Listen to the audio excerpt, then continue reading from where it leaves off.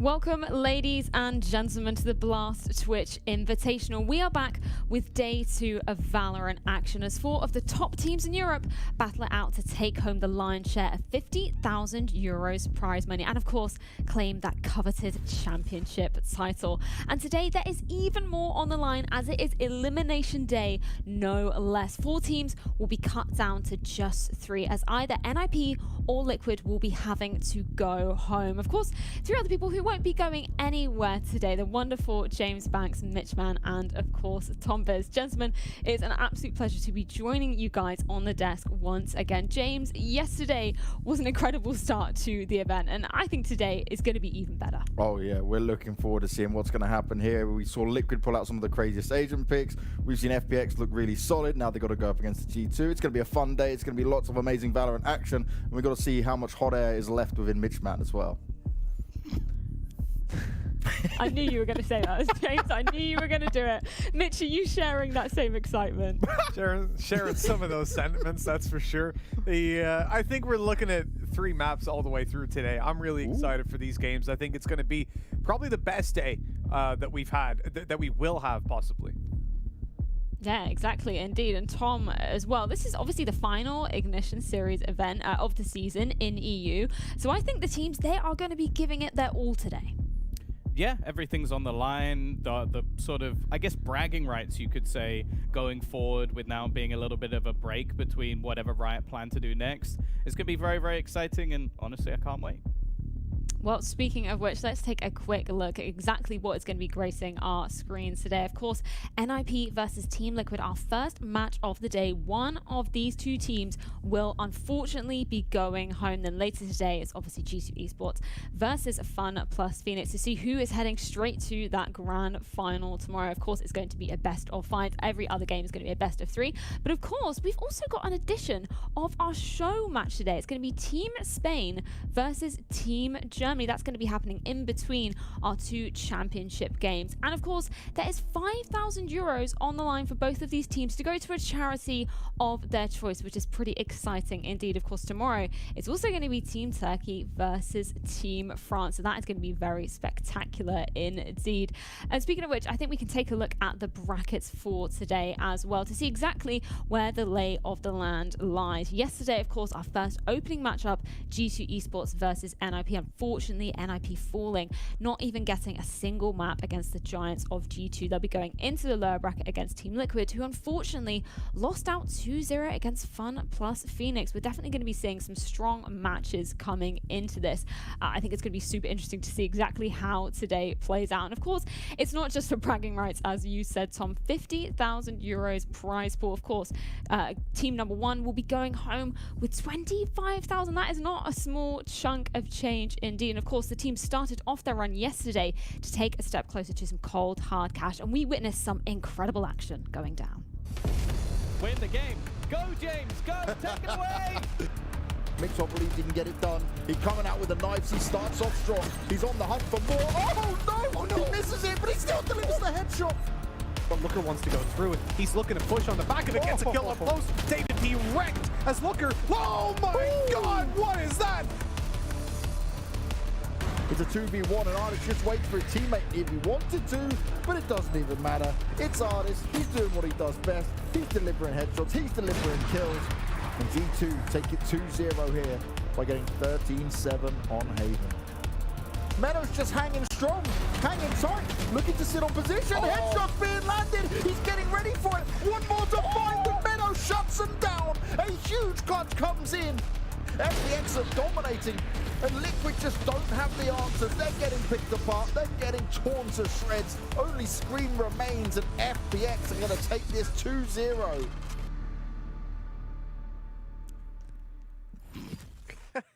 Some incredible highlights coming out of day 1. My personal favorite being NiP's mascot, the cat, joining him up on the chair. You know what? I'm hoping they'll bring them more luck today. And of course, we've got to start off by talking about the NiP side and their games yesterday, obviously taking on G2. Mitch, we were talking about this. A little bit of a baptism by fire to be going up against Europe's #1 in your first match of an event. Yeah, definitely wasn't the best of games for them. I mean, they got slapped by G2. Let's not sugarcoat it.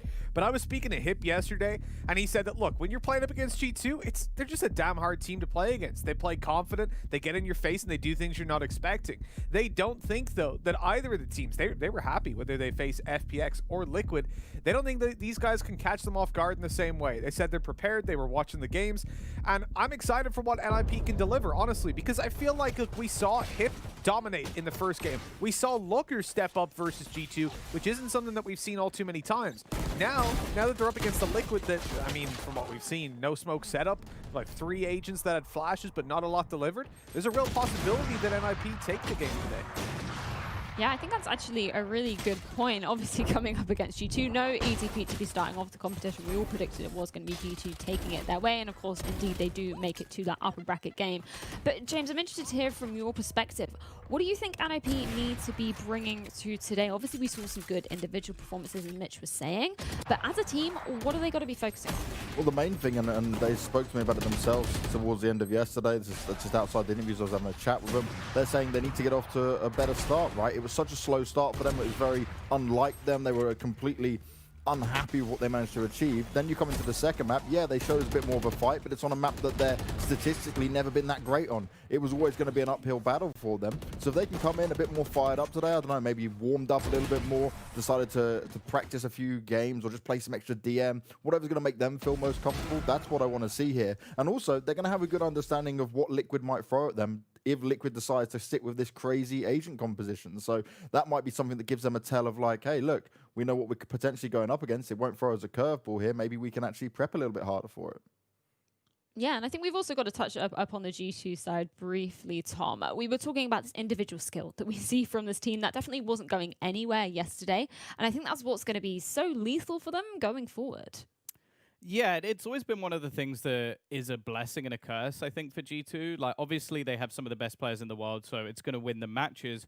But I always wondered if FPX, for example, who also have fantastic individuals, if they put more time into strategy development and sort of moving this team forward on more than just an individual basis, could we see them start to challenge them a little bit? Now, thus far, they've come close, but they never actually managed to beat them. And with the likes of some of the players we see, also the move away, from example, for a Sage into a Breach, we're now starting to see a few extra developments coming up from G2 that's just going to keep them ahead. The one thing I still question, though, is will they eventually ever need to have an in-game leader, or are they always going to be able to just go off a whim, like play off individual skill, and that'll be enough to get them over the line? Well, obviously, we spoke about G2's opponents yesterday earlier on. It was, of course, NiP. And James had a chance to catch up with Rhyme to see exactly what they were making coming off of their loss yesterday. Now, yesterday, the good announcement came out that Emil is officially the head coach for the team. A lot of teams of Valorant still not having coaches out there, though. But how do you guys use his role within the team? What is his task for you guys? What does he work on? Well, before he joined, we had, pretty much we did everything on our own. It was, we had to figure out everything on our own. But now that Emil is here, it's... how can you say it? It kind of took some weight off our shoulders, you know, because now he can help us with certain things. And if we want to find some setups or some lineups or maybe even some game plans, now he can help us, and maybe then we can focus on the pure playing. And now he can help us. As I said, we can focus on the playing, and now he can help us fixing setups and defaults and so on. And now he haven't really helped us for a long time. It's he came to NiP around a week ago, I think, ish there. And we haven't really come into the mode where he's like fixed super a lot of stuff, but we're coming there, and I think it's just going up from here. Now that he can help us, it will for sure be a big improvement and be a big help for us. Some interesting thoughts from Ryan coming off of there. Of course, a new signing of their coach coming onto the squad. What are you making of that move, Tom? Well, it's actually really, really interesting because I was speaking to Doom Bros, and you might think, Tom, why have you moved over to FPX? It doesn't really make much sense. Did you know, Freya, that Emil and Doom Bros are brothers? And they actually try and get information off of each other while going to the gym. So this might be one of the spiciest things that's ever happened. You have an analyst and a coach on 2 different teams, basically trying to bait the other one into giving them information about the squads. It's risky business, but clearly something runs in their family. And hey, if they ever want to adopt a third brother, you know, like give me some extra info, like I'd be up for joining. A free agent there, Tom. I'm going to bring some more info onto the desk. I would definitely like that, indeed. And speaking of which, we can move on to talk about the FPX game that happened yesterday, obviously facing up against Liquid. And I do want to start off by sort of talking about the Liquid side, because Mitch, it was a huge surprise to see some of the agent picks that were coming out from this team. They did, bait us in a little bit, saying, we're going to be bringing out some flashy, some agent picks that you may not expect. I think they went the extra mile, right? Yeah. Like, the reality is, when we came into that game, I'm ready for something different. Tom had been saying the whole time, they told me it's going to be an interesting lineup, and then we see 1 pick, 2 picks, and Phoenix comes out. We're like, oh, that's it. There's a Reign, there's a Breach. I'm like, what the hell is going on? This is madness from start to finish. And I saw, I was talking to David P, and he said he just doesn't get it, even on Split, which is where I was giving them the small benefit of the doubt and saying maybe you can play that map without smokes. On the attacking side, I can see how you can entry into these sites and you don't need them quite as much. Something Angel touched on Bind, you just can't do it. Like, you push into those sites, you can only delay them from pushing for 2-3 seconds. That's it, by using nades and flashes. Then they can just re-peek into the site and stop you. I think it's a little more viable on Split, but David P, he didn't. He said it was just ludicrous. I don't know how you think you can play without smokes in this game. Liquid think it's viable, though. And as you saw, they were saying towards the end of yesterday, they're going to be doing it again. So, look, I'm happy to see players experimenting. Not happy with the results, though. Yeah, that was a really good point, actually, when we were speaking to Link. He was very, he was keeping his cards close to his chest, and then he just said, you know what, screw it. Yeah, we're going to be bringing this again tomorrow. We want to be shifting the meta and seeing exactly how we can make some of these agents work, James. And we're speaking about this with Sliggy as well, the coach of Team Liquid. And, he's been talking about you shouldn't be locking in just one agent. You shouldn't be able to play just one agent. You need to be, diverse in your breadth of characters you can play in this game. And I think it's interesting when we're sort of talking about, shifting the meta and trying to play this game differently. Team Liquid are kind of the prime example for that, James. Yeah, no, they really are. And they're showing us in a way that everyone's sat there talking about it on Twitter saying, what's going on? Why have they got no smokes? Like, this doesn't make any sense. But for me, there's always a method to the madness. There's something that's always going to be fought out here. This is not a team that have just gone, oh, yeah, we're just picking our favorite agents. They've got a plan. They're going to try and execute it. Okay, it didn't work out against FPX. But FPX is the only team that we can realistically say can challenge G2, who are the kings of Europe right now. So for me, it's what they can deliver against NiP today. It's what they're going to be able to show up. And if they can kind of push NiP around, then, yeah, maybe we do see the viability in it. I just feel right now, we've only seen 1 game with it. We've got to give it a bit more time. Exactly, indeed. We might be able to get a little bit more insider information, as James, you had the pleasure of chatting with Cryptix this morning. Cryptix, yesterday was certainly a rough one. Link told us that practice things have been going pretty well, but obviously it wasn't able to be mirrored in official games when we're looking back at the previous Ignition series and yesterday. What do you feel went wrong? When we played Fun Plus Phoenix, on Split specifically, the way Angel took A, we've never played against it before. Like, he just smoked Molly, took the orb, we were really passive, and they just did a lot of things we've never played against. Now, these agent picks, I know there's going to be a method to the madness when it comes to all the agent picks you guys are showing, but can you explain to me the idea behind it all? Because not just me, I think a lot of the community were a bit confused by it. Yeah, I saw a lot of comments about it yesterday. We just believe we can win without smokes, all them flashes. We're doing heavy bursts right now. And as Trav said, Erdlink is going really well in Brack. So it didn't, we'll see how it pays off today. I think it'll be better than yesterday. And after yesterday, what did you guys discuss? What did you guys look at? Because I know you're in a bit of a weird situation where some of you are at boot camp, some of you aren't. So I'm wondering what the conversation points were. We just had a long talk on if we need to continue with this comp, if we need to play a more passive comp, like changing to Brimstone for smokes. But we're going to continue with this for a while to see how it carries on. Madness is going to be the name of the game today. And I do just quickly want to touch on something that Cryptix said there, Tom, about Angel. We were singing his praises yesterday, and he totally proved that FPX, they are here to stay. They're here to potentially take that #1 spot in Europe. Yeah, Angel's one of those players that, well, I know that Banks is head over heels for, but he's also someone that plays very, very aggressively with an agent that you wouldn't necessarily expect it to be. Like, he's the person that most of the time is going to be setting up smokes, and he seems to use all of his abilities very, very well. I think his Molotov play is something I'm very impressed with. And then he manages to combine that with orbital strikes to just ruin people's day. There was a clip yesterday with him basically forcing Link into a Molotov by using an orbital strike. And he does that in a matter of seconds while executing smokes onto a site. Like, that is something that only comes with experience. I don't want to play against him. I'm sure there's many teams that don't want to play against him. Luckily for the guys on FPX, they don't have to. Unfortunately for Liquid yesterday, well, they met what it was like to play against Angel. Indeed. And speaking of Liquid, we'll of course be seeing them in our first game of the day. It's an elimination match, no less, to be kicking off the proceedings here at the Blast Twitch Invitational. And it's coming up after this.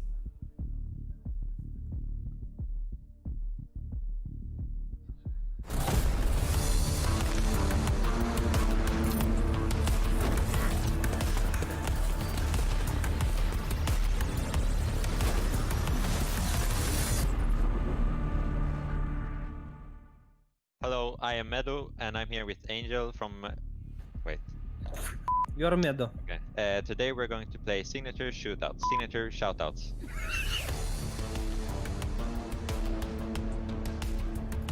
The aim of the game is I'm going to read as many voice lines of agents as I can in 60 seconds, and we will see how many he will get right.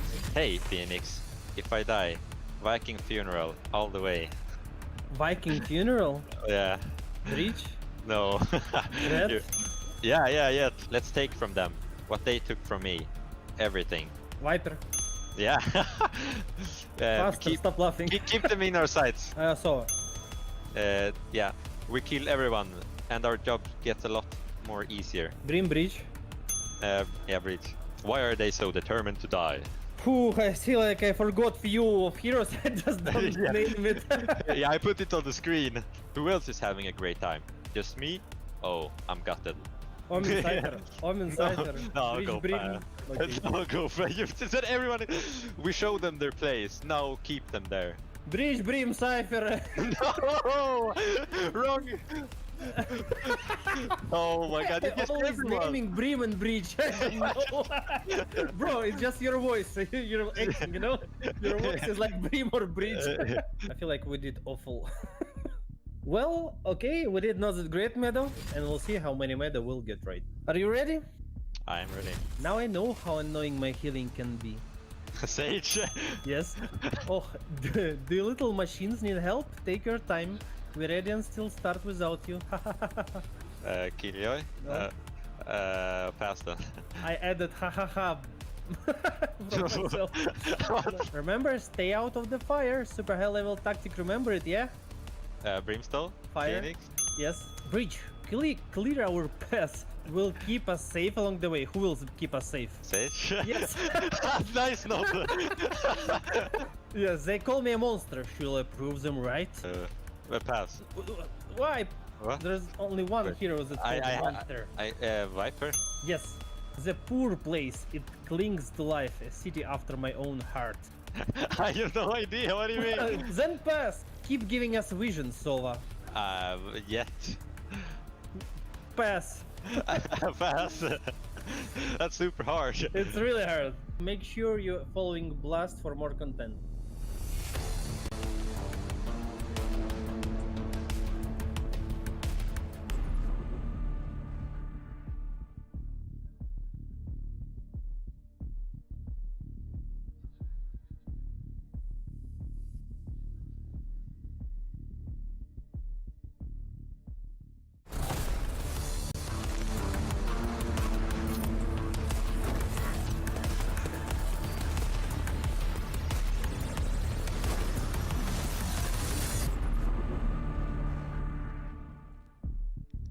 It's heating up here today in Europe as our first match of the day is about to get started, and everything is on the line as the loser of this best of three will have their run cut short, as one of these two teams will be going home. It's of course NiP taking on Team Liquid, the winner of which will go on to face the loser of FPX versus G2 tomorrow to continue to fight for their championship life and of course take home a chunk of cold hard cash. But Tom, Mitch, James, with our first game game at hand, an elimination game, no less. I think we need to start off by talking about the side of NiP. And Tom, we were talking about it earlier. Bit of a baptism by fire for facing up against G2 yesterday in their first game of the entire tournament. What do you think they need to be focusing on coming into today after that loss? I'll be honest, I think even on an individual level, we saw them just have a really rough day. Like, I think it's hard to execute a strategy when someone like Kriya, for example, he literally had the worst performance he's ever had on a map yesterday. Like, I think, I wrote it down, he had 79 average combat score. Now, the only reason I highlight this is not to harp on the man, not to say like, oh, he's awful, get rid of him. It's because it's an anomaly. It's because it doesn't happen very often. He's been the consistent, I would say, star of this team, although you can argue that Luck is the guy who could take over a map as he did yesterday, or the likes of Hip if he's on form. I look to Kriya, and he's been fantastic pretty much up until this point. Yesterday, everything he attempted went wrong. We saw him constantly shadow step into Ardis's crosshair. The Ardis even sort of joking about it yesterday, saying like, okay, what is he doing? And it was just one of those matches where it just looked like, okay, everything he attempted to do went wrong. Will that happen again? Well, I really hope not. Otherwise, we could be seeing a repeat performance. Yeah, and I think that is a really good point. It's something that we always touch upon when we're talking about individual performances. You know, we're not harping on just one of the players individually for their performance, because it's about the team game coming into it. And I'm wondering, from your perspective, James, was there any sort of holes you saw in the entire team game yesterday against that G2 side? I think it's just, once they went so far down, especially on Ascent, right, it's their map pick. We all came into this thinking, okay, you're challenging G2 on Ascent. This is a map that G2 love, right? It's their most dominant map. They'll pick into it any chance they get. To see NiP pick into it, I was thinking, okay, we're going to see something special. They didn't get off to the start they wanted. It started to look very awkward for them. And by that point, after the first half, they were just far too far behind. We kept mentioning it, right? You just look at their cameras. They were looking frustrated. They were struggling with it. They said the mood in the team was good, but even with the mood being good, they couldn't turn it around enough against the likes of G2. But we all know how dominant that team can be. Today, they need to show up from the start. They need to show us a much better level, but they also need to know that they have to be able to deal with the curveball that Liquid can throw at us. And like what we've heard in the interviews, like we've heard from the players of Liquid, it's very likely that they're going to go with the crazy Asian combination once again. Indeed, it is. And I think we need to talk a little bit about Hip, Mitch, because, you know, we were discussing him trying to find his identity within the team. Of course, we saw him picking up Killjoy yet again, as he did in the previous Ignition Series event. What were you kind of making of his performance individually? I know it's kind of hard to talk about when we're facing against G2, but are you thinking that might be a bit more promising coming into these games? Yeah, look, yesterday we saw two things that I'd consider win conditions. You had Hip and you had Looker on respective maps perform really well. I think that's a massive positive. I think Hip looked a lot more comfortable, definitely coming in on the Killjoy. What we need to see today is, as we said, Kree stepping it up and filling up that gap. But when I talked to Hip yesterday, he said, look, the reality is G2's aggression caught them off guard. They're such a hard team to play against. And you saw it. I mean, just the point that James is bringing up about those teleports, that so frequently we saw Kree just get shredded when he was out in the open, TPing up in front of Ardis or Pith or whoever was pushing up. Now they're up against a team that I think they understand what they're going to be facing a little bit more. As I said, they were watching the game yesterday as well. So I don't know what we're really going to expect, though, because at the same time, when you come in versus the kind of composition Liquid chose, I feel like that's something that's hard to play against because nobody in Europe plays that way. We've seen, myself and James did an Asian Ignition series, and we saw maybe one team pull that out and get wrecked, but no one in Europe even practices that way. So I don't know. I guess maybe that's the curveball for Liquid is like, how do you play against something you've never played against before? Exactly. Expect the unexpected, which is an interesting tactic to be coming in with. But of course, something that we did expect was to see Breach being picked out a little bit more. And of course, James, we saw Rhyme picking into that agent yesterday, obviously with some of the changes coming in with this new patch update. I'm interested to hear your opinion on that agent in general and how it's kind of changed with the meta shift coming into this event. I like it. I'm all down for it, right? Breach is definitely making this a bit more viable on the explosive pushes you want to do and how you try and execute onto a site. Just look at having the flashes, right? Just giving you an extra flash is a huge one to go forward for. When you look at the Rolling Thunder in general, de-scoping players is huge because how many times have we all witnessed this? A Rolling Thunder comes through, the player, he manages to like keep himself going, he can kind of work his way through it and still lands a sick shot. It's nutty to watch, it's a bit of excitement to watch as well, but it's giving a bit more access for Breach to be viable. We're seeing it picked up by everyone now. We're seeing it become useful from start to finish. But even then, right, you look at the likes of what players can do with it, they're still trying to adjust to it. Some of these players just never touched Breach before. It was like we said about the FPX update being a benefit for them because they were already actively using it. So it's not so much a clear cut of like, oh, okay, you've got it, you're deciding to use it now. This means we're going to find a lot of success with it. There's still a bit of this learning curve, and especially in how they want to utilize it. Yeah, that is definitely a really good point in terms of it being a learning curve, sort of bringing new agents onto your composition. Of course, what Riot have said about the updates that they're going to bring to Breach, they're potentially not done yet. They're going to see exactly how it plays out within the competitive scene, which, personally, I think that is the best way to be making changes. I mean, we're all aware of the Revolver update that was brought into Counter-Strike and just completely shifted everything. So I think they've probably looked at that and thought, let's not do that. Let's not bring a Revolver type situation into the game. But also another big change, Mitch, we heard in the interview before, NiP bringing on a coach for the first time. I think, that has the potential to be shifting up the game plan a little bit. Of course, Rhyme was talking about it, taking a little bit less pressure off the players themselves to put it onto, the sixth man on the roster. Yeah, it's something that Rhyme also mentioned, and again, Hip was saying this to me as well, is that you have this position where he's only been there for a week.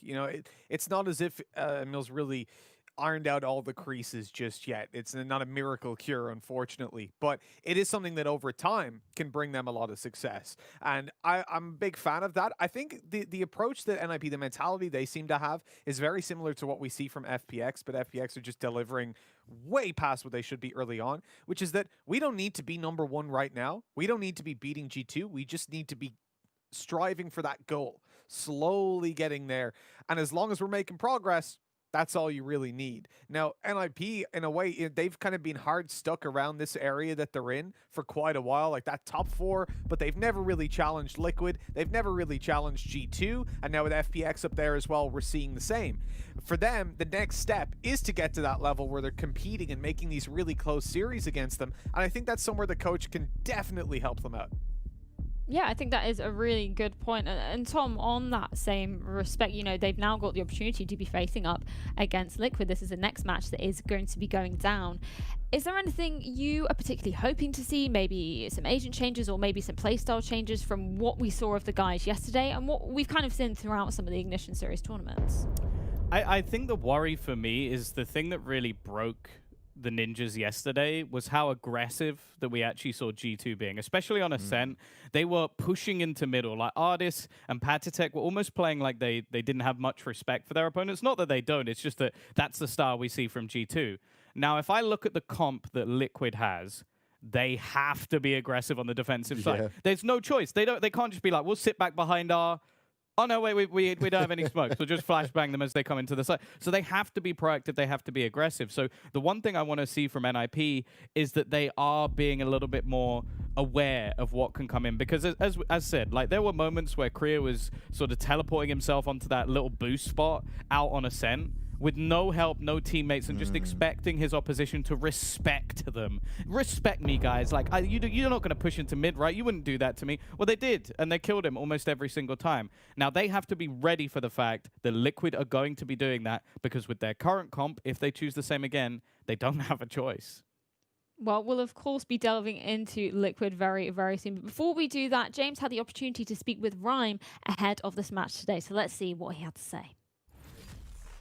Now, today's elimination match versus Liquid, who showed us some very interesting agent picks yesterday. Did you catch their game? What did you think of all that madness? Honestly, I don't know what they're thinking. Last time we played them, or the first BO3 that we played against them was in, I can't really remember the name of the tournament, but I think it was in We Play, it might be. I'm not sure, but it doesn't matter. I remember we played them in a BO3 where they did change up some stuff, like they put Scream on Breach, for example. And I remember we won pretty easily. It was like 13-5 and 13-3 in a BO3, I think. And I remember when they lost, they swapped back to their old composition instantly. It wasn't like after the tournament or something. Like the next game they played, Scream was back on Reyna, etc. And I think the comp they have right now is interesting for sure. Like on Split, I can understand you don't play with a smoker because Split is a map where it's not too much of long distance duels. Like the smokes are not 100% needed, but for sure they're good. You know, you can do good splits with them in mid. You can do do what you can do with smokes, you know. And but I can understand it on split. But on bind, I found it weird that they're not playing with smokes, because bind is kind of different than split, because on bind, if you go, let's say, on A, if you want to go out short on A, it's a lot of angles for you to clear and etc. And I don't really understand their their take on this kind of composition. I don't know if they just wanted to do a lot of explosion with this kind of composition, or if they just did it because they like to play these characters. I don't know what their thought is. But I respect it, though. I respect it. They want to go out of the meta and they want to do their thing, and you can't take it away from them. It's ballsy, but sure, I respect the choice, you know, because there's not a lot of people that want to go out of their comfort zones, and I think they already did it. Some interesting thoughts from the NiP side. They're going up against Team Liquid in our next match of the day. But James, we were sort of discussing the future of this NiP lineup, as you were mentioning, sort of the organization and dropping players. There might be a little bit of pressure for these teams. Yeah, obviously we can't kind of know what's going on with the inner workings of NiP right now. But one thing they did do is they came very early into Valorant. They used some of the players from their ex-world champion Paladins team. They brought some of these guys over who are now on the Bonk roster, which is also finding success currently in Europe as well. And you look at this and you think, in the players' minds, it's like, how much are they thinking that are we secure or not, or how much do we have to do to make some more success before potentially we're getting pressure to make a change? It's great that we've seen like the coach be added now, right? The development's still there. When I was speaking to some of the players yesterday, they're saying they're even working on the mental side of things with the rest of them, which is hugely positive, right? Giving them a bit more of the boost to play at this level, because it's certainly not easy, especially during all these online times. A lot of teams can't boot camp and stuff. But I just wonder, like, is that potentially going through their minds that they're sat here right now and thinking, look, if we don't figure things out, if we can't perform to this level, how long till the organization starts to put some pressure on us? Yeah, and I think that's actually a really valid point to be touching on. And something that, we don't actually speak about that much is, the mental game, the mentality of these players coming into these games, especially this being the final Ignition Series tournament of this season, in Europe at least. It's going to be interesting to see exactly what they're approaching in with it. And I think, Tom, when we were talking about that Liquid side, they're innovating. That's the interesting thing about those guys. They've obviously got Sliggy on their side. They really, really want to start pushing the game's meta. And we saw it yesterday, didn't we? Obviously in their first opening matchup, surprised us a lot, but we don't want to look on it negatively, because they are trying to innovate in terms of team comps within this game.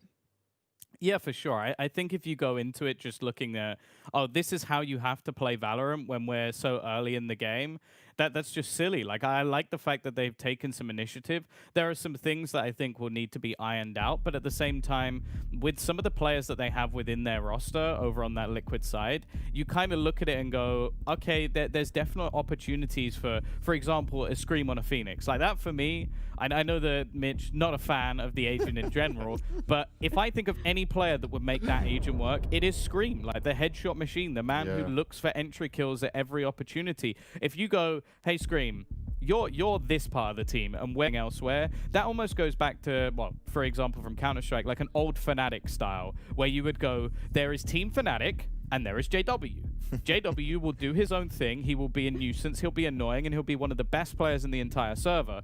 Scream can definitely do that. And that, for me, is the most terrifying prospect, especially when you look at some of the other agents they have.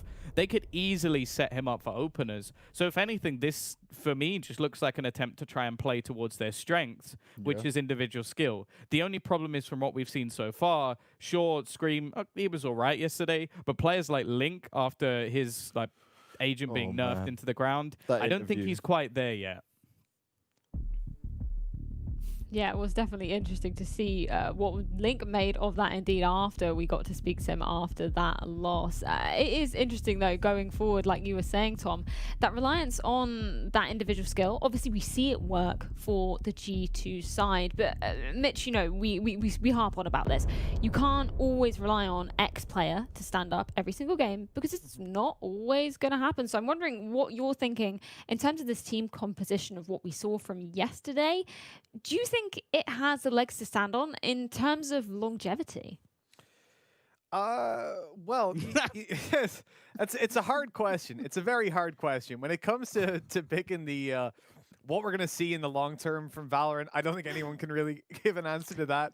But the reality is, trying new things is good. We want to keep evolving the meta as much as you can. When you go against it, you're either going to look like a genius or an idiot. I mean, it's the way people are going to look at it. Like, you try something new, you get smashed, everyone's going to go, oh, well, obviously that wasn't going to work. But if it works, then it's like, oh, he's a genius. He figured it out. So I appreciate the risks being taken by Liquid. I do. As Tom said, not a massive fan of a Phoenix coming out, regardless of who you are.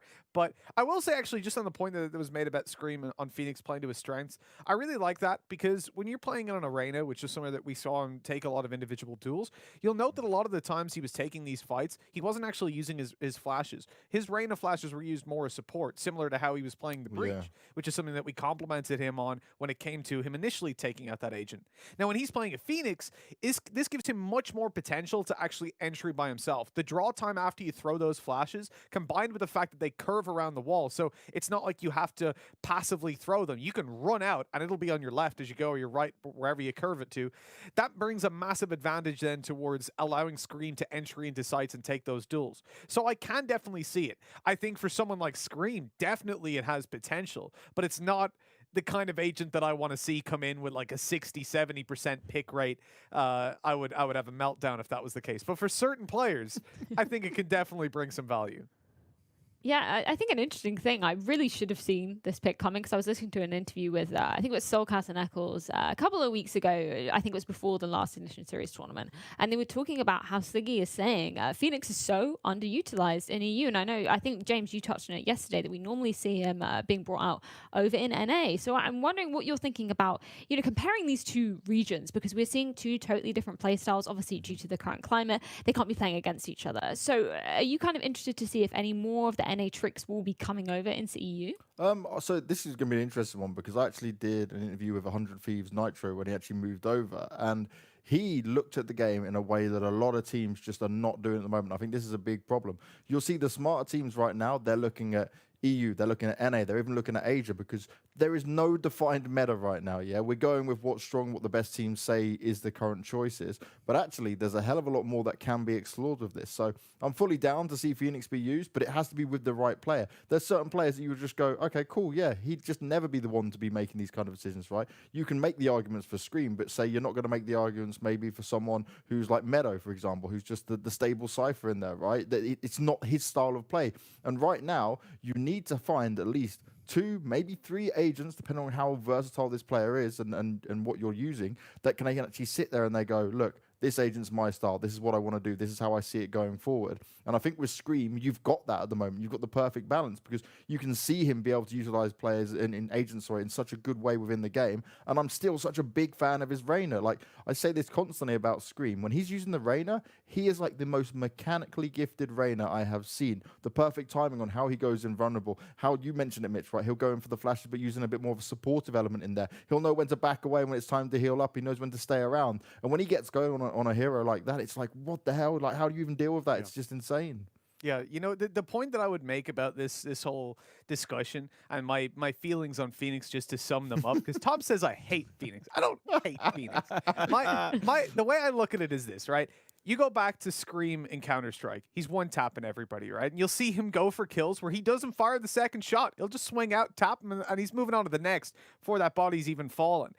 Is that the way to play Counter-Strike? No. If you're going to teach somebody, like, day one, here, this is what you need to do, you don't teach them that. You teach them to spray, learn the spray control, yada, yada. For me, that's Phoenix. You don't want to come in and teach someone in the first day playing the game, oh, this is how you play. Pick Phoenix. He's great. But there are always going to be players that can make it work. It's just not the kind of general approach to Valorant that I want to see every team adopting. But if you've got someone like Scream, hell, let him do whatever the hell he wants. If he feels comfortable, I'm not going to argue with him. Well, of course, we've been speaking about the Team Liquid side. We're going to be seeing them taken to the stage in the server very, very shortly. We are having a small technical issues, but as always, the guys behind the scenes are working very hard to get that resolved, and it will be on your screens as soon as possible. But I think, we've actually been focusing a lot on Scream on this Team Liquid side. There are 4 other players that we can still be talking about. And I'm interested to hear from you, Tom. Are there any particular players that you're going to be focusing on coming into this match? I think it has to be Link. Again, I sort of brought up Korea earlier for having his poorest performance ever on a map. We saw the same from Link, his third poorest performance ever seen on a map. So, and that was him like trying out Phoenix. Now, we spoke to him yesterday within the interview, and he said it is an agent that he can see being prominent within Europe as well. It just might not have worked that day, which, hey, that's absolutely fine. You have a bad day at the office, things go wrong. That's absolutely fine. The other thing as well is I spoke to Doombros about Phoenix, because I was thinking, okay, I want to see what FPX, what other teams are actually looking at when it comes to that agent, because they were actually one who did test it in one of the previous Ignition series. So I was like, okay, what do you think of this agent? And he went, I think the agent fits very, very well. The problem is more to do with the style of play that's within Europe. We've seen things are a lot slower, at least over the last few months, although teams now are starting to maybe pick up the pace a little bit. I think FPX are one of them, looking to try and reclaim ground and burst into sites, and Liquid are another. Now, does that mean I want to see him in particular playing that agent? I don't know. Like, I can see the real selling points, as we said, of Scream, but for him, I think his Sova is a lot better, and so was his Sage. The question is, can we fit that in? Because we saw Xiao, for example, try and bring in a Sova on Split, and I was actually fairly impressed. I thought it would suck because of how a lot of the darts don't really work as well, but he made it work, so I wonder if there's maybe a few other agents that if Link moves to, he could start getting those aggressive numbers that we saw from him when he was playing in previous tournaments. Yeah, that is the question indeed. I'm coming to you, Mitch, on that question specifically. Is there any other agents that you are hoping that Liquid will be bringing into the game today? Viper. Hey, look, I'm always down for Viper, Tom. You're getting me excited. Have you heard something? You got some info you want to spill? Jerome, I would love that. Jerome said he's 100% playing Viper. Oh, here we go. Otherwise, everybody should unfollow him on Twitter. Okay, yeah. I feel like Jerome's going to be on his brimstone because he's got a lot to make up for. Banks, you remember his last performance? Yeah, He did have the flu. He had the flu. I'll give him that. And let's hope this time he's not feeling sick. But that's a show match. When we're talking about this game, I think I would love to see a Viper. I don't know if Liquid are going to deploy it. I really don't think they will. But I think that agent is massively underused. That has smokes. Can't use it. Good point. Good point. Never mind. Let's move past that one. No, but when it comes down to playing, on a Sova, I actually just want to point out most picked agent in the tournament so far, 88% pick rate. It's just been interesting to see that Sova's getting a whole lot of love even down on Split. But when I look at the Team Liquid comp at the moment, I want to see them with an Omen or a Brim. I want to see them abandon the strategy of no smokes. Personally, not a fan of it. I think I'm more in the David P camp with the like, what the hell are you doing? Why is this? Why are you trying this? But as I said, I appreciate the fact that very similar to what Ryan was saying. I respect it. They're trying to change up the meta a little bit.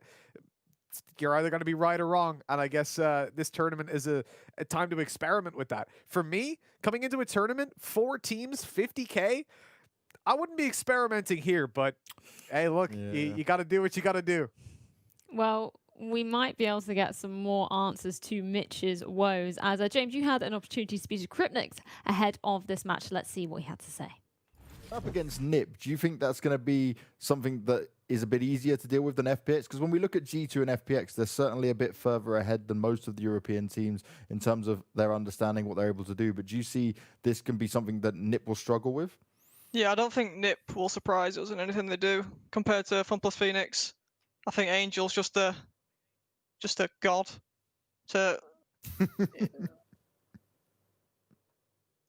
And in terms of NiP, right, they've gone through a bit of an identity crisis themselves. They were changing things up before this patch came in. They're still working things out at the moment. We just saw they've had a head coach added to the team only yesterday. Do you think that, obviously, you've had very close games against them in the past, right? We've seen some of the like full distance games, the overtime games between you two. What do you think is going to be the biggest advantage you have over them? I just think they won't be able to. They don't have the players, I don't think, to stop the burst like Phoenix do. They've got Zipan and Xiao. I think our burst will be just super strong against NiP. Ooh, it's going to make for an exciting game. Cryptix, thank you very much for your time, mate, and we'll see you in the server. Thank you. An exciting game indeed, and of course we'll be getting into it very, very shortly. But I do want to pick up on, some of the confidence that we have seen from the Liquid side, the confidence that they must have after that loss yesterday to come into this match again today. Of course, we haven't seen the agent picks quite yet, but James, the confidence they have, the trust in Sliggy and these calls to go, you know what, let's just try it one last time. And we can't fault that confidence because when we see it over on the G2 side, it's winning them games. Yeah, that's the thing, right? When you look at FPS in games in general, it's quite a game of confidence to play into with the mentality and what you'll be looking to achieve. But I got to keep coming back to this. Yes, okay, practice games can only be taken with a pinch of salt, but what they've been doing has certainly been working. And okay, if you've gone up against the G2, if you've gone up against an FPX, it's incredibly difficult, right? Those teams are on another level compared to the rest of the teams in Europe. What Liquid right now are trying to do is rebuild themselves, refine themselves to discover what actually is going to work to take down these Titans, right? To get back up to the top, because you go back all the way to the Fish 1, 2, 3 days, that must seem like a lifetime ago for these guys, because it's been a lot of downhill struggles since then, especially at the last Ignition Series event where they ran their same comps, they didn't really mix things up, and they dropped out, they didn't even make it to playoffs, which everyone was shocked. Mitch even shed a few tears about. So we're in a position now where we're sat there going, okay, yeah, Liquid need to find something that works a bit more for them, but when Mitch, you were touching on it, right, about you'd like to see them bring maybe the Omen back out. The problem is if they go for still this fast play and they drop the Omen in there, then that slows you down, right, because of how the smoke's going to be used when it comes to an Omen. So then do they just go for the Brim? Like, does that even work in that sense? Yeah, I think you got to go for a Brim if you want to go in for the Blitz plays. The alternative is that they do take an Omen, they limit their smoke approach a little bit, but they replace in either the Phoenix or the Reyna so that they've got the extra flashes, because obviously the Paranoia on Omen is unreal. You combine, like, you look at it this way, Paranoia with Breach flashes, you can wreck your opponents. Like, that is massive. Definitely. Plus the ability to get those smokes through. I'm very glad that Brimstone doesn't have some sort of ability like that in this game and just be mad. OP. I think they've done it well in that sense, that, you know, everybody has their upsides and their downsides by what they're missing. So yeah, to me, I would love to see the smokes come back. As I said, I'm in the camp of you really need smokes on the majority of these maps. Maybe split, okay, go for it. But I'm excited as well to see that they still have the confidence that they're saying, you know, okay, our blitz strategy is going to work up against NiP. This is somewhere that we can actually take those fights. And I agree with them. I think this is somewhere they'll get a little bit more space to probably set those up. Really, the reliance is there on NiP. Can they be proactive enough? Because I feel like they're going to give Liquid a lot of space based on what we saw yesterday. And if you give them time and space to set up those attacks, you're in a lot of trouble. Yeah, and speaking of what we saw yesterday from that Team Liquid side, a player that we actually haven't really touched on at all was Soulcast. Obviously, he's picking up Raze in that match. I'm wondering, Tom, what you're kind of thinking of his performance on that match yesterday. I don't think we can really talk too much about his individual performance, because I don't think there was like anybody on their squad who did particularly well. Like, it was a fairly quiet game overall. I think he's one of the standout players that when it comes to switching agents, I don't want to see him move away from that Raze at all. I think he's proven in the past that he is a very, very good Raze player. It just seems to be the pieces around it at the moment, because a lot of the time you're seeing, like, if the question I'm going to ask in these sort of situations is who's making the plays, and at the moment it seems to be maybe everyone except, I guess, Echoes and Cryptics, because their agents are more supportive. At that point, like, you're not really giving him what he needs, because you're constantly trying to put Scream into the mix, or you're constantly trying to move Link into there as well. So it means that he has to play quite individualistic as an agent, where that can be quite tough to do on specific maps. So I'm definitely interested to see who that goes down. I wouldn't even mind seeing someone like Link on something like a Jet, just because, like, it might give him a little bit more space with the Operator. Because the one thing that I really did question yesterday was Phoenix and Operator plays is something that I've not seen at all, mainly because it doesn't benefit the Op whatsoever. Like, unless he's going to take a duel, get the pick, and take a bit of damage, and then he goes, I can use my hot hands to heal myself. That's about the only benefit. Like, you can't flash in and then Operator. Like, that's madness. So I would maybe even a Jet, which, considering their current comp, suggesting a Jet sounds like madness, but I want to see him flourish as a player, because I think he has to be the sort of second man to Scream. Otherwise, this roster really does struggle. Well, we've got a lot of questions, and hopefully they will be answered very, very shortly. It's going to be Team Liquid going up against NiP in our first matchup of the day, and an elimination match, no less. We're heading to a break, but when we are back, game number 1 is going to be getting underway.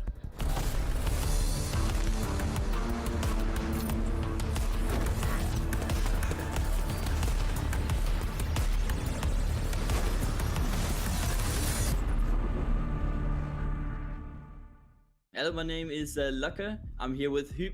We are from Team Ninjas in Pyjamas. And today we're going to play Signature Shoutout. And the rules are we have 60 seconds to guess different voice lines that the other guy like reads out. Are you ready, Hoop? I am ready, bro. Let's go. I stood over so many corpses. A few more does not matter. Reina? Oh yeah, true. Yes, yes, it's me. Autographs will survive, yeah? Yes, yes. Phoenix? Yes, exactly. This bow has taken men and beasts alike. I have found there's little difference. Sova? Yeah, we treat this like any other job. No more, no less. Bridge? Yeah. Ooh. I would make fun of the dumb faces, but they're us. We look stupid. What? I have no idea. Pass. Okay. If I must live in this nightmare, my enemies might as well join me. Oh man. Yeah. Look at me, know that I'm by your side. Sage? Yeah, it is. I drain the life from our prey. That's all they're good for. Reina? Yeah. When I'm done, there'll be nothing more than ash. When I'm done? Phoenix? Yeah. Pay attention, might learn something. Sova? No, Cypher? no. Who was that? That was a good run. That was Brimstone. Ah. Like all these characters that like we never have, you know, it's hard. Are you ready, Locker? I'm ready. Stand in my way, I dare you. I don't know, Raze, No. Jet, No. Breach. Yeah, Bridge. Oh, Think you can keep up? Who am I kidding? Jet. You know? Oh yeah. I am both shield and sword. I don't know, Breach again.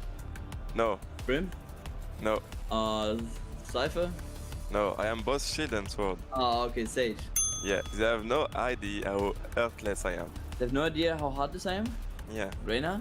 Yeah. They think I'm an old dog? Hey, I will show them how many tricks I know. Yeah, I'm Brimstone. Wherever they run, I will find them. Easy one. Jet. No. Oh, Cypher. No. Nova. Yes, Sova. Just take a seat. I got this. Raze. No. Jet. No. Reina. No. Who else is there? You want to pass? Yeah, just go next one. I am the beginning, I am the end. Oh, that's Omen. Yeah. My power dot. Okay. I was And just take a seat, I got this was Phoenix. But that's okay. hard to find that though. Yeah, you need Like to what? go with playing, my friend. If you want more content like this, please make sure to follow Blast.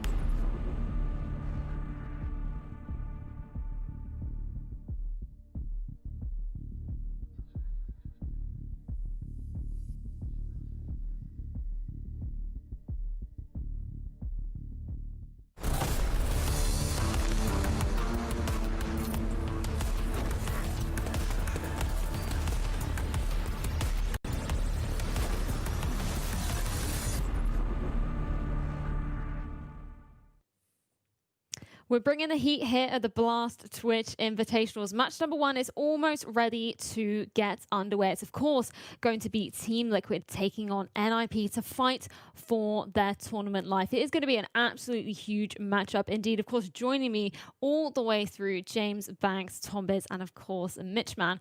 And I do just want to discuss some of the other times that these two teams have faced off against one another. I believe the last time was actually at the Allied Esports Odyssey. Again, another Ignition Series event. And just from looking at some of the stats from here, it was actually 13-7 in the favor of Team Liquid. They were playing on Bind. Of course, a massive caveat, a completely different team comp to what we're expecting coming into this today. But I was wondering, because you Mitch, and James, you were at this event, what were you kind of making of this performance in this match in general? And is there anything you're sort of hoping, James, coming into today that we'll be seeing from Team Liquid to take over the line?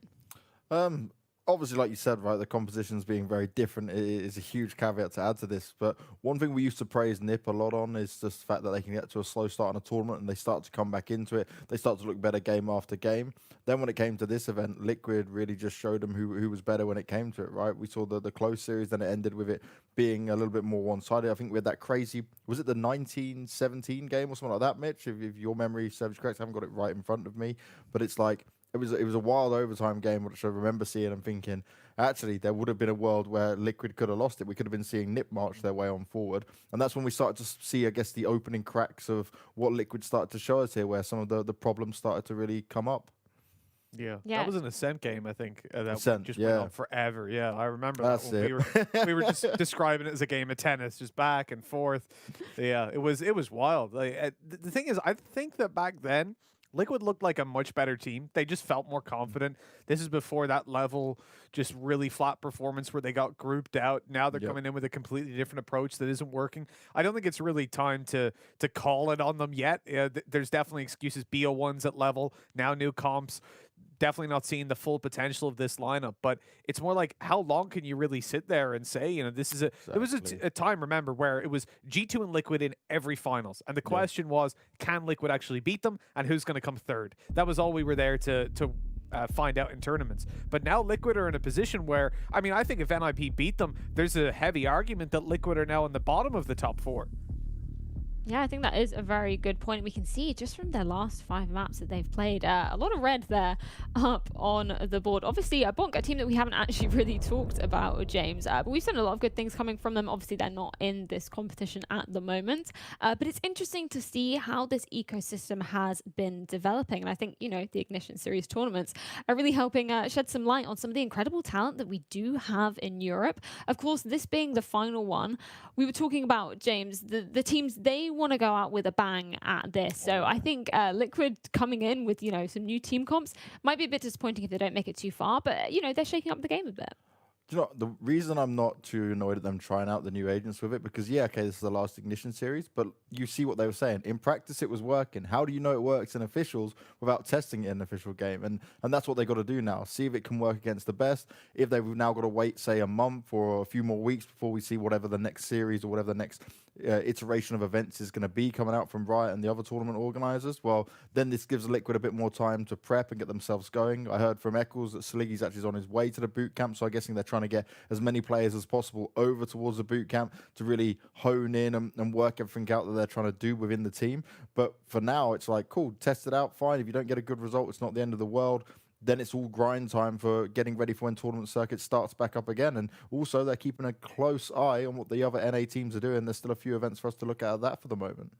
Yeah, exactly. Indeed, I do want to touch on, the history of Liquid as well, Tom. Obviously, we saw them starting off with that Fish 1-2-3 roster, which, really made waves early in the game's competitive scene when I believe it was still in beta. So there was, a lot of people jumping right on this train. And it's amazing to see how the ecosystem can develop. And I'm wondering from your side, what kind of developments have you seen as a whole from them as a team?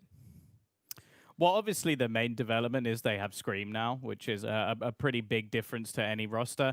I think we're also seeing the depth that Sliggy somewhat wanted, with a load of different players being able to pick different agents. It's not just the fact that they were somewhat one of the only prominent teams at that time. You have to remember that in the beta times, G2 didn't exist. It was Team Mixwell and other just random teams that were thrown together for tournaments, which still managed to win them events. But then that's where the big rosters came in, and we're sort of talking about whether or not teams should try new things.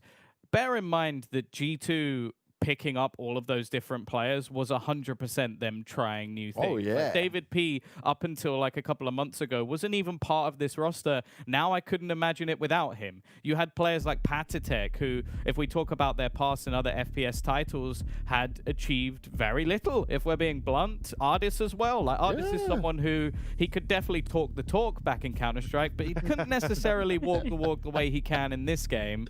Even David P was someone who, I think if many Counter-Strike analysts actually had a look at him, you would go, oh, this guy's probably on the latter end of his career, because it wasn't going particularly well. He had a lot of mixed teams that were attempting MDL runs and stuff like that. Now he's in the best European roster, maybe even the best team in the world. Obviously, I'm sure James and Mitch have their opinions on that.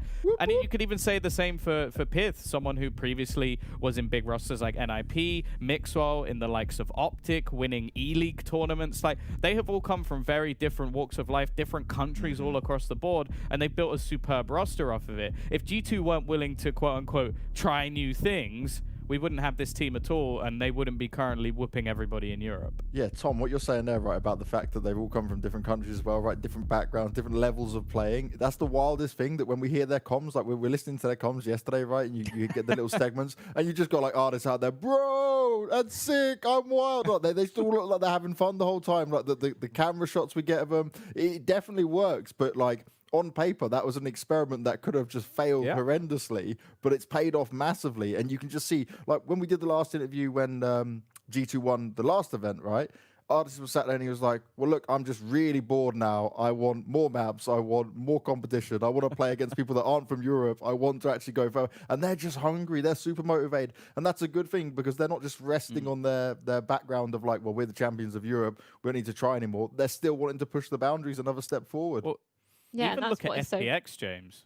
Like, if we're talking about experiments, I think that's probably the best experiment ever. Let's take two fantastic teams within Europe and just go and just hope and it language works. change. Like, language change. It could have easily gone terribly wrong. Like, let's be real, Party Parrots as a CIS team were very good. Like, they had players that we all very much loved that didn't get to move on with this roster. They dropped 3 of their players to take a risk. Xiao decided, you know what, I'm not going to be the star anymore. I'll go into a more supportive role. And even for the guys from Sweden, like, sure, they didn't necessarily have the opportunities before as Fabriken. They didn't get the invites that they probably deserved. But at the same time, do I think their old roster would be anywhere near as good as this one? No, not even close. So it was, again, we talk about risks. So I think when people look at Liquid and see what they're currently doing, they go, dear Lord, you're madmen. But the fact is, so far in Valorant, it's the madmen that have succeeded. I think that's a perfect point, really, to be wrapping up this conversation on, because you know, we all come from other FPS titles where, you know, there's an established meta and, you know, an established thing that you should be doing within the game. But this is completely new. It's totally fine to blow the doors wide open. And as you said, Tom, it's the madmen who are coming to the forefront. Speaking of which, I believe it is about time that we get into our map picks. And Mitch, I'm interested to see what you're thinking of the maps coming into this. Okay. Oh, so straight away we've got Ascent being picked up by NiP. That is, again, a bit of a wild one. They seem to really be loving Ascent at the moment. Obviously, they're changing things up recently, so I wouldn't even necessarily consider their current win percentage or anything like that. But when I look at Liquid, this has been probably their worst map to date. So I think that's a very strong pick by NiP. They've done a great job off the bat. And then Haven, a map pick for Liquid. Again, they've chosen their opponent's worst map and their strongest one. So this, setting it up immediately to be a 3-mapper. I see NiP winning Ascent, Liquid winning Haven, and then Split actually sets up as a pretty even territory between these two teams. I like NiP on Split at the moment. And here's even the agent picks coming through. This is going to be a big tell. I just want to see what Liquid are choosing. Yeah, that's what we were waiting for.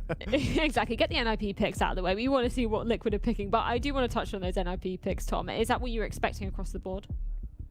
Yeah, pretty much. This is the standard, I guess you could say. Rhyme obviously switches it up here and there, but yeah, this is what they go for. It's what works for them. Dear, we've got another Phoenix. This is the 3rd different player we've seen play Phoenix now within this tournament for their roster. And I like Link on the Jet. It was something I said I wanted to see, so I don't mind that. I'm interested to see how Solkis actually plays with Phoenix, because I'm not sure if this is just an agent they really, really want. So they're like, okay, you two didn't do that well on it, so now you have a go. And it's like, but I'm really good at Raze. Like, no, shut up! You're playing Phoenix now. It's like, I can't imagine like everybody's particularly happy with that move. But as said, I think with like the comp, with how aggressive they're going to be, it could work. And Mitch, you got some smokes on your operator player. Finally. But yeah, Speed smokes, mate. Speed smoke and an updraft. Why not? The worst It's better smokes than in the game. nothing. It is technically it is better than nothing. Yes, this is the truth. A really interesting veto system there. I feel like, you know, we've traded out a Sova, which Solkis typically plays here in Ascent. He's gone over towards the what did he go? He went for the Phoenix. I'm never ever gonna say that's a good move, but it's a move he's made, and maybe it will turn out well. I don't know, man. Liquid have got me. I feel like we could just sit here for the next 10 minutes and talk about the kind of picks they're going for, because this is wild. They are mixing things up like crazy, and it's for this reason. It's for the madness that we're seeing from Liquid recently. But I'm going with NiP in this series. Let's go with the madness. Interesting stuff. One person going with NiP out of these predictions. Tom and James, you're in the same camp as me, though. It's Liquid all the way, Tom. Yeah, for sure. I think they're trying to break the meta by playing something crazy. And I'm all for it. I think their aggressive style is going to be something NiP are going to struggle to deal with, as they did yesterday versus G2. And if they can hit their form, I think they're going to win this. Well, it's going to be an interesting one indeed. I'm really hoping we will see the first 3 map of this game come through. But I think with that, we can hand it over to our first game of the day. It's Liquid versus NiP. James and Mitch, take it away. Oh, Mitch, we've been waiting for it. It's been a long wait indeed. We've been dealing with some server issues, but it is time for these two teams to try and shine. And for me, mate, I know you're not so much a fan of getting a good old Phoenix in play, but I'm down to see this work, right? The Breach, the Jet, the Phoenix, the Killjoy, and good old Scream on that Reyna. It's going to get hype. It's going to get crazy. I'm expecting it's going to be very fast, but how fast and how aggressive do they go on this defensive side? You know, Liquid said it was all about the blitz plays, getting in their opponents' faces, and yeah, I think that is very much the question. How much are we going to see from them when it comes down to the defensive side? Are they going to be getting aggressive? Are they going to be playing confident? Versus NiP, I can definitely see it. Remember, as I said, I was talking with Hip, and he said that he doesn't think Liquid can catch them off guard, certainly not in the same way that G2 did. They're feeling much more confident about this series going their way, and with the agent picks, so am I. We'll see how things work out anyways. You can see that there's a turret outside the B site just so they can feel a little bit confident about no flanks coming through. They've got mid control after walking up short, but look at Link. Ooh. He's playing the Jet Shorty. I love it. I absolutely love it. Oh, he just dashes and puts the smoke down. He's still going to hang around. Oh, he's avoided that. He might not expect this. It works out perfectly. He's getting both of them. Link destroying him with a shorty. Upgrades the pistol as well. Scream in the meantime has managed to find Lucka. NiP getting onto the site. They're going to get the spike down. But the madness has already unfolded straight off the back of Link's heroic play. It's 4v2 now. And it's all on for NiP to try and hold on to this as best they can. Fearoff's already been tanked up quite a bit as well. Luckily, his Omen is going to be able to hold the back lines there, but his push has come straight in. The Jet fast and furious. He's able to deliver, but it's only to one. Liquid run round the corner. They slap him around a bit, and they grab that pistol with 3 alive. Great work by Liquid from start to finish. Link, though, that was gorgeous on short. Pushing up with the shorty in play, catching them off guard completely. Even going past the boombot, that was the play. That was what won him it, really. One, and the other guy was so low from the earlier blasts that it was the easiest kills he's ever seen. There we go. There we go, Eccles. That's what you want to see. The hype after that first round. Link getting that little boosted buffer of confidence off the back of that shorty play. But we can't get too far ahead of ourselves here, Mitch. We can't see singing their praises all night long just yet. We've got a lot of work to do. This is still NiP's pick. It's still a map that we know NiP like to play. They're seeing it more and more, right? It's becoming their go-to as well. They want to try and challenge the likes of G2 on it. On the upside, this is going to be a very easy round. Just classics to play up against. And okay, they've lost Cryptics. This could get a little dangerous. Scream just ran into the molly. Didn't give a damn. Now, they've done good damage towards NiP, but it is definitely getting a little bit scary. These classics we know can do a lot of damage if they're given the opportunity. And honestly, if they just find 1 or 2 more kills, especially if they can make sure that these players aren't able to get to those weapons and retrieve them, that could be massive. They know there's a player A long now. They've just heard that orb being taken. On the back of that, they realize there's probably a gap. And so in towards the spawn they go. Looking to try and get a bit of a sneaky play on go, maybe catch someone off guard. But it is being looked at by the Phoenix.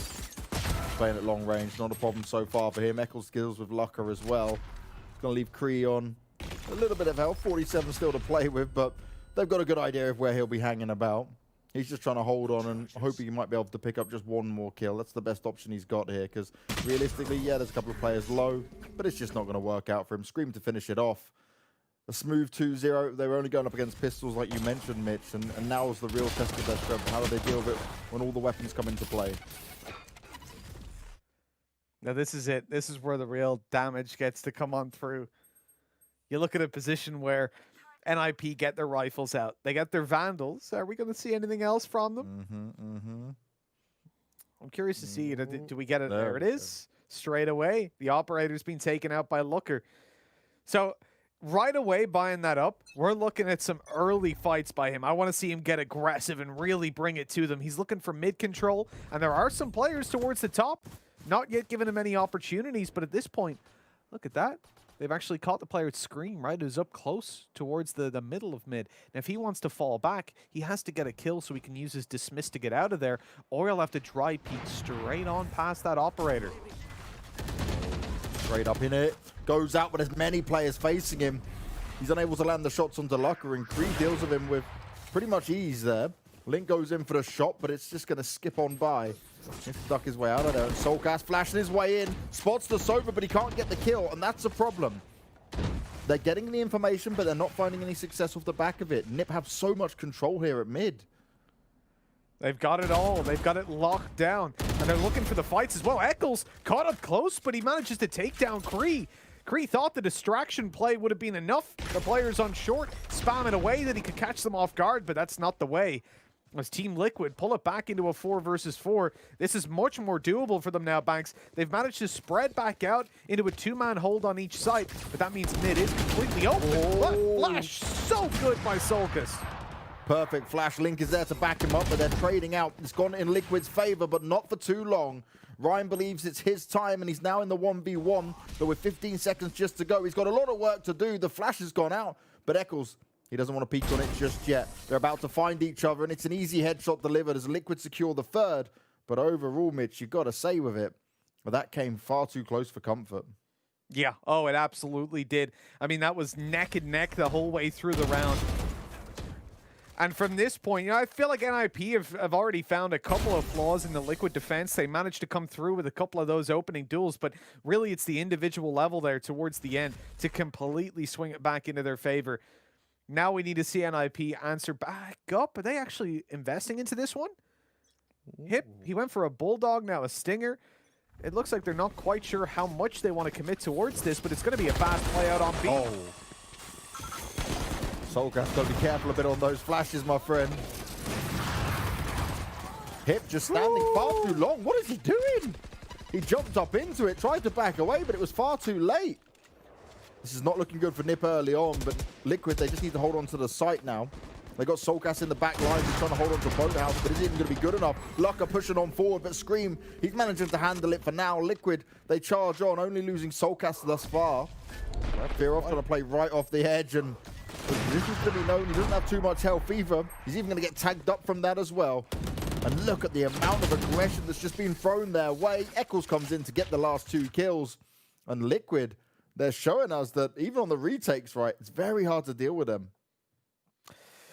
Yeah, that was an odd situation, Banks, because if you're going to push into a site fast, if you're going to really blitz in, why not bring the spike? Leaving it there as a fallback option? I feel like that was a big mistake that they didn't mean to make. And when you look down towards the post plan, well, what would have been the post plans, I guess they were holding in for the pushes. They were given the opportunities, just not able to deliver on them. I think there's not much that can be said. I will say Hip got wrecked, though. He got Molotov nano-swarmed and killed by a turret. Like, that is the most punishing round I've ever seen. Goes straight in for the turret. Doesn't check his corner, though. Link's there to back him up. Nicely done. I love the 2-man push on that. So even though it's an ult that didn't work out in terms of getting Soulcast a kill, Link's there to pick up the pieces anyway.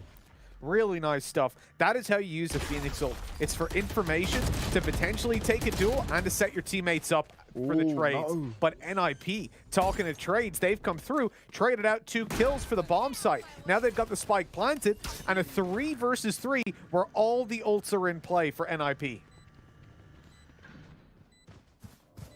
Is it going to be enough, though? Link's popped his ult. Wants to try and charge on forward. The door's being closed, but they can easily destroy it and work their way through. I love this from Link. He's checking all the back lines. He's making sure that no one's going to be able to try and flank him. Kree can hear what's going on, but is it going to be enough for him to react on it? The smoke gets put onto place, as well as the flame wall. I'm loving it as the push comes in, but Kree's position is absolutely huge. He's just wrecking them one at a time. It's only Cryptics left, and this is far too much for him to handle. He may as well just back the hell out of here. Yep, saving the weapon is definitely the right call. Good round by NiP. They get the access in towards A despite that early duel lost on B. Straight away, just they've got the reactions to push in on the map control that they had, realizing obviously they'd lost quite a lot towards the other side of the map. I like it. It's what I like to see. And now we look at an NiP that, I gotta say, these dudes never look happy on the cams. I don't think I've ever seen them smile. I don't know if they can smile. Yeah, I thought it was frustration yesterday. They said the mood was good. Maybe they're just not smiling, you know? It's like, we that got was around. the thing. Cool. I was watching that interview and he's like, yeah, the mood was pretty good. I'm like, are you sure? Because we were watching the player cams. It didn't look like anyone was smiling, but hey, maybe it's just like, it's like that Finnish thing, right? Where they just, I've never seen a Finnish man laugh. It doesn't happen. I once made Yampy laugh. It was a happy day for me. It's when you considered a career in comedy, like, it's like, oh my God. I'm a god at this. But this is good for NiP though, Mitch, right? They've got themselves a very key round. They fought back and they held on to 3 players alive at the end there. Ready though, the Killjoy ult coming out. Soulcast's position's going to be known. He's trying to spam them down, but the knives are sticking out from Lucka. NiP pushing their way in. Oh, the right click, it doesn't pay off for him. Cryptix is there. They've got some good backup in the side. He's just spamming it up. And NiP are being torn to shreds. That push onto the B site got absolutely ended by Liquid. And they're fully ready for it. Kriya's the only one left alive now. Well, I don't think he's going to do a whole lot. We said he was a player we expect a lot from, and obviously didn't deliver massively yesterday. But a 1v3, it's a difficult position. He doesn't know there's a player close. This should be. He swings through, not expecting it. Easy kill for Link. And 5-1, Team Liquid, they've now walked away with a very convincing start to this map. Remember, we brought up the point yesterday that in the previous EU Ignition series, which had a lot of these teams, all of these teams, we saw that we actually...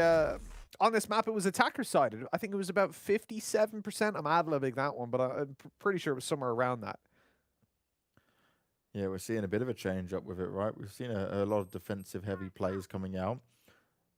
The real problem here for NiP is they gain no momentum off that one round because Liquid just met them with full force on that. They tried to push in a bit faster towards the B site. And to be fair, with NiP's comp, you don't actively have to play so aggressive. You don't have to play that fast.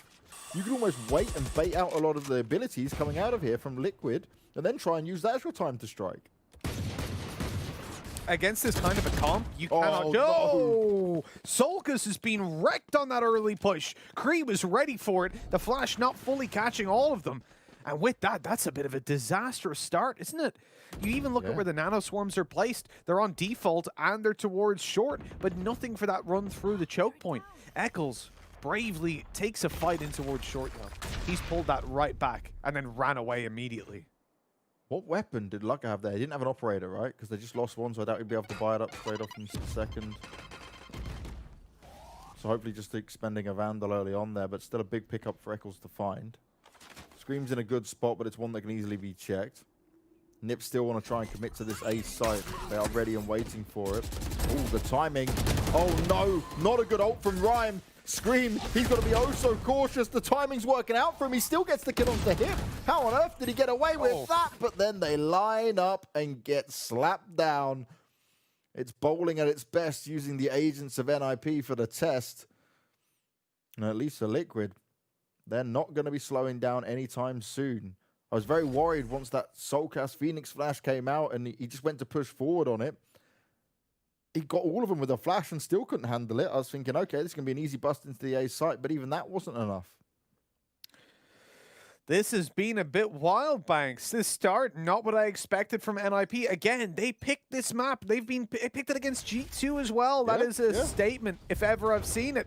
And yet, they just can't find the success starting out on the attacking side. Again, they're versus a composition that I doubt they've ever played against. I mean, this is a wild set of picks by Liquid. It seems to be working for now. Oh no, who to aim at first? Soulcast is good for one. Eccles looking to spray the rest through. He's got some backup from the Killjoy turret there. Link as well coming into the mix. Fear's able to deal with him, but you're flashed out, you're spammed down. Eccles will finish you off, and it's not really too difficult for Liquid to deal with as they're now up 7-1. And what you were saying there, Mitch, right, about the whole thing with NiP picking Ascent, clearly they've got a game plan going into these games, but like, you go up against G2 first, who are arguably the best team on Ascent anyway, so that's tough regardless. And now you're going up against a Liquid where, like you just said, you've probably not practiced against an agent composition like this ever. You can't be prepared for this. Yeah, you look at the Phoenix flashes alone. There's something that most players aren't used to dealing with. You push into a corner and all of a sudden, boom, it's in your face and you're blind.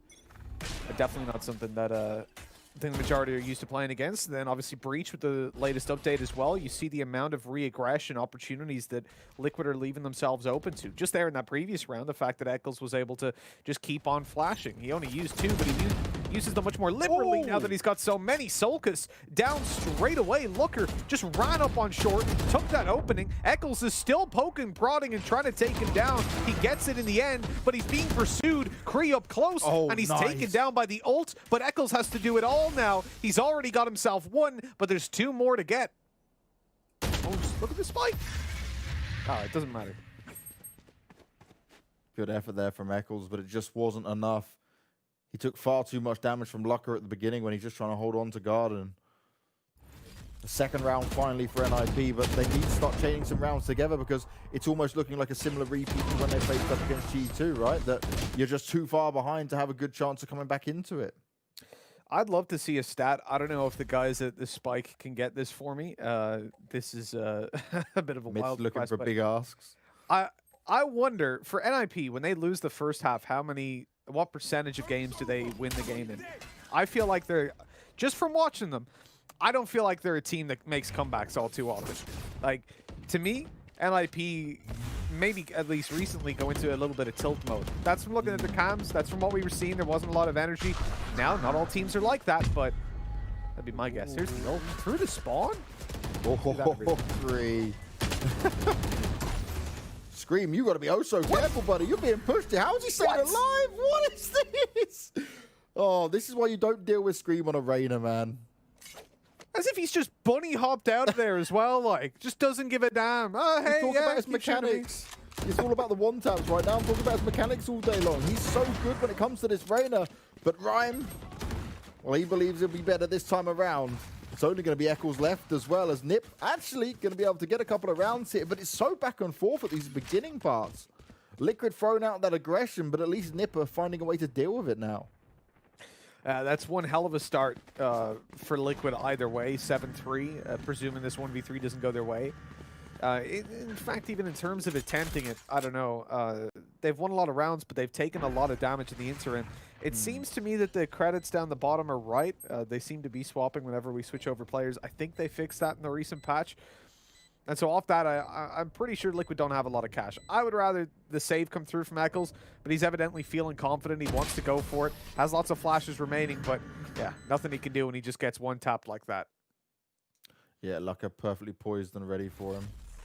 Good positions all round there, right? So not really too much for them to deal with. But this is ridiculous from Scream.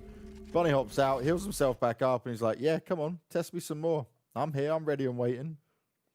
That's just demotivating, really, if you lose that fight. Like, you're spraying and he just jumps across, turns, and headshots you. Like, God damn it. That's disgusting. And Liquid, look at that. They've called attack pause already. They're 7-3 in the lead. I love that. I'm a massive fan of teams that go, okay, last 2 rounds didn't go too great. Let's call a pause. Let's figure it out. Because you don't want to win the half 7-5. You want to wreck them 10-2. Or 9-3 as it would be. They want that massive advantage, right? They want to make sure they keep themselves calm and collected with it all. They've been losing a few of those opening duels, then trying to battle back into rounds. And now they've allowed NiP to get 2 rounds in a row. Let's rethink things. Let's slow it down. Let's change up what we're doing a bit. Let's try and catch them off guard. Let's catch them by surprise, because right now NiP are hanging back and waiting for it a bit. By the way, for you guys at home, just so you know, each team has got 2 tactical pauses that they can call throughout the game. 30 seconds long each. There's a push by Solkus. Oh my god. The stinger getting right up in their face. Cryptic's missing that Marshall shot, but Scream's able to find Hip either way. Now he's going to go out and have a look towards A main. See if NiP's going to be able to try and push onto the site. Scream. Oh, it's actually, no, it was Cryptic's there. So Scream backed away. He's completely fell out of the situation. Come all the way round, and Ryan was already too far up into the site. Full control again, lost here by Liquid.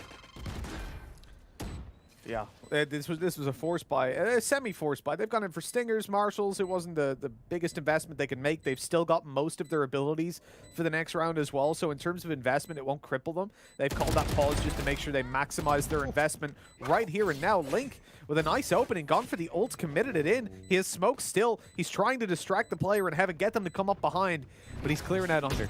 And now has a read on where this guy is. Comes up above. Knife's going out. There's the kill to Looker, but the second player there to trade. Good setup by Rhyme, not to just leave it into 2 1v1s.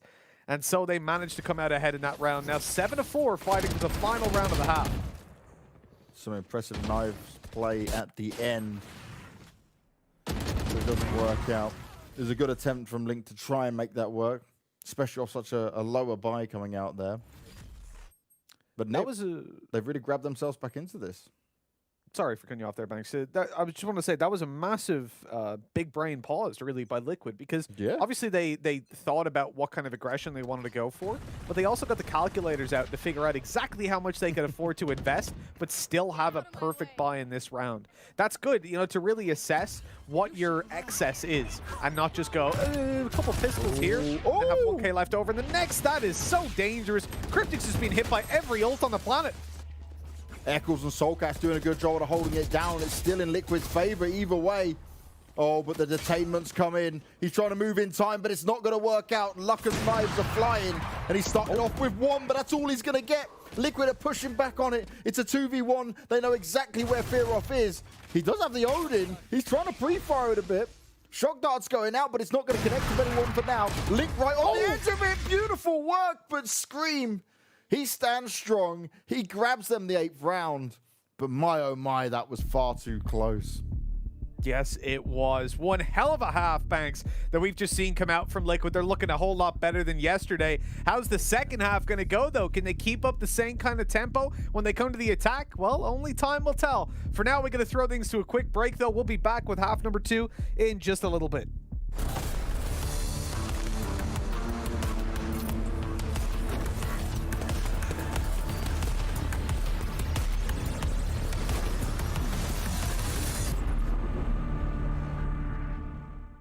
But I have no idea where it is, man. Wait, is that Phoenix? It's fine. It's fine. I'll take the L. I don't mind. Yeah, if it was Counter-Strike, I would own it for sure, man. I think I'll stop jumping the gun. I'll think about it a little bit more.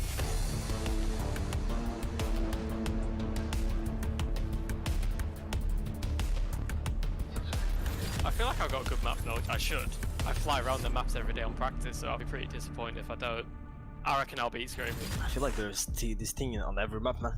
That's Haven. I like this kind of, you know, to aim, you know, to practice your aim. That's Haven in the Defender spawn, I'm pretty sure. No, this is not in my mind right now, man. Yeah, I'll lock in Haven, I'll lock in Defender spawn to the left. Oh, actually, I will say Haven. I will say Haven. Like the defense, spawn, you know? I was right. I knew it. I was a bit worried there for a second. I had no idea for this one. I'm just gonna go off my instincts every time. It's definitely bind. It's not split. I want to say like towards A short. Once again, I have no idea. It's hard, man. This game is hard, man. Attacker side of A short and bind. I think I'll go for bind. In the area where like there's a bathroom, that's it. I mean, there's the TP. But that's not the answer, man. Oh, in the back of my head somewhere, it's like that's on bind, like in this position, and I'm just going with the flow. Okay, this has to be split. I recognize the texture. That's on split. Attackers spawn to the right. I'm really confident. I'll lock that in straight away, I think. It's not. It's split for sure. I'm pretty sure about that, man. Yeah, color scheme, giving it away. I feel like I've seen this poster before. Like all that metal is like all of a split and the white walls. Let me say A side on split, like on catwalk. 100%. I'll lock that in. Yeah. That's not on catwalk, man. Elbow. This is an elbow. Oh. Yeah, I've never looked up there on elbow before. I wouldn't know. Okay, this is easy, man. Can I get it straight away also? It's Ascent on top mid. That's my answer. Yeah. That's Ascent top middle. Well, when you think you know, like I'm confident on it, so I knew it. I think there's only one map where there's a tank. It's bind. I'll definitely say bind. Oh, that's bind a short one by the truck. I'm not losing that. I'm not losing that. Hey, let's go. I'll take 80%. I'm pretty impressed I got 80%. It's difficult. It's difficult. The next time I'll watch everything on the maps. Like.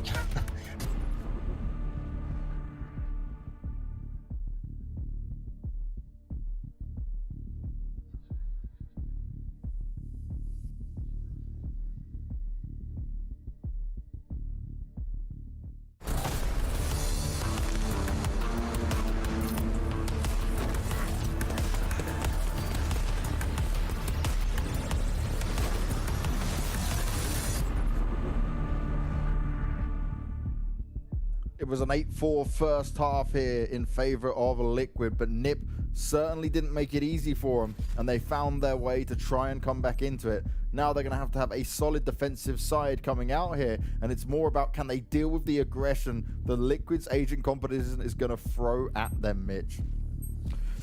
It's going to be a tough one, Banks, that's for sure. Like, NiP have definitely not set up the half in a very favorable way. The foundations are not built for them, as Team Liquid are looking a whole lot better than they have in the past. We're starting out the second half, and again, we're seeing the shorty out on Link. I'm loving it. I love seeing Jets with shorties because you can dash up in someone's face or take that close range duel and dash out as we saw in the previous half.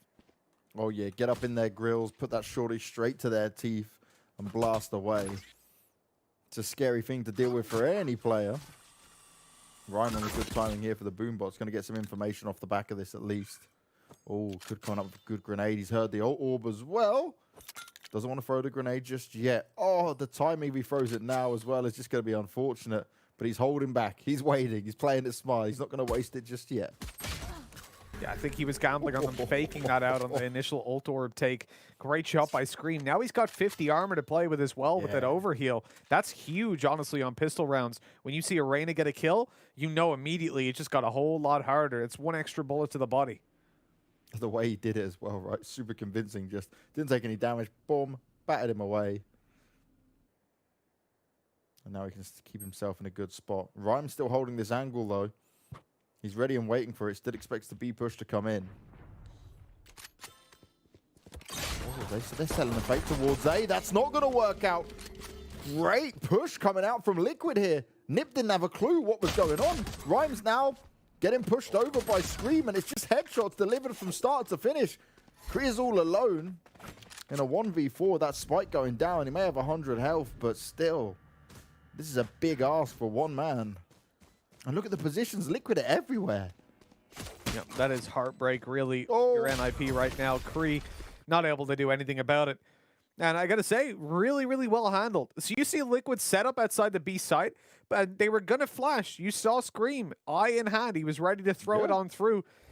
But instead, they realize, okay, they're actually buying this fake. They're going to start to rotate. And so they wait till that player's out in the open. 3 or 4 of them swing on him, and that's a very easy kill to take. That's both pistols now going the way of Liquid. That makes things a hell of a lot easier. It's basically 4 rounds to start things off with, especially as NiP, they do just decide to sit there and stay on the pistols, right? They're not going for the upgrades. Yeah, we saw this from them in the previous half as well. The very, very weak investment. The defensive side as well, because you can make these work a whole lot more. The shorty obviously good up close. Same for the classic though. You're right-clicking that weapon, you can take insta-kills, or at least make them a one-hit for your teammate. Ryan's already spotted some outside. He was pushing with the classic, so there's a possibility that they'll get aggressive. Not worried too much about a shorty, and that's when maybe Kriya can shut them down. But really, for this round, this should be double digits. I don't see a whole lot of scenarios where NiP come out ahead in the rounds. They need Doctor Strange to find that. Now, for me, Mitch, right? When you're in a position like Liquid are now, it's more just, okay, this is working against a team like NiP, at least even on their map pick, right? But you know that NiP showed us a little bit more when it came to Haven last time. How confident is Liquid going to be with this composition when it comes to that as well? There's a lot of mind games that will come into this going into the second map for sure. I'm talking a bit like maybe NiP could be down and out of it. On the edge of this with the shorty. Oh, they even lined up for him, but not enough damage. Couldn't get it off. Couldn't get it done. Oh, that's just so unfortunate. What a position to hit that on as well. Ryan think just like, can I move? Oh, no, great. he was almost definitely aiming for market on that one and just happened to hit him in the spawn as well. Worked out really well. Link, he's tapping away. What? Looks like he's in a firing range. And now he's in a little bit of trouble. Shock Dart finishes him off. But there's no weapon to be upgraded. He only had a ghost himself. So on the back of that, if Viroth does save, all he's saving is a ghost. Avoid the turret. Got to be careful of that one. Oh, you know what? We keep talking about it, right? Link and those headshots, man. That's why it doesn't matter what agent he's on to me. Yeah, the Sage nerf, he really wasn't happy with it, that interview. You could feel his pain when he was talking about it. There's some more pain delivered at least to the rest of NiP, so it's going to be a 10-4. It's kind of what we expected with it. But now NiP, they really need to start pushing back in a big way. They definitely do. You know, if you're NiP, you pick this map and you just get shut down. It's really demotivating. You're seeing right now one of the best performances from Liquid we've seen in the last month or so. Oh, Viroth, he's pulling out the Odin. I love it. Can he get away with it, though? Can he make it work? Yeah, we've seen him. This is something that I mentioned. Remember the first game we had in Ascent with G2, where I was saying how when it comes to Viroth, he's a player that plays the Sova and the Odin, which means that when he fires through that arrow, or more importantly, when he uses the recon drone, he doesn't have the ability to instantly capitalize. That was what I loved about G2's approach, in that they had different players, one spamming and one was the one trying to find the information for them. It's not the biggest of deals, but it is just a tiny thing that can really help you out. This slow pace coming out from Liquid. Okay, there's still just over a minute on the clock, but they're just really biding their time. Echo's going to get them set up and ready for it. Straight dashing in. Link, knives are out. Oh, they don't even have any idea how far he got in. Hip just gets sideswiped. He's lost, he's stunned, he's confused. And already they're in the site and there was no resistance. Look at the health. Everyone on Liquid is living the dream. Reminiscent of the previous time we saw G2 get up behind Hip over on the B site, going for the teleport in behind in the boathouse. Feels like Hip's been caught off guard on this map quite a bit. Looker's good for one, but he's reloading as he comes around the corner, and that's going to allow Scream to reload his HP. Not that he needs it. Didn't this has need been it, yeah, it's been a clean round for Liquid. If Viroth, Odin left to 1 versus 4, he gets it onto Link, shutting down the ulti, but I don't know. Oh, they're going to offer him up another, but he swings into them, and I've said it before, you know, Odin, the benefits of having that weapon are that you can spam through walls, and you can hold angles and get those pre-fires amazingly. And the downsides of it, you cannot really peek an angle. If someone's holding that angle with a Vandal and you swing around, your setup time puts you at a massive disadvantage in reaction time.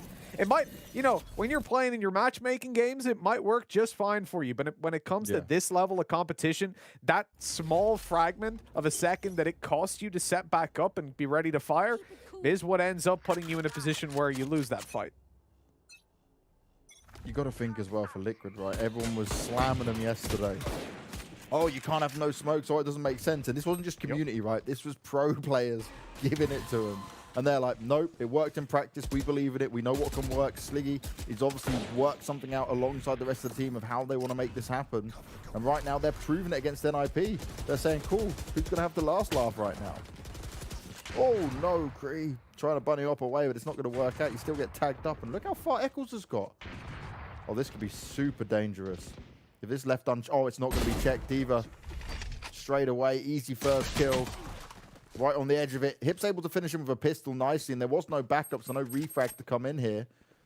Gives away a Vandal, but it's still a 4v2, and just look at Liquid's position. They're just going to constantly be able to push into the site. Hip's going to have to do some massive heroics here. Starts to spray him down. It's not going to work out. And Liquid looking to secure that series, or the map point even, before even going into their map pick. Very fast from Viroth. Nice one shot, but that's all he's going to get. Yeah, you know, what's going to be quite funny about this, Banks, if Liquid keep this up coming into map number 2, is like the narrative change. Because I feel like I was saying it in the pre-show, right, in our very elongated pre-show, that you have a position where when you try something new, you're either a genius or you're an idiot. Yeah. Like that's how the community is going to look at it. They'll go, "Oh, they played without smokes and they lost. Morons! Why would they do that?" And they play without smokes and they win. It's like, "Oh wow, they've figured out a new thing. That's really cool." It's like you can never really it's rare that you get respect. Just like, oh, they're trying something new, fair play. But in this instance, I think they're showing that it works. I don't know if it will work versus a G2 though. Versus an FPX already been proven not. Nice from Fear Off. The Odin spam's gonna net him a kill. Luck has picked up Eccles as well. He's trying to do some more. Oh, Soulcast, be careful.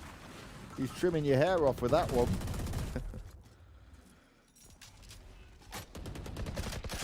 He's got a new hairdo for free as well. Oh, no, there we go. Beautiful stuff, Fearoth. This is what we love seeing, the Odin. Yeah. Cryptix is like, I don't want to move. This is horrible. I'm safe in my corner. Oh no, maybe not for long. Oh, the smoke is blocking. He's got a little bit of cover with it. Fear Off spamming, but the wrong time on that. Cryptix, he's like, okay, how long can I hide here?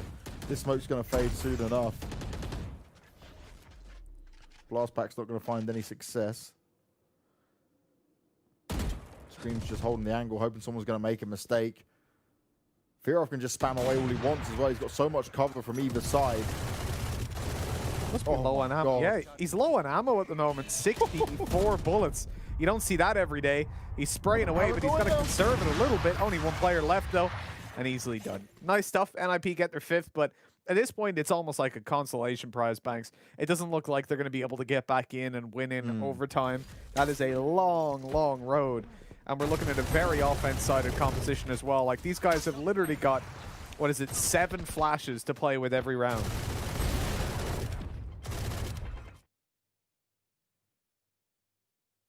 Now, for me, Mitch, the conversation we were having right before that madness went down with Fear Off and the Odin is that, yeah, like you're saying, people can be like laughing at it when they fail and then, oh, look, they're so smart. But what it really comes down to is also the individuals, right? Because Liquid is players are all very capable.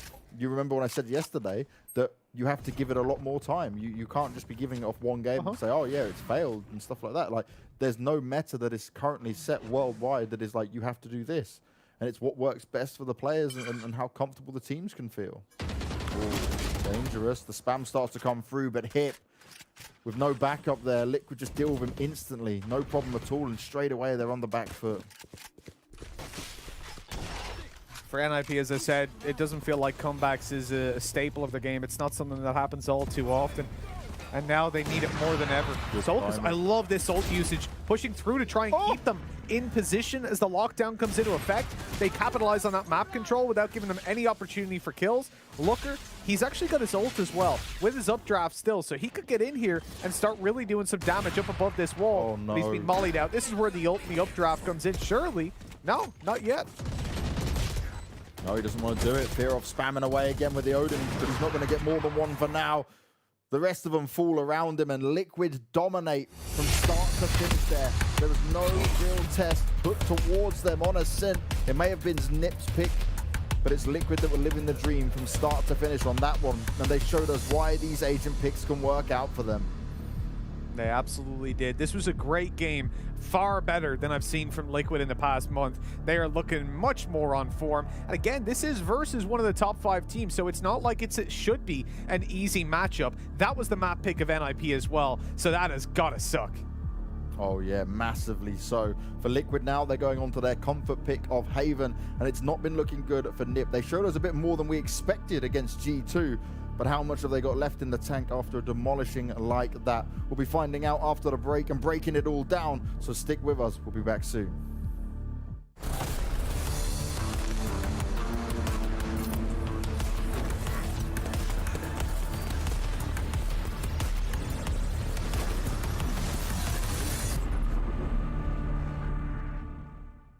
Hello, I am Meadow, and I'm here with Angel from... Wait. You're Meadow. Okay. Today we're going to play Signature Shootouts. Signature Shoutouts.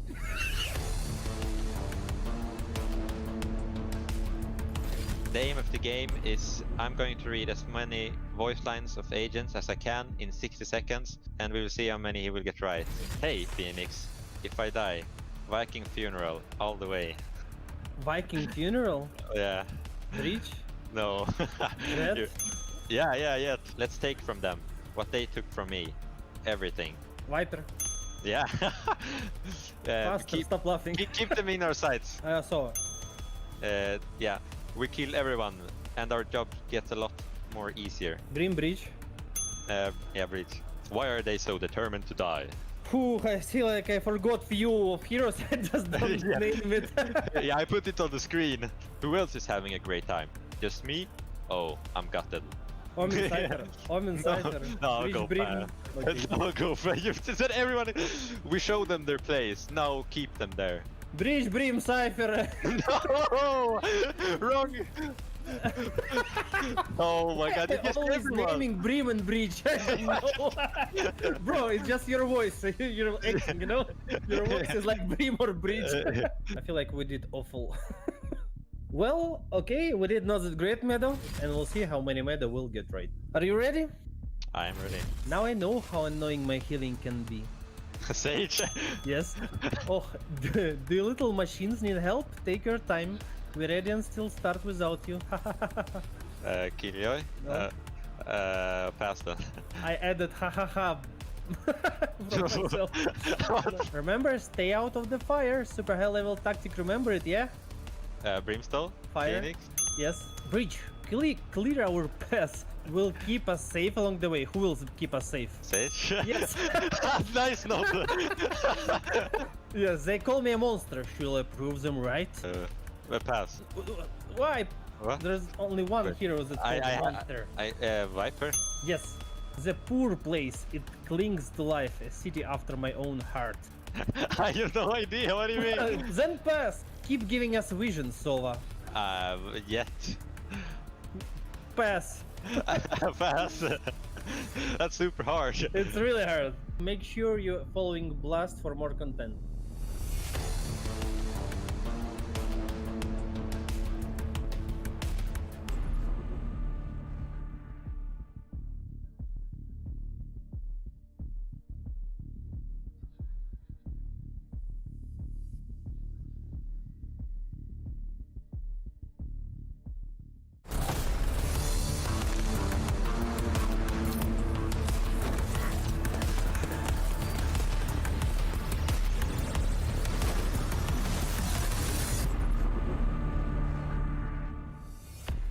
It might have been NiP's map pick, but Liquid weren't going to be giving them an easy ride. They take Ascent to start this series off hot before we head into map number 2 of Haven.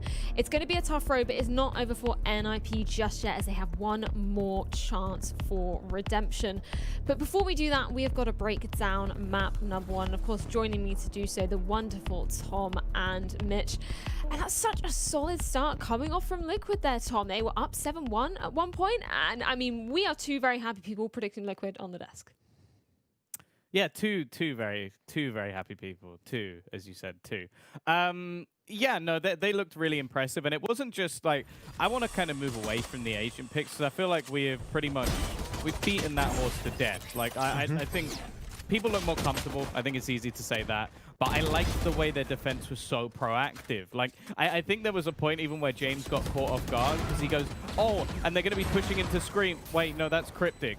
Cryptix is there now. And it was just like, they basically continuously changed how they were making their setups work. So each round, there would be somebody playing aggressive on a certain point of the map. They were very good at taking B-site control, especially into the sort of tunnels area, to make sure that they knew exactly where the pushes were going to be coming in. And also, it was just impossible to read, because you had rounds like this where they'd randomly throw people up mid. But if anything, randomly is kind of a harsh word to use, because it was clear that they had a game plan in every single round. So I want to give a lot of credit to Eccles here, not only because I think there was a point in that game where he was something like 14-2, like he was having an insane match, but also because his calls were on point. Every time when they were making little aggressive plays, if it didn't work, there was another reaction, there was another movement to set themselves up. Now, this is an example of how this sort of setup can work when the calling is on point, and it was something that Sliggy said before the event started, that if our calling's good, we win the event. And now I kind of understand his point, because the reason the calling has to be so good is because there are constantly calls being made to try and adapt in every single round. Yeah, I think that's definitely a valid point as well. And I do want to pick up on one of the highlights we saw there, of course, Mitch. Link coming out so strong with this agent pick. I think we've got to be focusing in on him going into the next game. Well, it was something that we brought up, that we actually wanted to see Link come through in a jet, that it could bring a lot of value to the team. And the fact that it was brought up immediately, I think it got us a little bit excited. And you saw it. The fact that he can afford to go for much more aggressive plays, hell, that shorty to open things up on short, where he sneaks past the boombot and gets up behind them, it was glorious. Another player, though, that I'm going to do something Tom would never expect. I'm going to compliment Soulcast. I think he played the Phoenix really well. My issue with Phoenix is that we haven't seen players actually play well on Phoenix. But even down to, I want to highlight his ultimate. He played in towards B main at one point, pushed forward, and got wrecked. There was a player hiding in the corner he wasn't expecting. But the purpose of using that ult was that Link, was behind Sulcus, ready to trade him immediately. And it's things like that. It's in using your ult not just to, oh, I can go forward and shoot someone. Cool. No, it's actually building it around a strategy for the round, around that ultimate, that can really start to excel the Phoenix gameplay above what we've seen so far. Yeah, and definitely coming off of that game yesterday, where, you know, that synergy between some of the players, it wasn't what we've seen from the Liquid side before. Coming into this, a completely fresh look for Liquid. And I know, Tom, you've got a particular round that you want to be breaking down.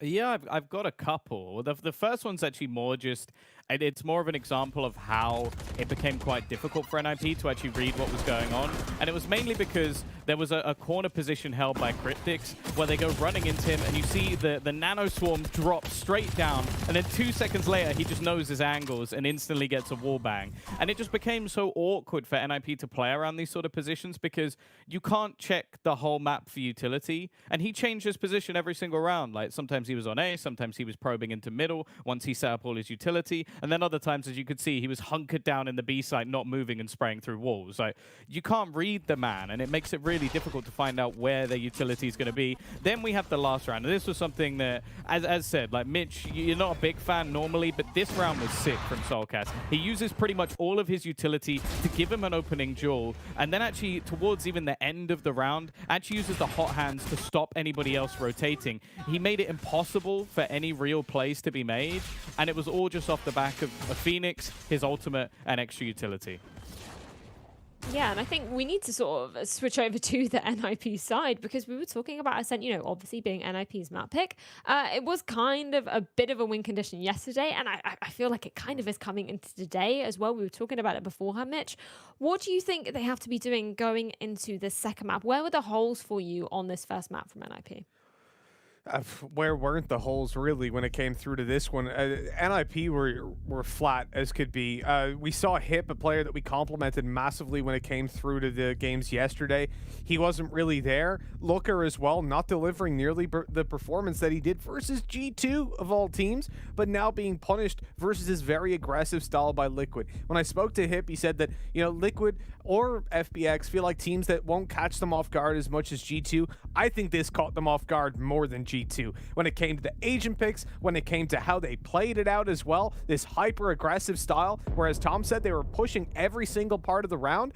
They really just need to get back in there at the start. I mean, if you take a look at how the opening duels went down, it wasn't even that terrible when it came to NiP, or most of their players at least. They walked out of that with 7 opening duels going their way. It's not great, but I think even when they did find them, you immediately saw Liquid bounce back and take the advantage back into their court. So really, looking at the holes for NiP, I think it's kind of easier to just point out the positives, and that was that Fearoth had a pretty good game towards the end, and that's about where I finished my story. Well, speaking of bouncing back, we're going to see if NiP can make the return work. They have one more map that separates them from going home. We're going to see if they can make it work on Haven after this.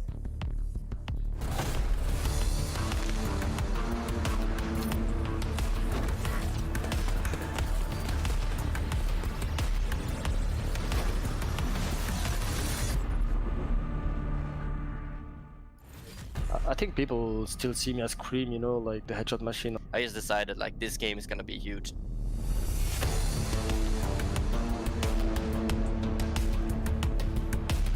I played CS GO and basically CS 1.6 before. I spent almost probably 15 years. Played since 2010.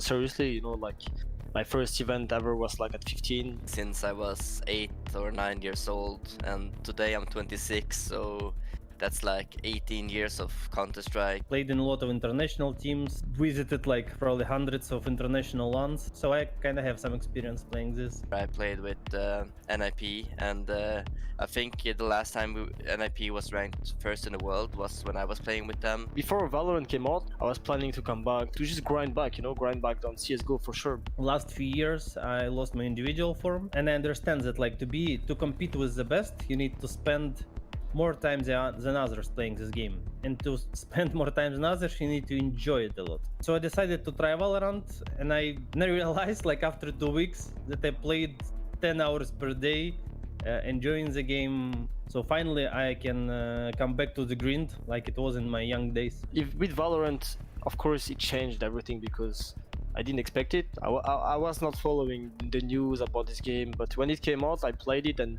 I really fell in love with this game as well. The game was like a new, fresh game that I could enjoy, and I just decided like this game is gonna be huge. Right is gonna take a good care of this game, and my motivation and my hunger and everything just came back, and I was like, yeah, I'm going pro in this game. I think Valorant can be really big. I think with Riot's resources and motivation, the game always changing, trying to be balanced. When I see the community growing and everything in Valorant right now, I have good hopes, you know, for this game, of course. You need to really love the game to enjoy it. I think it's the most important in professional scene. If you wanna be the best, you gotta do the small things all the time that will make you better, and you gotta put in the hours. Like some people just treat it as a job and they just come there, they practice, and then they do something else the entire day. So if you want to be the best, you want to put in those extra small hours that will help you be a better player. It is really important for you to have the hunger. Otherwise, I don't think you can stay on top for a long time, because people will eventually catch up. For me, it's kind of the same love I have for these games, even though CSGO has been there like forever for me. Valorant has the same feelings when you play it, you know, the competition, and you know, it's really amazing.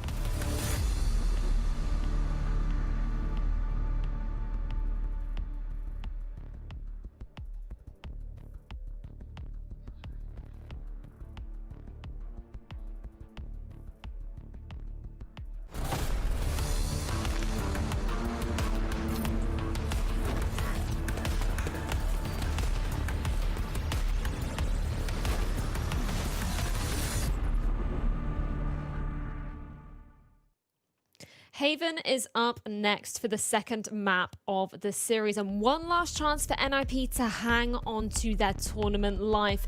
The loser of this will be going home. But before we jump into it, we've of course got to discuss which agents are going to be picked into this map. And James, the theme of the day, I feel like it's been those crazy picks for Liquid. And in that last game, they definitely made it work.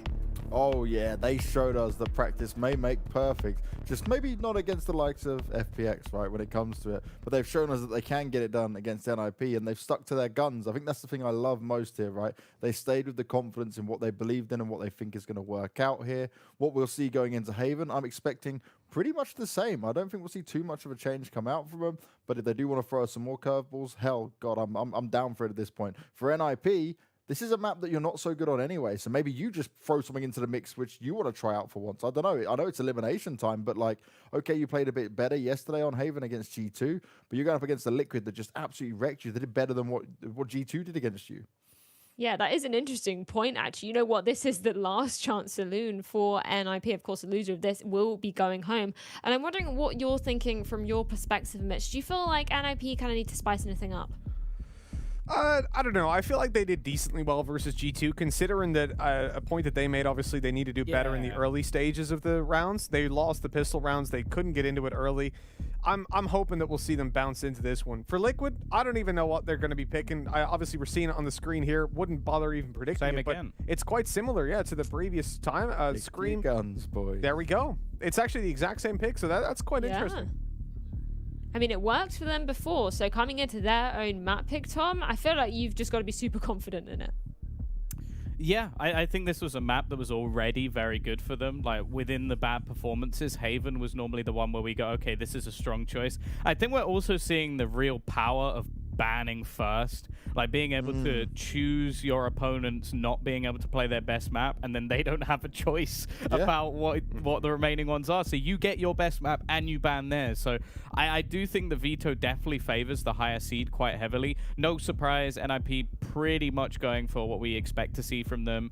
I have to say, yesterday when we saw, we had an interview towards the end of the day, and they said like, oh, we like to leave any player that fancies it lurking.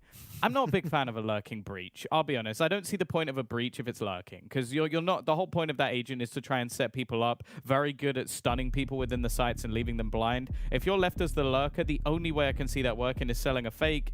And even then, I don't really want you selling a fake. I want you in the execution. So I'm hoping that maybe we'll see Rhyme a little bit more committed to the rest of the team. And that was something else that they actually said was, oh yeah, there were a few moments where we didn't quite group up right. Well, that's fundamentals. Like, you need to have that down. Otherwise, versus Liquid, you're screwed, because they're going to push, they're going to probe, and they'll catch you off guard. Well, we're not going to wait a moment longer to find out exactly what Liquid are going to be bringing to the second map. It's going to be Haven, and it's Liquid versus NiP for the second map of this series. James and Mitch, take it away.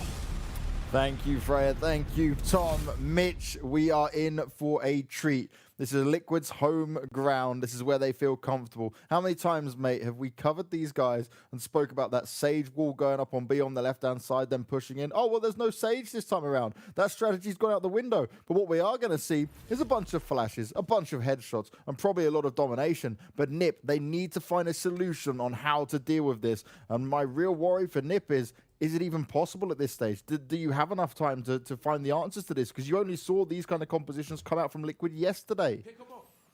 Yeah, that's the problem, right? Trying to figure out how you play against this kind of style. You get more aggressive on the defensive side to try and seize back a little bit of that room that, as I said, NiP would probably give a lot of space to Liquid. And my logic for picking NiP as the favorites in this series was that I feel like, in general, you know, when you take risks like Liquid have been, I'm not going to favor you. You're in uncharted territory, and I'm not comfortable with that. I'm a stats man. I like what works. But right now, whatever Liquid are doing is working. They've come ahead in the series. Not quite come ahead in this round, though. It's being traded out of HP to start things off. But Hip, he's playing a little bit scared now. He's being spotted over towards the back of C, and he's heard players come into Garage. A lot of control lost for NiP, and a lot of ground taken for Liquid to execute. Hip's got to be careful from this position. Or Link's pre-firing it as well. Tapping away at Hip, and actually takes a lot of health away from him. They're trying to fight off against it, and NiP may be picking up some kills, but Link's chiming in with some of his own. The shorty in play, and he's absolutely loving it, getting the job done with this. But can he find much more? Rhyme waiting on the side. He sees the dash out. Fearov's in a great position to do some additional damage, and Rhyme working his way around the side. Might sideswipe Eccles here, who doesn't expect it at all. This is huge from Rhyme. He's pushing forward. He's making it work, and they're just spamming through the smoke right now. Scream, he's all alone. And this is so difficult for him to deal with. He's missing so many shots. It's unlike Scream. 1, 2. He's got invulnerable. He's healing up. How is he trying to get away with this? Eventually, Lucka puts him down. The spike will be defused. But this is what we keep saying about Scream on this Raider. What on earth? It's mad. Just seeing him dance around like that and almost win the round. If he survived just a little bit longer, that could have been his. It was just literally a second away. But in the end, my God, look at this. Heal, dismiss. But he popped out of the dismiss so quickly. And that was really the downfall, that he couldn't make it away. On the back of that, though, I think there's still going to be a little bit of confidence over in the Liquid side. When you got someone that steps up and makes that kind of a play, that puts smiles on everybody's faces.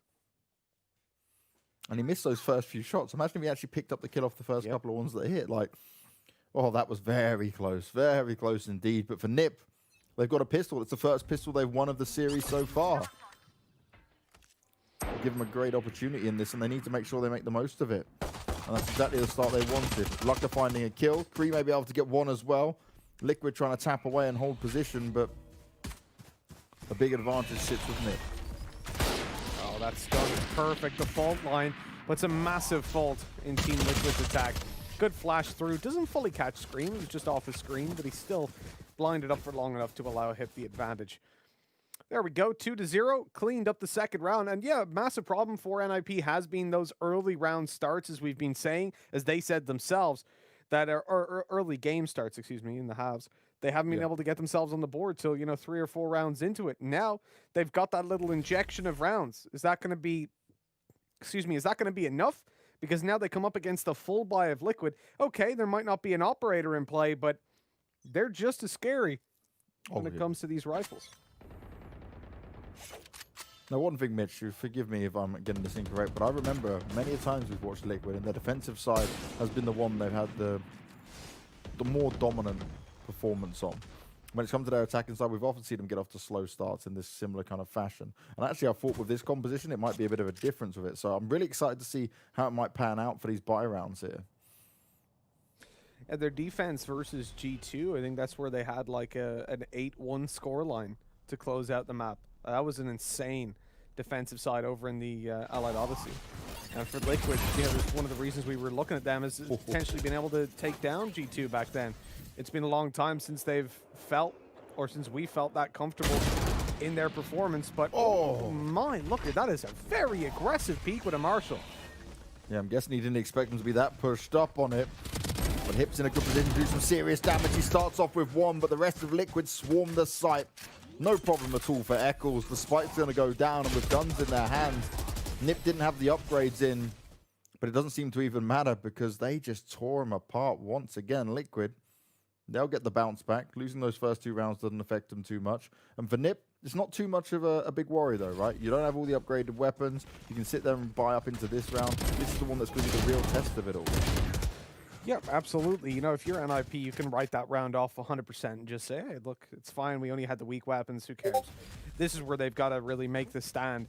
The thing that worries me, though, is like the decision-making in a round like that. You've given up control. You've been smoked off by a jet. It's not like that's a Brim smoke and he can throw it from anywhere. You know someone's in garage, and then you just peek in with a Marshall. Like, why? What is that? And sprayed down. You can't do that regardless of what weapon you have, regardless of what kind of round it's in. And Locker, oh no, he's just taken down 2. That must have been a collateral. No, it wasn't. That was on 2 different angles. Yeah. Gorgeous work. And the thing about Lucker, I spoke about this on day one. The fact that the way he plays on Haven, he's always pushing out of garage, right? He doesn't go to take for the normal hit on B. He'll look to move his way around and try something a bit different on how aggressive he gets with it, utilizing the jet to the best of its ability. Well, that worked out massively. Big guns in their hands, and they shut Liquid down. Don't even give him a chance to react. Liquid didn't even really get moving. That's what you want, though. That's exactly what you want. If you're an NiP fan here, Looker showing up yesterday was a key reason that they even got 7 rounds versus G2. This man was unreal. Remember those shots? He's quick-scoping people. He's dominating one after another. When it came through to these fights over on the A side, it was a pleasure to watch him play. What is also kind of an annoyance if you're Team Liquid is that Looker changes up pretty much every round. Whether he's playing towards C long, in garage, or B site. I rarely plays for the early A peaks, but it can happen as well. And it's that level of never really knowing, you know, you peek around an angle and maybe there's an AWP watching it. I'm ready to take those shots. And so far in this tournament, Looker's been pretty damn consistent. Oh, the timing, Soul Gas. Doesn't work out for him. His teammates fall around him. Scream's able to fire back with one, but a smart way of staying alive there for Soulcast, but is it going to be enough to help them net the round? They're still down 1 man, and they're going to back away from A for now. I mean, that was basically 3 kills. The peek through by Sova, yeah. He gets the ultimate, and then the 2 players. That could have really spiraled out of control. I feel like, you know, we had the Rolling Thunder come through, but the pop of the ult, when he tries to run it back, could have been very dangerous. Oh, this peeking if they don't check the corner. Nicely done by Scream. Links there to get Rhyme as well. 1 more in their sight, but look how Scream is playing it with that Rainer again. It must be so infuriating if you are NiP. You feel like you're able to tap him down. He's just slowly getting healed up the whole way through as he pushes on forward. Now Lucker all alone in a 1v3.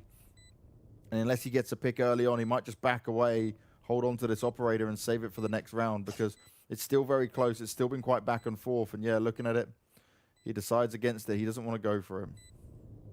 You have a crossfire setup on long. You have a player in window ready to swing after they peek. 3 players on A. Perfect read.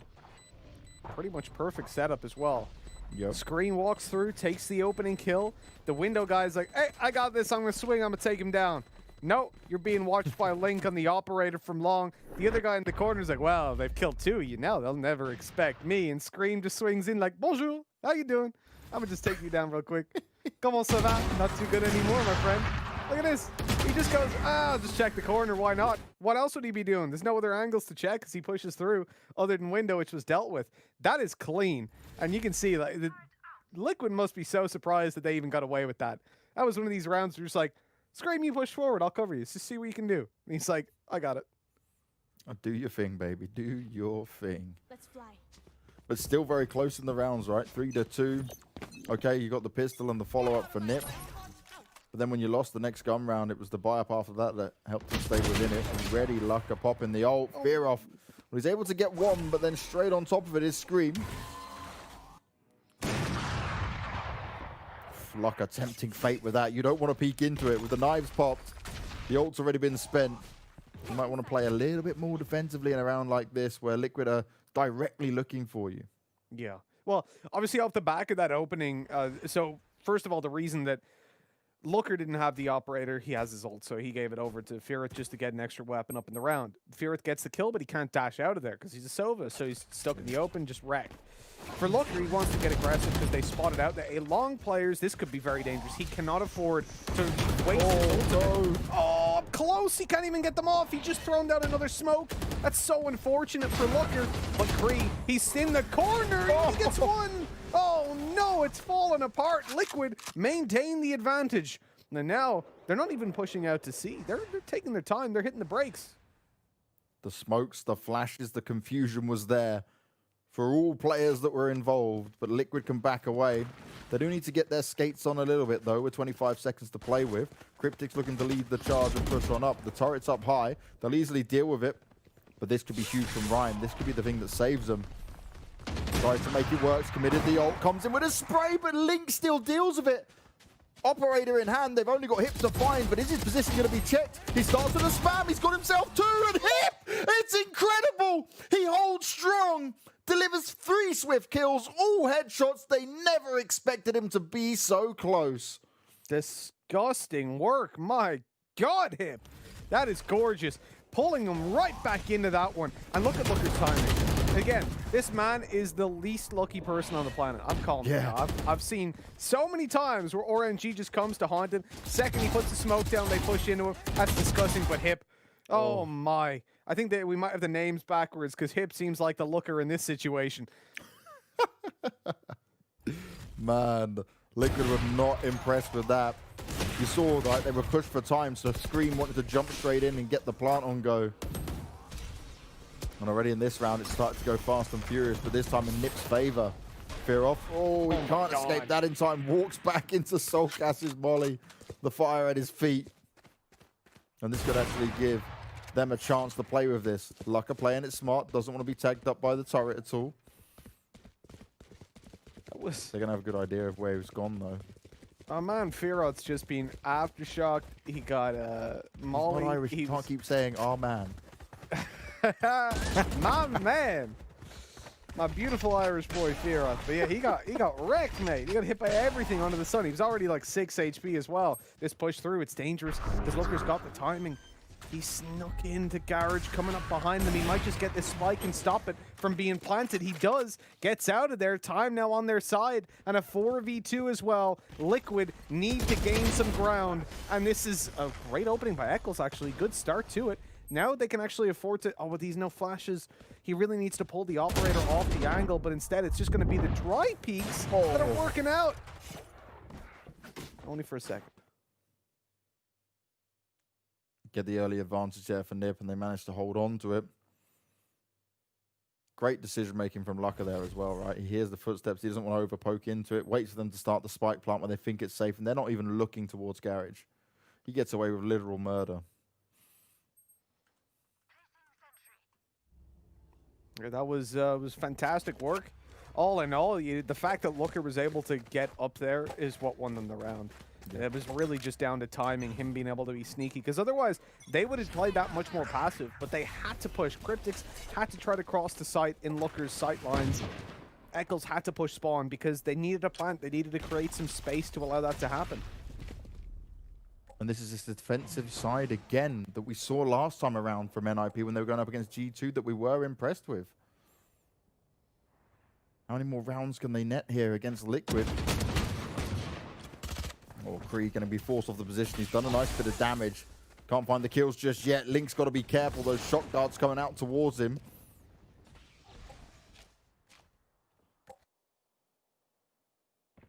We end up in a position... I do feel like at the moment, with the control that NiP have, they can stack up A fully, and they've already got the 4 players here. Liquid should have realized that. Oh, no! What is this? Link's just wrecked them. The paranoia wanted to be thrown out by Korea. Hip's fault. He's doing it again. He's activated. He's making it work, but they've still got 1 player to find. Scream's in a good position. He's healed himself up, and he's got a Vandal to play with. Rhyme now in the 1v2, and the problem for him is he doesn't have much information to play off, but he does have the flashes to try and make work. Did they realize where that came from? I think that they might have. Yeah, they're backing off. They're conscious of sight. They know where he is. I think it was an attempt at a fake from him, but he realizes now the jig is up. The game is given away, and Rhyme's able to pick up 1. Now he can actually tap this and maybe just buy himself a little bit of time.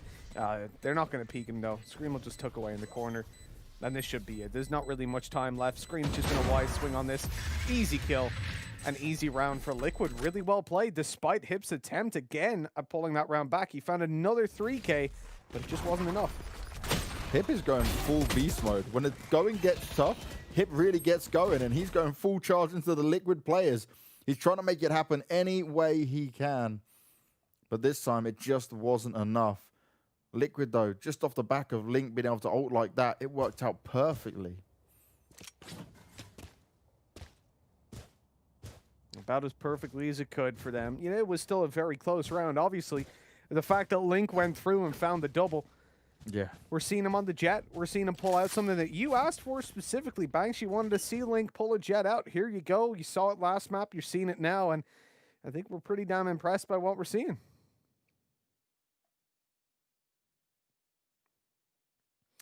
The technical pause coming in. Who's not on the seat? Who's gone to the toilet? That's the question. You're always trying to call it out on the toilet place. It looks like we might have a genuine tech pause this time. We'll see. That is a good way of making sure we can't see you on the camera, you know. Fully blurred it out. It's like autofocus behind him. Yeah. Perfect, mate. Thank you. Hey, there we go. It's like, guess who? Which Liquid player is this? It's like, who's that Pokemon? And then he just wipes over it. It's like, it's Cryptic. We should do that. We should have that for players. Like, guess the player. Mixwell and Scream are going to be an easy one for all the guys watching the streams of them non-stop. Scream's hair gives him away now. Yeah. It's the thing. Well, looking at 5-3, looking at a bye for NiP. We should be seeing another one up on the board for Liquid. This is one of those rounds that it should just be boring, right? Should be a nice, just clean-cut round for NiP. Or for Liquid, excuse me. As NiP just have those pistols. See if they're able to dish out any punishment, maybe save over a weapon. In the grand scheme of things, you know, we have NiP off to that good start in the early half.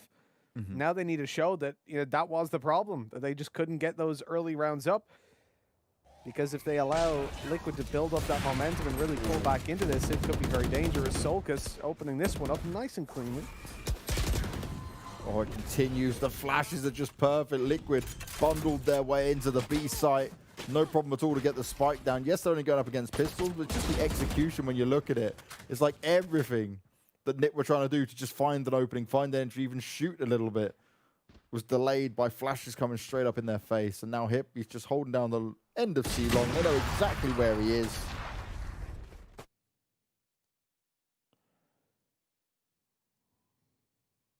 It's clean cutting it. Nice and clean, nice and easy. When you've only got pistols, you shouldn't get anything done. You really shouldn't.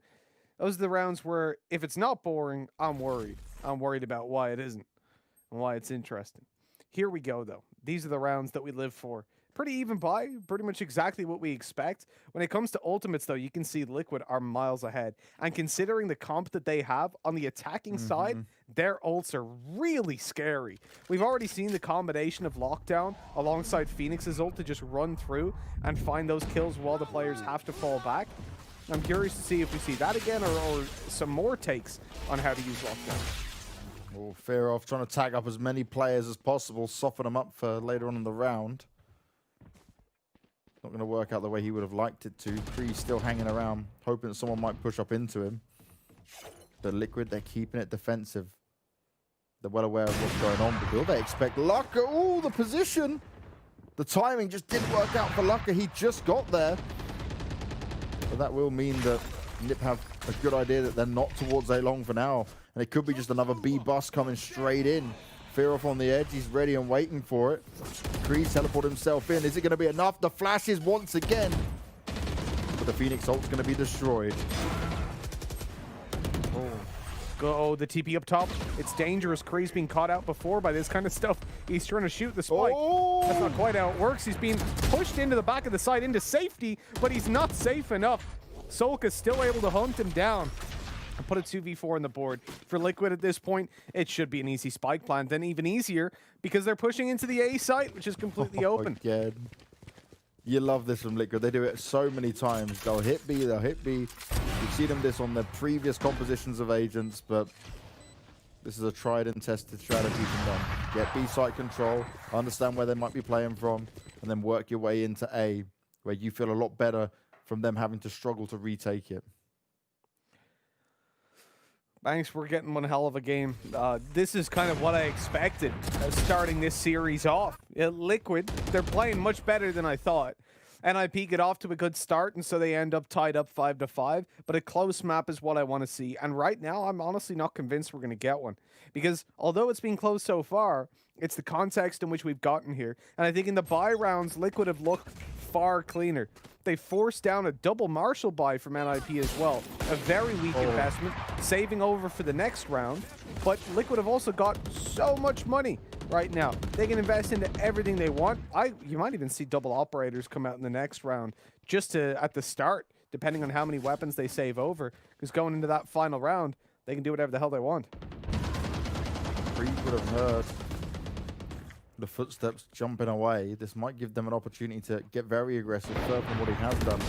Try and catch some of the Liquid players off guard.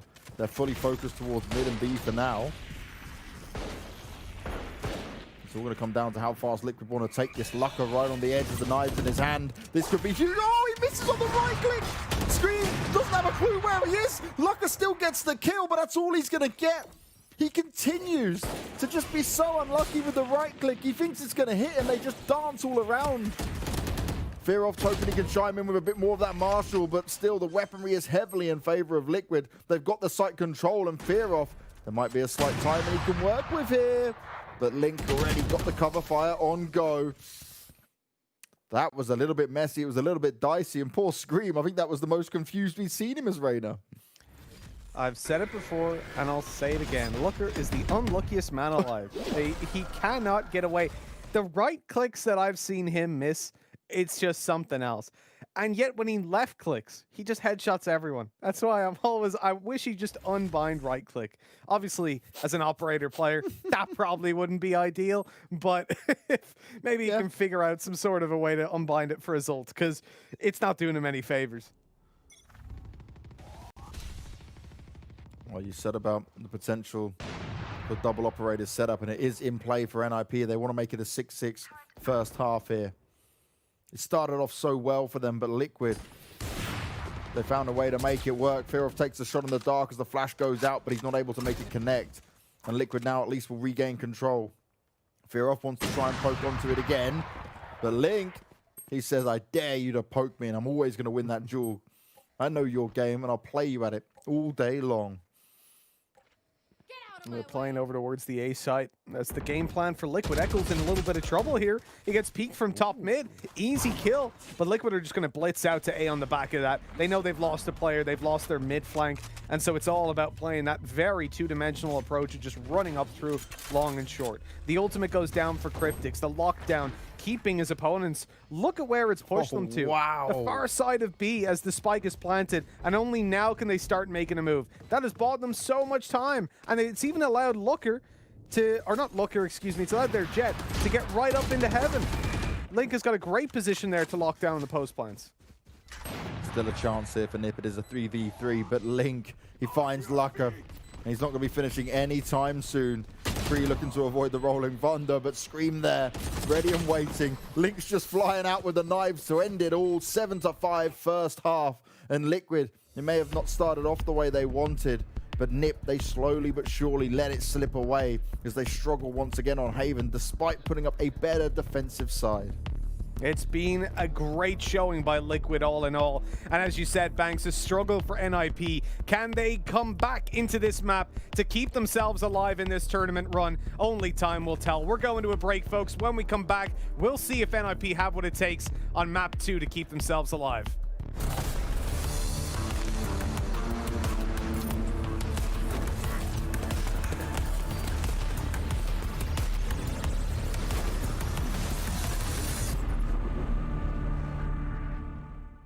But I have no idea where it is, man. Wait, is that Phoenix? It's fine. It's fine. I'll take the L. I don't mind. Yeah, if it was Counter-Strike, I would own it for sure, man. I think I'll stop jumping the gun. I'll think about it a little bit more.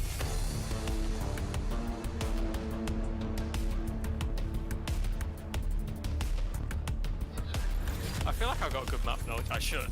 I fly around the maps every day on practice, so I'll be pretty disappointed if I don't.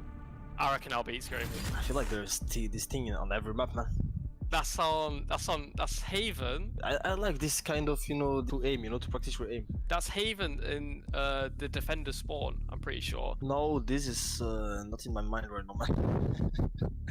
Yeah, I'll lock in Haven, I'll lock in Defender spawn to the left. Oh, actually, I will say Haven. I will say Haven. Like the defense, spawn, I was right.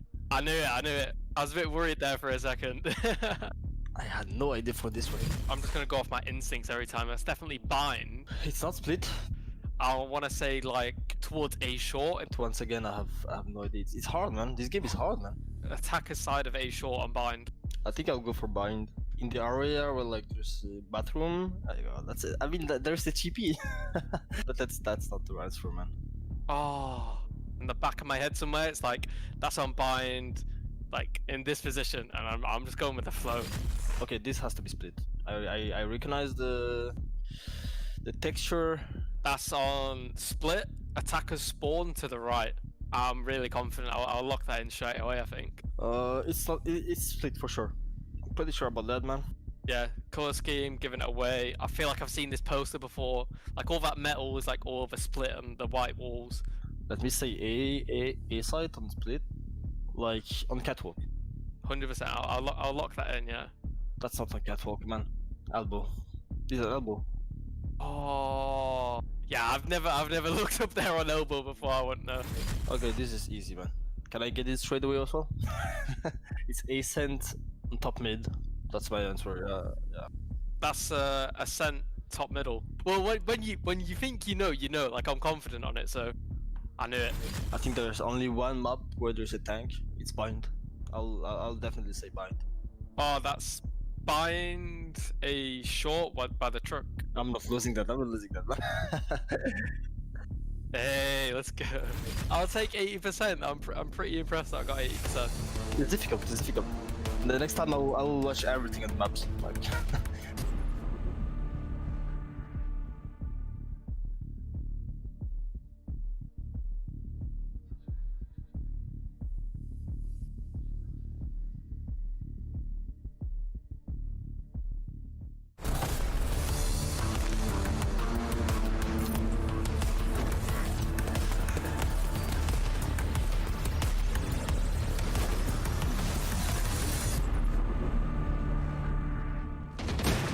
They're all the way back, bro. Two guys.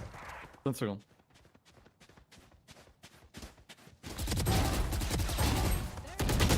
No! Let's go. Let's go, boys. You're the man. job. Let's go. Straight 4 plant, seconds. scream. Everyone just face everything. Don't worry, don't worry. On the.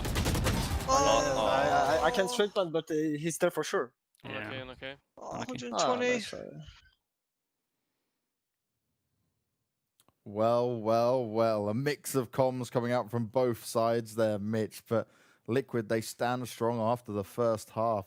They put up one hell of a performance despite not winning the pistol, still grabbing 7 rounds. NiP, we know Haven has always been a struggle for them. It's not a go-to map for them. But they continue to impress us in many ways throughout this. But again, on their attacking side, it's going to take something very special now for them to deliver, because I can guess already from look at this setup, we're going to see quite an aggressive push early on. We've got a Reyna and a Jet ready to push through Garage potentially on the side of Liquid. Yeah, we could be looking at a very aggressive play, and I'm all down to see it.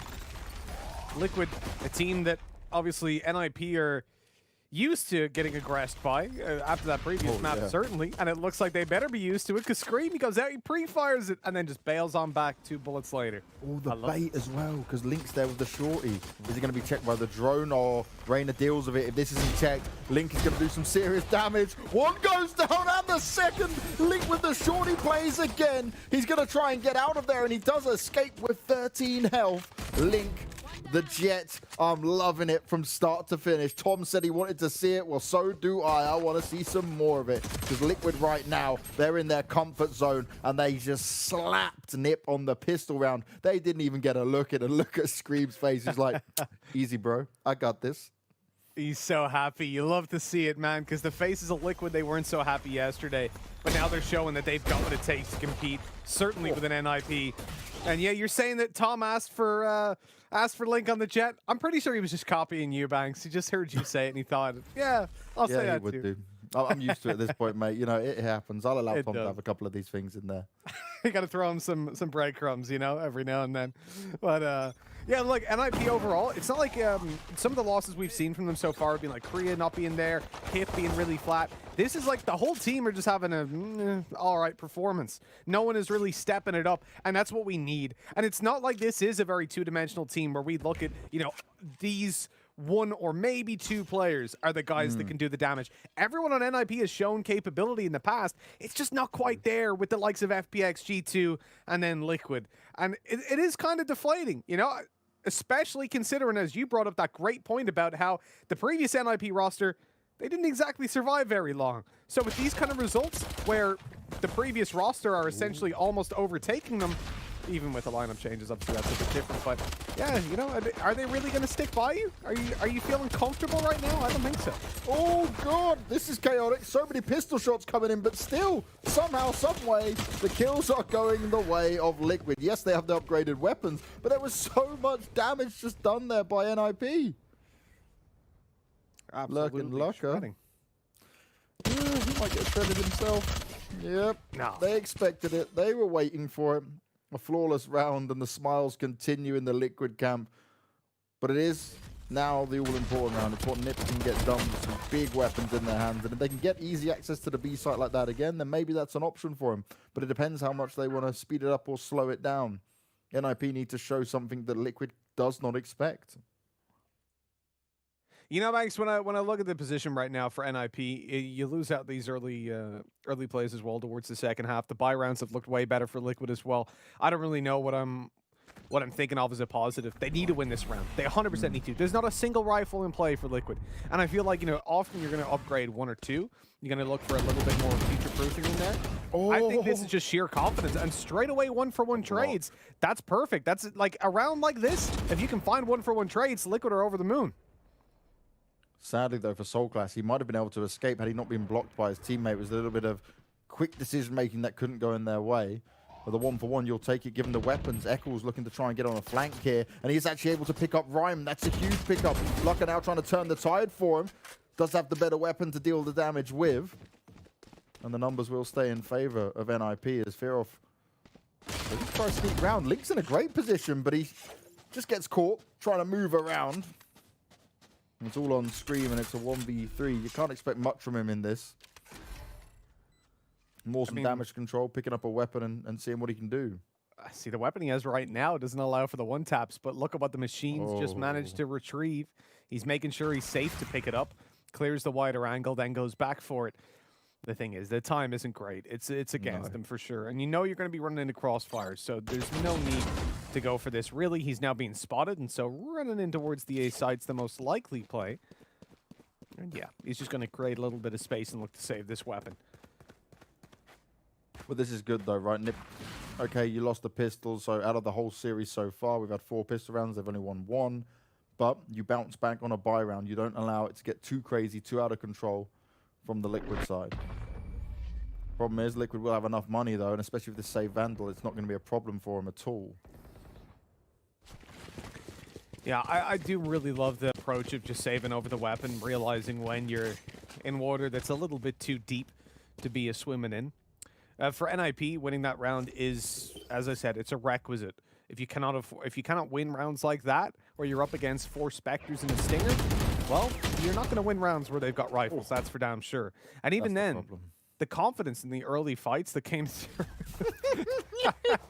Oh, I love you, Link, mate. Oh, Give us a bit more of that head bopping. He's got some Stormzy on in the background. He's like, hell yeah. Oh, he's been doing some dances. You saw that one that started it out yesterday. He had a choreographed dance. I loved it. I want to see them all, like a team. I want to see Liquid do it. Just a choreographed dance at the start of a game, all 5 of them. Scream can be like the hype man at the front, right? The rapper, and then everyone else behind him, bigging him up. They'll drop like a UK Belgium rhyme track. The trap right now is Scream in the corner. Cryptix may have fallen, but oh, he gets sideswiped at the end. Eccles is doing his best to hold on and hold strong, but NiP have the site secured. It's still a 2v2, and Link's got that operator. Neither of them have taken any damage either, and plenty of abilities to play off of.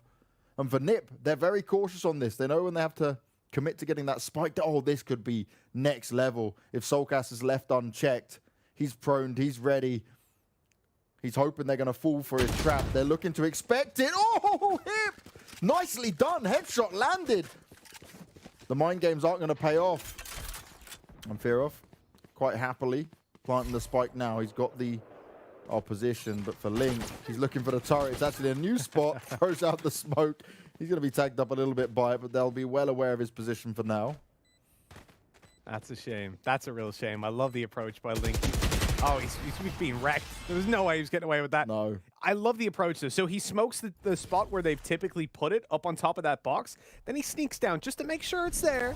And he sees it isn't. If it was, he throws another smoke up that completely blocks it. And he'd be able to flank them out without them having any clue that he was there. Scream actually did a great job in finding 1 kill and being able to fall back. But after that, got sideswiped and taken down.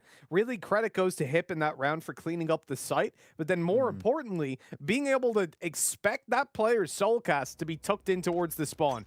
I don't know how he expected that. I really don't. Like, they hadn't planted yet on B, so odds are those players are still stuck out on either site and waiting for the plant to come through or holding their site. The fact that Soulcast was there, I thought was a guaranteed kill. But Hip, his brain's just too damn big. But you see the problem there, where you know where Soulcast was holding that position? It's like he sees the shoulder first, he wants to go for the headshot. Yeah. But obviously Hip just had a slight quicker reaction when it came to it. We're waiting for that initial peak.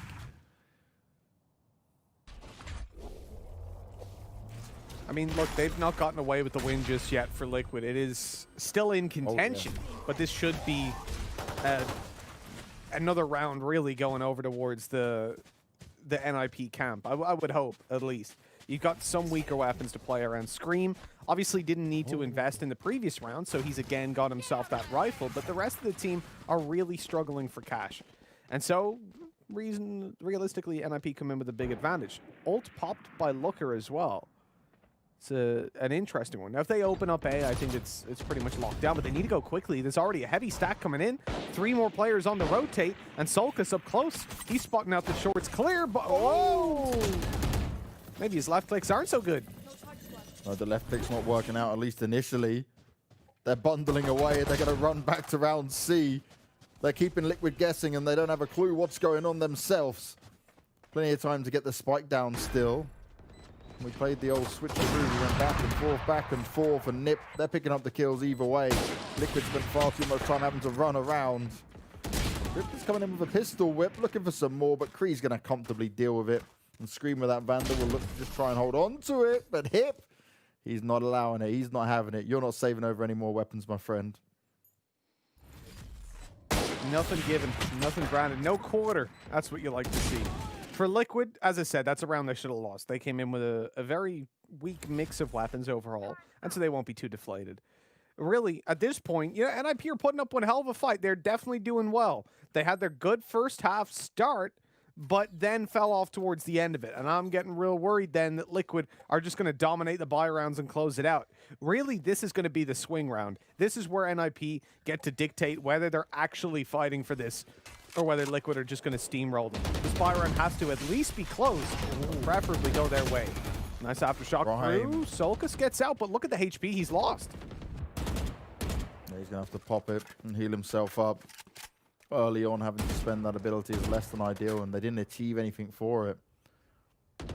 NiP are fighting for survival, remember. They're down one map. They need to pick this up if they want to stay within it. This is the lower bracket elimination match. A very important time. This is exactly where NiP have to be stepping it up. We need to see the best NiP we've seen. Their map pick didn't go their way, but they look way better on this one, that's for sure. Which is a solid map when it comes to Liquid. Great opening by Link. Eccles' position caught them completely off guard. They're able to return the kills. They're pulling right back into it, and Hip, again, the monster that they needed. There goes Lockdown. Cryptix wants to push and destroy this. He wants to get up in their faces, but they're all here. There's one kill straight away. 5 seconds, he's got to run, and he's just catching all the kills. He's just chilling, he's staying in it. It doesn't even matter. He may be detained, but Lucka won't be able to hunt him down in time. Now it's a 1v2, and that almost looked like it was going to be guaranteed NiP's round into the B site. Hip did everything he possibly could, but the wrong decision at the end there. Didn't wait for his ult to pop. Oh, I mean, this is getting a little bit ridiculous. Just a little bit. Team Liquid pulling right back into that one. This is a round of individuals from start to finish. And as Looker wants to be the final individual to answer up to match the performance that his teammate gave. Ooh. He's getting aggressive in towards the spawn, and he's managed to perfectly evade his opponents. I don't think he's got time to go all the way around. Yeah, he can't play the merry-go-round this time.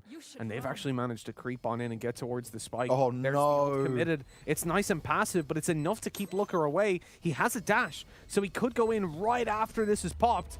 He's going to go in right now, looking for the kill. He can't find a dash out of there, and now it's popped. They know exactly where he is. The swing from Cryptix to close it out. A 3K for him, and just in time, they're going to get that defuse. My God, what a round, Banks.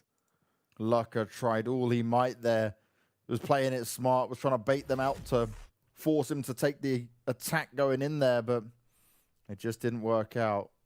Oh, this shot. What? Oh, Link. Wow. That's a slow-mo replay and a half. You've got to be really upset, though, if you're Hip in that position. He came through. He opened up that site completely. He shut down Link. He left them in a spot where it looked like they were, again, going to be able to push it across the line. And for me, Hip has been the standout player for NiP. I called it before this tournament started that he's my favorite player. I think he's got definitely the most impact when it comes through to a lot of these, well, outside of the last month or month and a half, where he's been, as we said, messing around with agents and really mixing up his role. He has not looked comfortable. But when he's in his comfort zone, I think he delivers far and above what Free does. This guy is, oh, well. Can't deliver a whole lot when that happens. And Scream, he uses his dismiss to quickly push up and get in their face. Even dodges the shot on the way out, but Kree, he's the man this round that's opening it up and taking down Cryptix, leaving the site wide open for the taking and punishing Eccles on the re-aggression. This is nice from NiP, though. They've got the numbers advantage. They don't have to commit. There's still plenty of time. And they can run that clock all the way down. They want to reposition themselves towards A, and Liquid, they've left the site for now, but Solcast starts to make a bit of a return towards it. And just in the nick of time. Does he want to poke on this, or does he stay defensive? Oh, nicely done. He's going to flash his way through. Oh, he starts off with a headshot deliver, but he can't get the kill. Lucka's there to finish him off. So much damage, but no kills for Solcast, and that might be exactly what NiP needed to happen. Scream expecting the hunt to come in. He's healing himself back up. He's put himself in a great position. Full shield as well. And actually, with ults online, there's a possibility for Liquid to make this work. We hear it. It's going to come out. Link believes he can make it work. He dashes on through. There's a smoke in front of him. He's on the edge of it. Starts off with one. Looking for more. He's up high. The knives are there. He's backed up by Scream, and they are tearing NiP apart once again. They had the numbers advantage, but the teamwork is far too strong.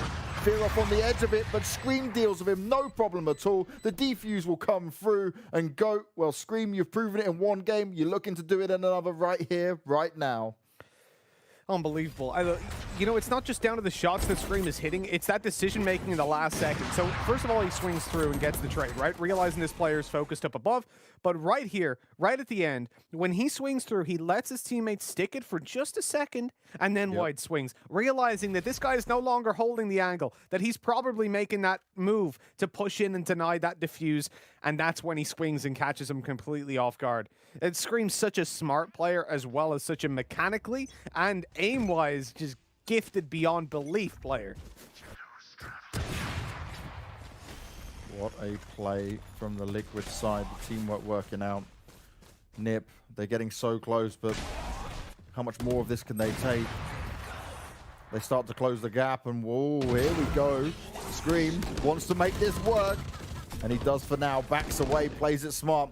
But he needs to deliver some more as well for the rest of his team, because instantly Fearoff's able to reply. The flash comes out. Rhyme deals with Scream. And again, this is NiP's chance over and over. Oh, and Link pokes back into Fearoff. An unexpected movement, but can NiP hold on to this lead? They should be able to, Banks, but look at the HP for Breach. He is very, very low as they come pushing up through this alley. Cryptix could have the god timing on it. He's dropping down silently, but he's being watched. Kree is holding that angle. Oh, but he gets shut down through the wall, in fact, in the end, as Cryptix looks for more and gets it. Now we mentioned Breach is already very low.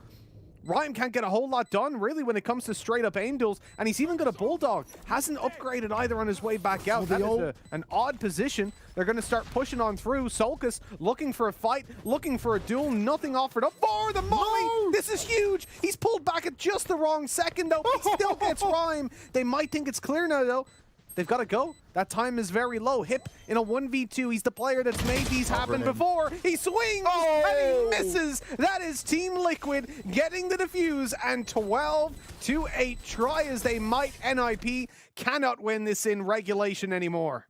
2 rounds, 2v4. Liquid, the teamwork, the understanding, the amazing ability as a unit to communicate this all so successfully in stressful times. They are making a statement here. And NiP, they just don't have the answers. Last round, last chance for NiP here, Mitch. You know, Banks, when I look at how things have been going for Liquid with these Asian picks, it's been odd, it's been weird, but they're getting a reward, and you see it here. The amount of flashes that they've got that they can just keep on delivering. It doesn't matter what stage of the game you're at, these guys have got flashes. that's the be-all and end-all of it. Oh, retake. Well, they used 4 flashes. Oh, they've only got 3 left. Great. Like, there's no getting out of it when you come up against these guys at the moment. They are trying to make a new meta, and they're certainly making an argument for it here up against NiP. Coming into what could be the penultimate round of NiP's performance here in the Blast Twitch Invitational. Team Liquid are looking to dominate without any ultimates online. The ults are firmly in favor of NiP, and look at this. Straight dash through from Looker. He's already right in the back of B, and Kree's managed to open that one up. Helped out by Looker, they've got the advantage, and what should be a plant, but they're pushing through the smoke, and that's up against Scream. Hip, though, he's ready for the challenge. He's ready to try and take it. It looked again so good for NiP, but we're back in a 2v2. Soulcast right on the edge. Kree ready and waiting for him. The smoke may be down in front, but it's not going to work out. It's now a 1v1. Hip cleans up with a refrag, but it's Killjoy on Killjoy action. Hip going to escape and back away to the A site. Get that spike down. He's got a turret to give him a bit of backup. Oh, and he's taking a more forward position. I like this. This might not be expected considering the turret placement.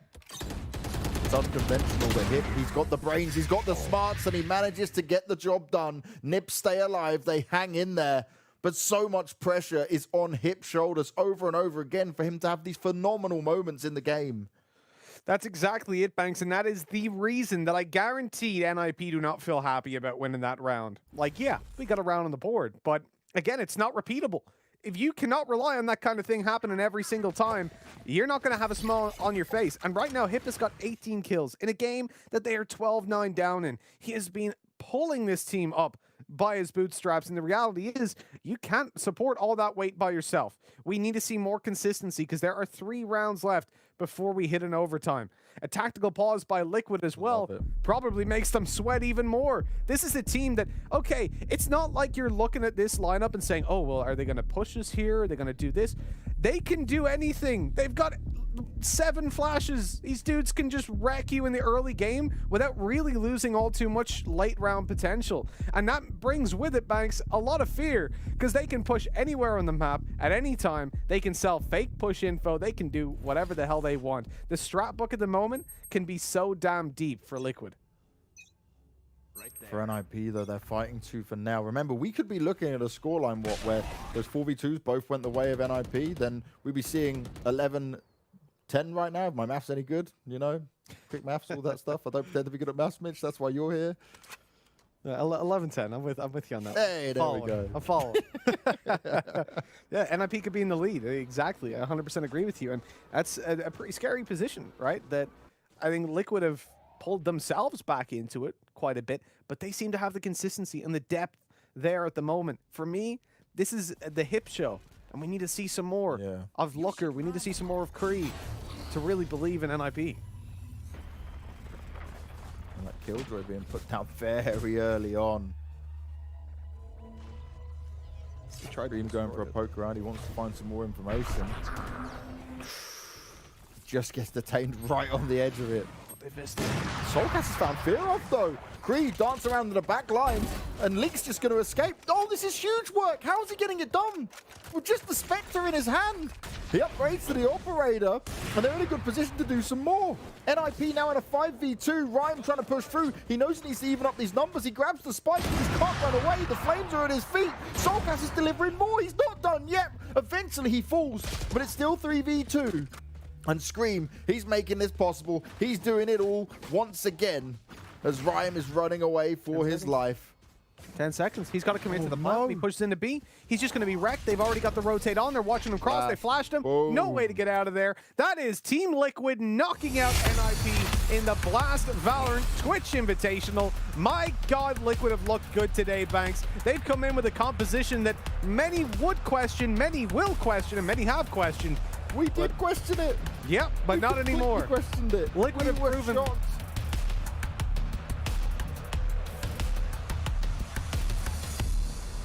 Well, there it is. The viability of this is being checked, tested, and it's come through thoroughly.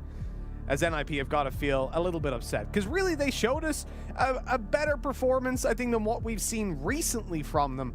But to lose to this kind of comp, man, that sucks. Oh, it really does. But a huge win for Liquid, proving a point, proving that they can fight it out. NiP are eliminated, and we will go to a break. And when we come back, we'll break down the madness that we just saw. We'll speak to some of the players, and we'll see what they're feeling after all of that.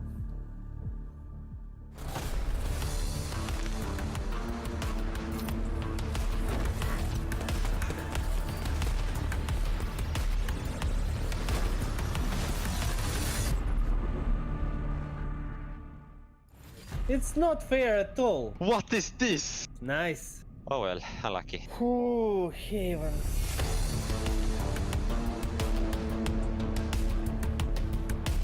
It seems like modern building-ish. Split, definitely split. So my guess is CT spawn on split. Between ramp and T-spawn.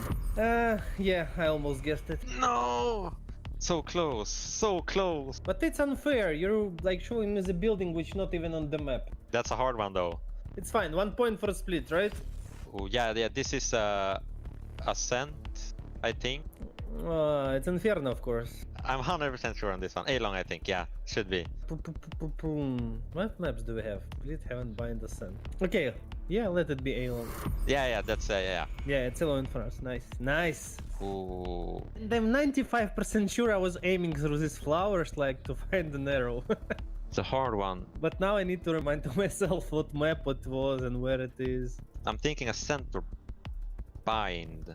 Oh, flowers. This one was super hard. It should be bind. I don't know why, but I think flowers is all around bind.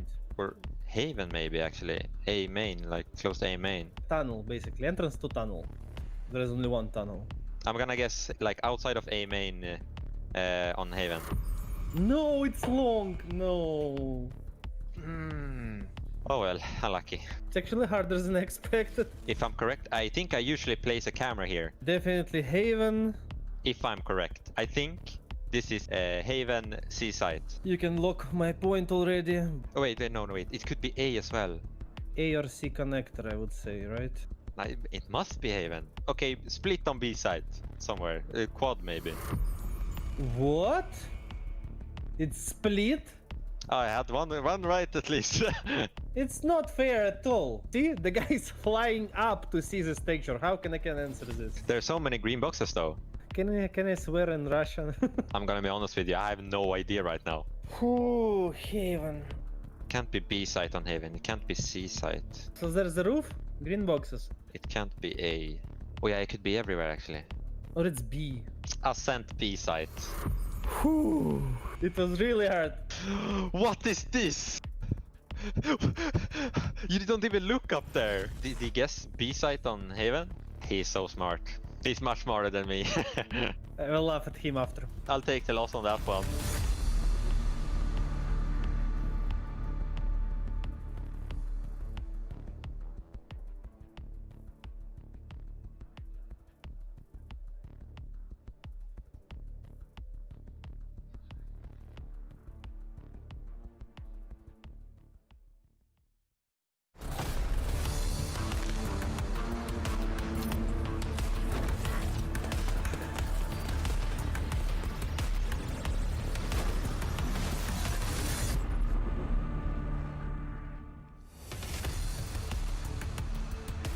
An incredible showing from Liquid Season Cement Map 2 of Haven, and with that, they live to fight another day here at the Blast Twitch Invitational. Heartbreak ensues for NiP after that loss. They gave it their all, but ultimately they'll be heading home in 4th place as the competition begins to get sliced down. But Tom, I do want to start off by giving some props to NiP, because you know they started off well. We didn't expect them to necessarily be this strong on Haven. From your perspective, was there anything that NiP were really doing well in this game? To be honest, I don't think that their attacking side was really bad at all. I think they were doing very well of getting into the sites, taking control, getting themselves into strong positions. HIP especially was just a force to be reckoned with.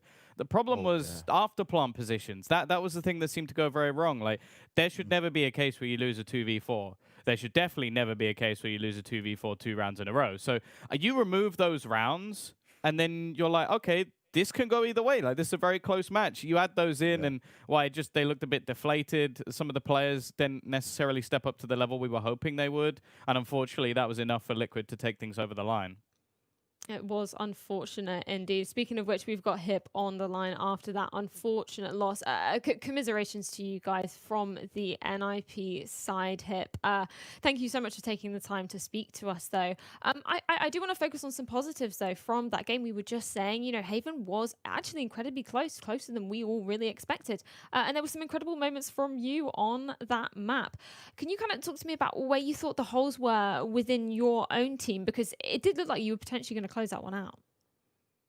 I don't know. Yeah, Evan was closer than Essen for sure, and I'm not sure what happened on Evan. I think it was like some clutch moments where we were maybe too nervous. You know, we were not communicating clear enough, and yeah, I think that's why we couldn't close the map. I'm pretty sure. So when it comes to like the defensive side, or I should say your offensive side of Ascent, it seemed like you kept getting caught quite a few times by the style that was coming out from Team Liquid.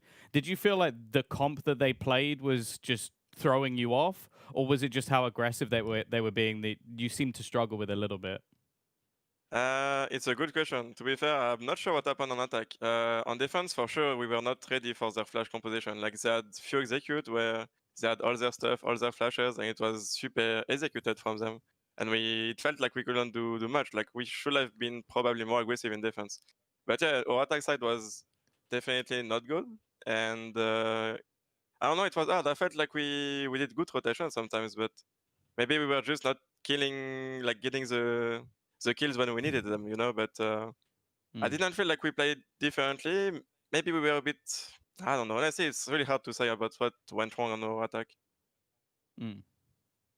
Now, Hip, brother, I know it's a tough loss again, but we spoke about this not so long ago, right? About you finding your own form, finding the agent you feel most comfortable with. You feel like you're settled on it now? Do you feel like you're in a good place, at least with your own agent choices? Yeah, I feel really more comfortable on Killjoys that I used to be comfortable on other agents. Like, I tried many things. I tried Phoenix, Sage. It didn't fit me. It feels like Killjoy is really better for me. And I think even for the whole team, like we are comfortable on the agents we are playing right now. I think it just, like, there is something weird because in scrims we are playing way better than we are playing in officials. And I think every team we are playing against in scrims and official who can confirm that. And it feels like we are blocked by something in official, and we have to figure out how to free ourselves. And I think Emil joining us as a coach will help us do that. And I'm actually excited about the next tournament. You know, I think Emil will help us a lot about just feel free, you know, in official and do what we are usually doing in streams. And I got one more quick question to ask you here as well, because obviously we talked about the madness that is Liquid's composition they've been throwing out there. Had you played against anything like that in practice games before? Maybe not Liquid, but any other teams? Or was this just like a completely, you saw it yesterday, played up against the likes of FPX, and then you knew you'd see something crazy today? Yeah, we actually faced that like maybe 2 or 3 times in scrims. It was directly after the new patch came out. And yeah, I think our best solution against that, it was playing double operators. Playing double, like you have 2 operators, they have no smoke, so you can take a lot of space. And that was our biggest, our biggest answer to that. We couldn't show it on SN because we didn't have time to play 2 operators. On Evan, we tried to play it as well, but it was actually hard with the economy. It was not as easy as we expected. But yeah, I think the best answer right now is 2 operators. Like they have a lot of, like you have to take the space. You cannot let them execute on the side because they have too many flashes. So you have to take the space with operator and punish them for not having smokes. Just before we let you go here, but I do want to touch upon the point of obviously your new coach coming on board and kind of looking to the future of you guys as a team. What have you kind of learned from this event going forward? Are there going to be particular things you're focusing on, especially obviously bringing on a coach into the team now? It's a bit hard to know what we will learn from this event because we have to talk about it and watch the vote, etc. So right now I cannot tell you. But yeah, for sure, I think we have to figure out why we are not playing as good in official as we are in scrims. So we have to talk about that part. We have to figure out what's going wrong. And yeah, that will be the main focus for sure. Like try to be the same in official as we are in scrims. Well, thank you so much for taking the time to speak to us here. Commiserations on that loss once again, but I'm sure we'll be seeing plenty more of you going forward in the future. Yeah, thanks to you for the cast and everything. Thank you. Thank you so much. A pleasure always to get to speak to him. But I do want to sort of quickly move over to the Liquid side of life because, man, I'm just looking at my notes and literally I've made a note about every single player multiple times on this. I know you were talking about it, James, during the game. The synergy they had as a team, it just looks unparalleled to what we saw yesterday. And I feel like we could sing the praises of every single player on that Liquid lineup. Yeah, this is the scary thing about Liquid, right? You see that communication in the game. You see the synergy as a team. They are looking on point. It's quick decisions being made. There is obviously a position where you say like, oh, they might get this mixed up. But then you see it take place and it's like, no, they're hot on it. There is just 100% them just going, cool. Okay, we understand what's happening. We understand the next moves we want to take. And one thing that really impresses me with them is that it's not just relying. Like, remember when Scream first joined the lineup? Everyone was just hyping Scream up. And he's an incredible player, no doubt. Look at his score he had across this game on Haven, but he doesn't always need to have a monstrous performance to see Liquid succeed, and that's the key thing for me. That's why you got to have a lot of love for these boys. Well, speak of the devil, and he may appear. We have got Scream on the line after that glad I spoke incredible positively. performance. Scream, thank you so Hello, much for hello, joining us. hello, everybody. Congratulations on that win, man. Fantastic to have you joining us. I do want to ask, obviously yesterday we saw you guys playing up against FPX. This new kind of team lineup with the agents you were picking, it didn't work so well. So what was the focus kind of coming into today? Why do you feel like it was so much better against NiP? Well, I think first of all, sorry, my voice. I think first of all, yesterday was a really bad day for us. Even though we had like this special comp, I think with any other comp we would have struggled because we played really bad. We played like a little bit too weak, you know. Like we need to play more aggressive, you know. That's that kind of stuff. And we played just way too shy, I would say. Today we decided to play a little bit more loose. I decided to play a little bit more aggressive as I used to do with Reyna. So it went way better. That at least, yeah.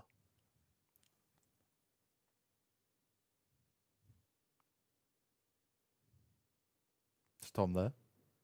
I am here. Sorry, Oh. I had voices in my head going on at the same time. I just wanted to make sure that everything was going right. I'm intrigued with this comp in general. Of course, I saw you playing on a Phoenix, which in theory, as obviously you're known for your entry fragging, makes a lot of sense. Do you actually feel comfortable playing Phoenix though? Because today, when you were playing the Reyna, it looked like you're back to old Scream. Like you're having fun with it, you're enjoying it, you're getting aggressive. And for Soulcast, it seemed like the Phoenix worked quite well for him. Will you go back to a Phoenix when we change back to some of the other maps? Well, we tried many different comps, and I tried to play over Phoenix a little bit. I didn't hate it, but I'm not that good as with Reyna, obviously, because I don't know why I don't trust Phoenix Flash so much, to be honest. Like when I flash with Phoenix, I always die. I don't know, there's a problem, man. Like, so no, we tried today so I keep on Reyna, and I only played Phoenix on Bind. So we played Bind yesterday, so I played Phoenix, but I think we're also gonna skip that, and I'm gonna keep playing my main agent. But yeah, Soulcast is doing great with Phoenix, man, for sure. Now, Scream, you guys are having some of these magic moments where we're looking like 4v2. We seem like the communication's on point, the chemistry is there. How settled in do you feel with the team now? Do you just feel like you guys are kind of figuring things out and you're finding your form and flow? Because you guys look like one of the most well-synergized teams going at the moment. To be honest, man, in practice it's going perfect. Like I think when we are rolling, you know, when everything is going smooth, when people are confident, dude, we can win everything like very easily. I'm telling you. But the thing is that, you know, of course, official matches are more difficult to play. There's more pressure. You know, like you need to have some kind of experience in official matches. And today, what helped us a lot is to start off the games good. You know, we started winning the pistols and stuff like this, so it helped us going into the game. And yeah, man, we got confident, and the momentum was really important. But I'm confident with these guys. We can do great, man. We can even win this event. Are you British now? Very confident about it. You're a Brit, right? You're joining us. Can we claim you as a Brit? Scream, I've got to ask you one more thing as well, right? How is it with these British boys, though? Are you impressed with what they've been able to offer and deliver in this team? They're a bit crazy, to be honest, but it's okay. Like I'm getting used to it. Like 90% I don't understand, but 10% I understand. That's the most important. And you know, I'm still new in the team, bro. Like I'm still new in the team, so I need to get used to their humor as well. You know, like I think, you know, they're laughing about stuff I don't even know if I have to laugh or if I have to cry or I don't know, man. Like no, but they're good guys. Don't worry, Scream. I'll update you on all the slang. Yeah, we're a wild bunch. I'll update you. I'll send you all the madness these guys have to deal with. You'll be fine. I'm happy to with these guys. It's a good atmosphere in the team. It's good. Yeah, it seems to be working incredibly well for you guys so far. I do want to ask, just before we let you go, obviously you're going to be moving on to the games tomorrow. It will be either G2 or FPX. Do you want a rematch against FPX, or do you want to be facing the Europe's #1s at the moment in G2? Well, I think it would be good to take a revenge on FPX because yesterday we didn't play our level, and they played good as well, of course. But I think it would be good to play G2 in the finals for sure. Well, confident words there. I thoroughly hope we see you guys stepping up to the plate once again. Thank you so much for joining us, Scream. Congratulations. Thank you guys for supporting in the chat. Thank you. Fantastic words there from Scream. It's awesome to get to speak to him afterwards. That's amazing, by the way, that he was speaking about, you know, the British slang. James, you definitely got to update him afterwards on that. I'll take him through the London side. That might be the final key, right? That might be the unlocking to taking down G2, if he understands the British humour. But of course, we've got to talk about some of the Brits on that lineup as well. You know, I think we've really got to talk about Link obviously stepping up there with that pick, Tom. It's looking so brutal for the side of NiP every time they seem to peak Link. Yeah, I think it was something I mentioned at the beginning. Just like I didn't like the idea of him using the operator on a Phoenix because it doesn't give you any of the sort of added bonuses you see of even if he went for a raise over that. But moving on to the Jet, we saw him be able to get so aggressive. Like his tag team rounds where he came in with Scream were just terrifying, and that's something I love to see. The fact that it wasn't just necessarily, oh look, Scream's gone and done this round, oh look, he's out fragging, which he did, he was fantastic, but there were also rounds like this where it almost was like Scream goes, don't worry bro, I'm gonna bait them in and you're gonna get the kill. And that's the sort of thing, like if you go back to some of the old CS rosters, we didn't see so much from Scream. Like we knew him for his headshots, not so much for his team play. Yeah, I think that is a really good point. We're seeing that synergy coming out to play from this Liquid lineup, and it's looking absolutely beautiful. Mitch, I do want to ask you, obviously with Soulcast coming into this game, in that last round, so crucial. I'm sure we'll see it on the highlight package there. But it's just amazing to see Soulcast stepping up. You know, we were saying about him in the pre-show, but actually he's really making it work. Yeah, Solkas was looking really good. I feel like the Phoenix definitely suited him a little bit more than what we'd seen on Scream. I loved how he said he doesn't trust the flashes. I've definitely experienced that myself. Sometimes they can be a little bit on or off. But when it came down to, look, this was at the end of the day the Scream show. He dominated. Let's not take that away from him. He was insane. But the elements that we've seen, with Link going over to a Jet, with Solkas on the Phoenix, I'm a fan of this. Eccles as well, shifting off Omen as well. You know, he has been consistent there in the backlines, providing a lot of openings for his team. We don't have flash assist stats. Now, I wonder if that's something we're ever going to get in the future. That'd be really interesting. But I imagine Eccles is way up there on that one. And this team, right now, they looked better, I think, than they have in the last month. Going all the way back to the Allied Odyssey, and they're adapting to this new meta with ways that I don't think anybody saw coming. That is for damn sure. So I'm excited to see what else they've got in store for us. I think they're going to hopefully keep on mixing it up, keep on providing us new insights into what the potential metas could be. And again, very brave to make these kind of plays because you're either a genius or a moron. And right now, they're definitely looking like they're the big brain boys.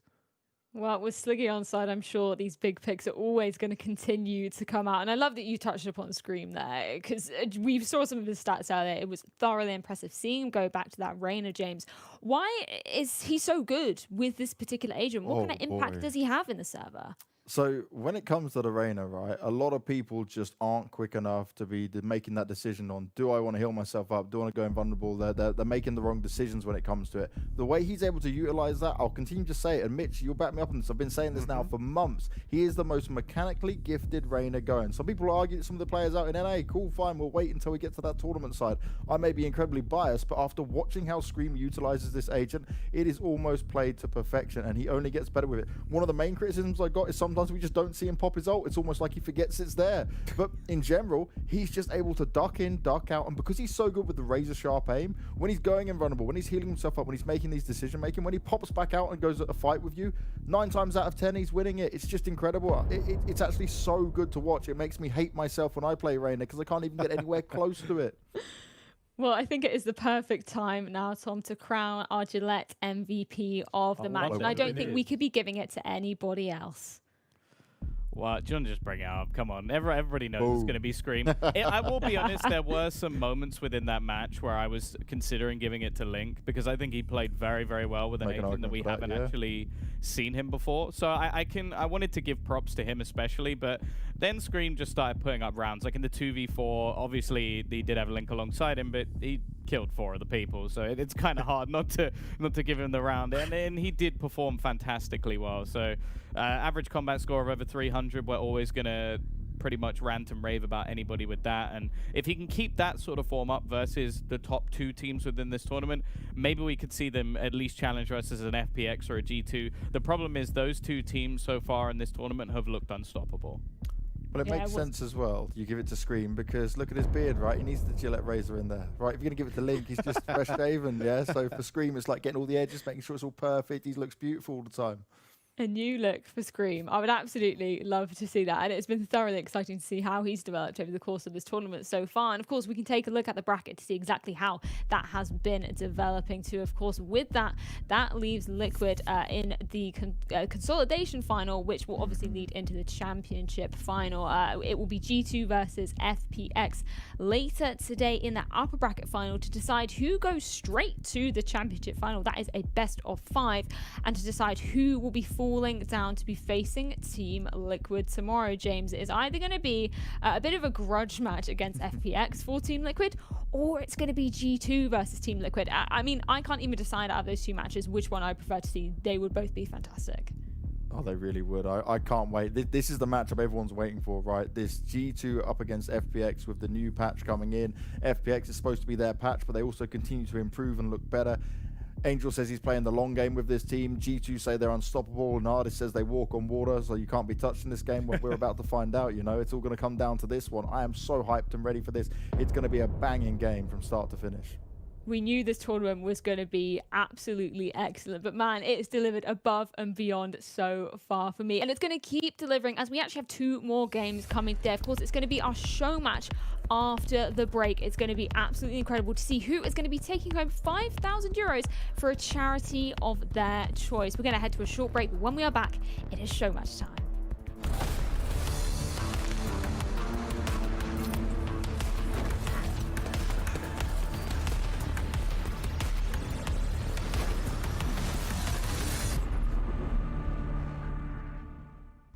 But let's see how they can lock it down on the defense now, because they've got a huge mountain to climb. Now let's see if they can lock it down with a super offensive comp. Now look, the Killjoy can actually present a lot of opportunities. Smoke goes through, here's the flash after the turret spots them, swing through, and one found at least for Link. His teammates are cleaning it up. Really well handled, really well done. The ability of Link to play through these smokes that you're going to see him play for the Brimstone is solid. Scream pushing in the invulnerability once again. Scream back to his old tricks. This is what you want to see from him. He's not checking the back of the site though. Meadow's just hanging strong, hanging tight, looking to sit on position. Headshot's being landed. He's getting ready for it. One more to find the Meadow shuts him down. A huge clutch comes in, and this madman, he may have had a slow start, but that's a strong finish, exactly when FPX needed. And he's being smart. He hears the drone. He's not going to be spotted out by it. He doesn't want to give away his position. The question is, both players in the same spot. David P might actually be given a chance with it. Doesn't need to tap onto the bomb yet. Looking to check the location. Finds the first. Looking for the second as well. He's getting it done. David P, he's getting it all the way. Gets the defuse in. It's going to be very close. And he should just be able to have it either way. It's going to be a 2-0 for G2. For Mitch, that was way too close and we should have ever had it. Yeah, well, absolutely. You got to... Look, Artist is the kind of player that comes through with pride. What is this? What in the world? They only have pistols, in fairness. So the strat there is to go fast towards B. The problem is you do... Ooh, that's a nice little by Ryan. They have a 90% win rate on this map versus the best teams. And NiP, they've not come in looking fresh and new. Not to the extent we needed to see from them. Fearoth has just swung into 3, giving back the man advantage for a second. But G2 still behind by 1. It's a 3 versus 4 as they push on into this B site, and they're overwhelmed up close by him, who's able to get a nice little double. Who's coming in with confidence, a straight mid push, trying to get up behind them early on as G2 look for aggressive A control. In fact, they're still looking for it. They lost short, but they just run out on site, and Artist picks up a double. What is this? This is aggression, this is confidence, this is G2. So taking down Mixwell, the head-to-head that we wanted to look at earlier, and we're seeing it right there. Into a 3v3 smoke, but Looker wants to go through it. He's looking to push on the back of it, gets a kill up close. David P wrecked as Looker, oh my god, what is that? Pith deleted, and Looker's looking for even more. Classic in hand. Here comes a TP, free as can be. Looker's got 4, and my god, NiP pick up another.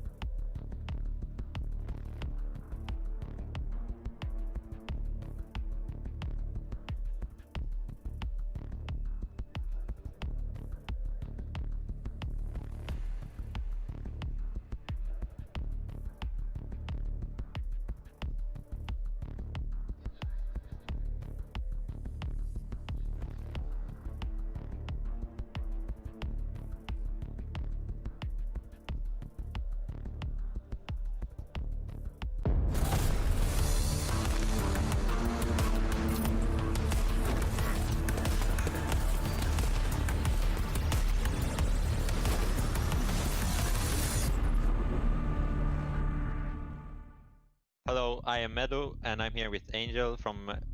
Wait. You're Meadow. Okay. Today we're going to play signature shootouts, signature shoutouts.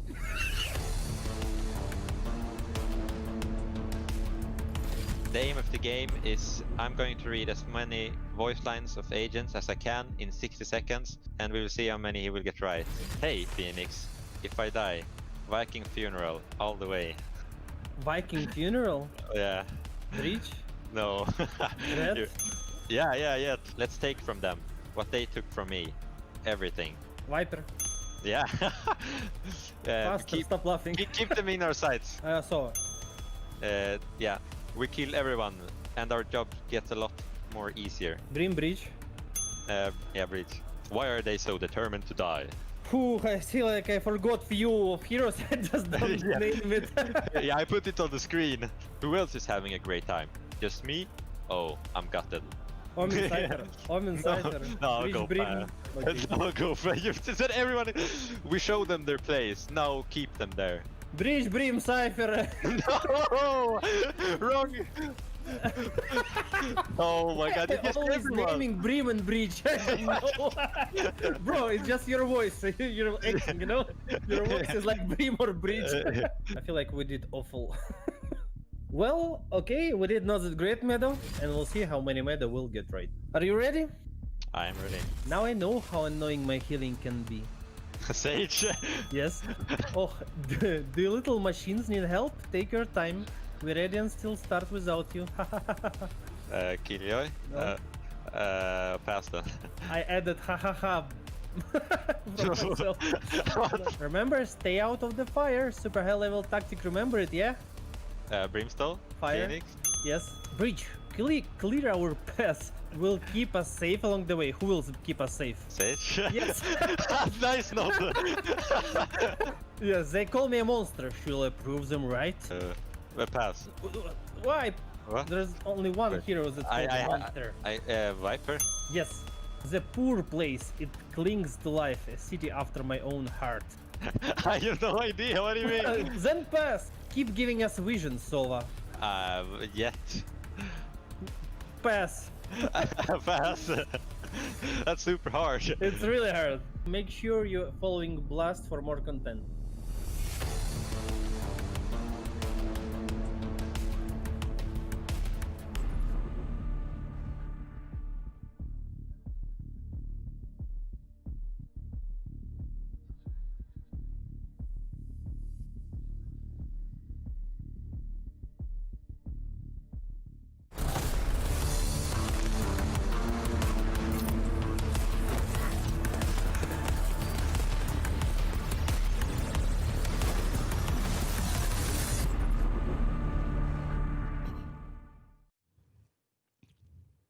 Welcome back, ladies and gentlemen, to the Blast Twitch Invitational. Earlier today, it was Liquid who proved their dominance as they drowned out NiP to send them home in 4th place. Of course, we're going to be getting into our second match later today, but we're going to be breaking up the show a little bit with some fun and games, of course, gentlemen. It's going to be our show match. I'm very excited to be getting into this one, James. Of course, we have 5,000 euros on the line for the winning team to give to a charity of their choice. Are you kind of looking at either of these teams? I know we've seen some of the players on these lineups. I'm very excited to see them enter the server, James. What are you making of these lineups? Well, yeah, this is a charity show match, right? It's for a lot of fun. I'm sure we're going to see some just wild picks of people just being like, I'm going to play my favorite agent, but it's all going to be for doing it for a good cause, which I'm all for. But there are a few notable names across these teams, which is going to make it a bit more interesting, right? It's going to spice it up just a little bit. Now we're going to start with Team Spain here. Hitbox, Star Wraith, we know these guys are very well. Hawkus as well. But overall, when it comes to this, right, they're trying to give it back to a Kids with Cancer charity. I'm all down for this. I'm all up for them giving it their best. And what always happens when we look at charity events, you guys have seen it before. It starts off with like, they're all nice to each other at the beginning of the game, right, before it gets, and as soon as it gets into it, they get super competitive. They want to win. They want to make it happen for their favorite charity. Of course, that is the name of the game in this. Of course, it's going to be some fun and games, but there is some cold hard cash on the line, of course, going to those good causes as well. I'm going to take a look at also Team Zonix coming from Germany, the second team that will be gracing the stage here in the show match. What are you making of this lineup, Mitch? Is there anybody that's standing out to you? I mean, it's got to be Zonix, right? He's coming in. He's been involved with Big. He's obviously got the experience when it comes to playing Valorant. I'm excited to see what he's going to actually bring to the table. When I look at these guys, obviously they're giving their winnings to the Animal Care Home in Dortmund. Very noble cause as well. I'm excited to see what they're going to be able to bring, because when you've got someone like Zonix making a team around him, I'm imagining we're looking at some pretty damn competent players. Well, speaking of Zonix, we've actually got him on the line to chat with us ahead of this game. Thank you so much for taking the time to join us, and thank you so much for taking the time to be in our show match. You excited for it? Yeah, hi guys, nice to see you. Yeah, I'm pretty excited, to be honest. I mean, it's a pretty nice slot in the whole event, so yeah, I'm excited about my team either. It's going to be awesome to see you guys taking to the stage. Can you give us a little bit of information maybe about the lineup of this team? Are there any kind of agents that we're definitely going to be seeing picked? What's your kind of play style of all these players coming together? Okay, to be honest, my team is like more family and friends like. It's like just a mix, pretty standard mix, so no former professional stuff or something. It's like, I thought it's a charity match, so I give some friends a shot and have some great time. And yeah, what can you expect? I think a lot of randomness and maybe some huge play, hopefully. We love to see that. I'm so excited to see you guys get into the server. I do want to just ask quickly about the charity that you're going to be giving towards. Why is it so important to you, and what is it about? Yeah, it's like basically I got a dog on my own, so I have a big heart for animals. Last time I had already a charity event for Terre de Femme, and we got like over 10,000 euro to them, and this time it's like for the animals. Wow. And hopefully we got this as well. But the sad thing is, if I win today, I got more charity money won than ever my whole pro career prize money. So that would be very sad. So maybe I need to lose today. But you know what? I absolutely love that. That's an amazing stat to have. Did you mention that you have a dog as well? Yeah, for sure. Yeah, I got a German Shepherd. What kind of dog is it? A German Shepherd. Yes. Wonderful. Yeah, next time if we Awesome got a good stuff match, there. you come into the room and then everyone can see him. he isn't Yes, shy. we need I a can say he post-game isn't shy. interview. Yes. That is amazing. We need to get him on for the post-game interview, 100%. We'll leave you to get prepared for the game ahead, but thoroughly looking forward to seeing you, Zonix, enter the server. Yeah, thanks to you all. Have a nice match. Cheers, mate. Good luck, have fun. The name of the game. But obviously, on the other side, it's going to be Black Espenlito coming forward for his squad. He is the team captain for this. Mitch, are you familiar with any of the players on this lineup, or is it going to be a little bit of a surprise going into this match? In terms of Valorant, no, I don't know what I'm going to be expecting. I think as well it's a little bit of fun. I've seen Star Wraith before. He was playing, I think, on Vodafone Giants back a little while ago. We know Hitbox as well, but I'm imagining that, we're going to have some level of tactics here. These guys have played a little bit. They've coached a little bit. I'm guessing that in that sense, there'll be some comms. Let's say maybe Hitbox is going to be IGL, and if I have to really just take a guess, but I really don't know what to expect. I can't give too much analysis on this kind of thing. Well, we actually have the team captain of this very team checking in with us ahead of the match. Thank you so much, man, for taking the time to speak to us. Can you give us maybe a little bit of insider info about the team that you're bringing to this show match? Hello? Hello. Hello, mate. Hello. Hello, how are Hi, you? can you hear us? I Yes, didn't hear good, very good, anything, thank so you. if you ask me something. Oh, we will start again. No worries, man. We were just, All right. we were talking about the team that you're bringing to this show match. We're not yeah. familiar with too many of the names. Can you maybe give us some insider info about them? All right. Hitbox is actually the coach of Giants Gaming. And yeah, I've been playing with him a lot of times, so I wanted to invite him. Star Wraith, as you said, is one ex-player from Giants. And yeah, I play with him a lot, so that's why. And then Orcus, he was a pro player in CSGO. I play CSGO for 5 years. And I wanted to invite him because he's now trying to be a Valorant pro. And then the last one is Poppy Fresh. It's like everyone in Spain, we are hyped with this player. And I want to show to Europe how good is Poppy. It's going to be awesome to see. Obviously, it seems like you've played with a lot of these players before. Have you got any sort of special strategies coming into this? Is there anybody that we should be looking out for in the server? Any Viper? We didn't play together. So to be honest, we didn't play any match. I played with Hitbox and Star some games in the Vida. But to be honest, we didn't practice. We didn't play any game. We only want to, pick our base agents, have fun, try to win, of course. And to be honest, we are going to play with 3 duelists. So we are going play really, really aggressive this match. That's what we like to see. That is my favorite play style to see. Just one more question before we let you go. I just wanted to ask a little bit about the charity that you're going to be hopefully winning some money for today. Yeah. Who is it going to be and why is it so important to you? Yeah, it's going to be for Juega Terapia. It's an hospital here in Madrid and it's focused about cancer on children. So this hospital, they try to distract children for cancer. I mean, you can donate consoles, you can donate a lot of stuff to, trying to distract the children for the cancer because, it's horrible. Yeah, and I want to donate the money to them. It sounds like a well-deserving charity, and props to you guys for picking out that one. I'm not going to leave you waiting any longer to get inside this game. We'll be seeing you inside the server, man. Good luck. Thank you. Bye-bye. Fantastic stuff there. I love that we get to check in with some of the teams before the games. We haven't been able to do that with our pro players, but you know what? These guys, they're coming in fresh-faced, James. We've been hearing actually from that team.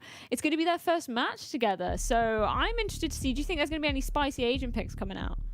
Oh, I hope so. The main thing, right, is Team Spain's background there. What he had all the Dragon Ball. I'm fully in on him now. I want my room to look like that, but I don't think my fiance would ever allow that much anime memorabilia to be around our room anytime soon. But I'm very jealous. He even had the T-shirt on go as well. This man's repping. I'm fully in on them. Even though Zonix is my boy, me and him go way back, but I'm a bit sided over towards Team Spain. The Dragon Ball's thrown me over. I hope it's going to be a close match, whatever it is indeed. And of course, Mitch, it's all going to be going down on Haven, isn't it? Of course, with this map, what have we kind of got to be focusing on in terms of the team's play styles if they're hoping to take the W? You know, I actually think this is kind of one of the more punishing ones for new teams. It's so big. There's so much ground to cover. When it comes to the defensive side, you got to be on point with rotations. So I think this is probably going to be favoring Team Spain quite a bit because they've got players that they've got a coach in there. I mean, if there's one thing coaches can do is hop into the IGL role, maybe a little bit of a downside to their own performance, but I think Hitbox is going to be more than capable of doing that. Star Wraith, we got to see him a little bit over on Vodafone Giants. He's definitely competent. Between the two of them, I think that their experience on a lineup that we definitely love. I mean, myself and James were blown away by their performance in the Allied Odyssey Ignition event. This is it's a team that I think will have a pretty good edge in that sense. Now, when it comes down to playing Haven, it's expansive. Triple duelists? I don't know. It's going to be aggressive. Liquid would do it, so maybe this is the thing. Maybe they've been watching a little bit too much Liquid gameplay. I'm excited to see it. You know, early round aggression, getting up in their faces, and really bringing confidence to it. Because I think that's something you can do when it comes to a show match. Really, just hammer it home that we're gonna smash you out of this one. Of course, we can see Zonix here up on our screen. And Tom, he made a very funny stat. Maybe if he wins this, he'll have won more prize money in terms of charity show matches rather than winning it in professional play. But you know what? That's a pretty incredible stat to have if he achieves that, right? Well, I guess people always talk about how most events are invite only. This team hasn't been getting the invites. We'll just put it down to that and not talk about the subject anymore because otherwise it could end up being a man of brutal. The people. If anything, you've just got to say, if he manages to keep that stat up throughout his career, he is a very generous man. Exactly. Yeah. Always look at the positives from it. And I do want to touch on him as a player a little bit, James. What do we kind of typically see from him in that big lineup? Do you know what? We only covered him once, but for Zonix, right, he was at one point just a stand-in player. So he proved himself that he could actually come into the team and be a mainstay in the big lineup. And obviously, this is a big that you'll remember God B from the CS days. He's moved over towards Valorant. He's leading the charge of it. So clearly, he's good enough to be on a top-tier European team, but we just haven't seen much from them. So it's more like if he can kind of get into the carry bag momentum, maybe he sneaks Godby in as a coach on the back lines. I don't know if that's allowed, might be breaking some rules here. There's a bit of a chance for him in that sense, but he's definitely a more than capable player. But it definitely seems like the Spanish side have pulled in a bit more of the heavy artillery in this one. I do want to pick up on that actually. Zonk's playing with Godby. Like, man, we know him from the CS days, the 200 IQ plays, the big brain plays coming out of Godby. So I'm wondering, Mitch, do you think maybe some of that, maybe some of that intelligence might have transferred over to Zonix? It like rubs off if you play with them too much. You just become a great IGL. I don't know if that will quite have happened there. The wax on, wax off. The Banks is showing us, but maybe maybe he's picked up a thing or two that other players wouldn't have. I think Zonix is going to be pretty straight up though about this one. He said he's just brought along a couple of friends. I agree with Banks's point that it does seem like the Spaniards have come out with the heavy artillery. They're not messing around. Like, friends, no, we're here to win, man. Let's get this done. I respect it, but yeah, look, I think I wonder actually maybe we can get confirmation from production if they can check during the game. Even are they allowed to have coaches? If so, I reckon Zonix would probably get on the phone to Godby and be like, "You want to do what you do best?" That would be amazing. I think we can probably check in with our agent picks very shortly. But Tom, I'm wondering from your end, are there any agents that you're kind of hoping to see pulled out in this? Maybe some that we haven't seen in the pro play. Right, definitely. There's that. My man. Just Viper. Well, the thing is that the agent is being consistently buffed, but nobody really wants to use it because it still doesn't seem to fit within a lot of the maps. The thing that's interesting for me, I want to touch again on what they said with Team Spain. I think they've come into this taking it maybe not too seriously, but a little bit. It's like that guy when you go and play like football with your mates who turns up in like the full kit, like all the way down, like the boots as well. And you're just kind of looking at them going, we're just having a kick around. Like, guys, you've got a professional team. Whoa. Listen, the reality is if you perform well in the show match, it means you're a good player. I know that firsthand, all right? What happens in the show match, it's probably more valuable than a real game, all right? That's all I'm saying. I'm really glad you're good at commentating, Mitch, because, my God, you're an awful human being at times, aren't you, with this? You really are. Well, they're just getting confirmation that they are picking their agents as we speak. And I've also got confirmation, Mitch, no coaches allowed in this one, unfortunately. So it's just going to be the brains of the players inside the server. But James, what about you? Are you expecting any particular agent picks to be coming out of this? Are you hoping to see anybody in particular? I just want to see them go for all-out aggression, right? I want to see even something wilder than what we've seen from Liquid, because it's a show match, we're in for some fun, right? I want to get some hype moments to commentate. I want to have some bits where I'm just be laughing for it, gearing me up for this FPX versus G2 final game, the best of three to end the day with. So I want as much fun as possible. I'm down to see the Viper because, you know what? We don't see enough of it. So why not? Let's get some madness in the way. Let's see as many smokes as possible on one side and as many flashes on the other. Why the hell not? Well, we're not going to wait any longer to take away the action. James and Mitch, it's all yours for the show match. We got disappointed, Mitch, straight off the bat, but you know what? We'll take it. We'll get what we're given. We are going to see a Reyna in play, though, right? So someone's trying to bust out the old Scream mentality with it. Phoenix is in play on both sides, Mitch. You're loving life, aren't you? Hey, look, Hitbox. He's a coach, and he's playing Reyna. I love it. The confidence. Let's go. Yeah, the Phoenix... It's here. That's all I'll say about it. I'll try to just ignore it for the rest of the game. Actually, what was interesting, obviously we didn't get every game in the previous Ignition series, right? Because we were just covering the mainstream. And there were lots of other games happening. I looked at the stats just now. Viper had a 3% pick rate. And you literally would never guess who the least picked was. 1% Reyna. What? Yep. Reyna had a 1% pick rate. But is that because Liquid got grouped, so that's why? Yeah, Liquid pulled it out once versus Bonk, and that was it. That was the only time that Reyna was played. Nobody else likes Reyna. It's just Scream, just sat there like, it's okay, she's available. And everyone else is just, nah, I'm not taking it. Viper being played more actually really surprised me. It was, one of those was Prodigy taking it out. No, actually, it wasn't. Sorry, I misread that. The only team pulling it out was Bonk.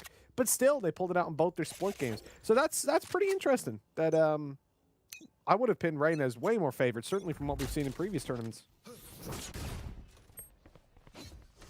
Well, let's see how this pistol round is going to go. Team Spain. We said they've taken it a bit more seriously than what we think Germany may have done. But maybe the looseness, the friendship will help them win. Oh, Poppy Fresh. Nearly lost your head there. Rax missing a few key shots. Going to try and hold on to this position for now. He's going to avoid those flames as well, but he doesn't have any armor in this. He's gone straight in for the ghost. He's getting very aggressive in these flashes. I love the confidence. He's pushing through. He's delivering some headshots at least. It's a one-for-one trade out for now, but they're going to try and find some success towards this A site by the looks of it. They're not backing away just yet. Also, Zonix is a liar. What the hell? Rax is a guy that used to play or plays for VALORANT.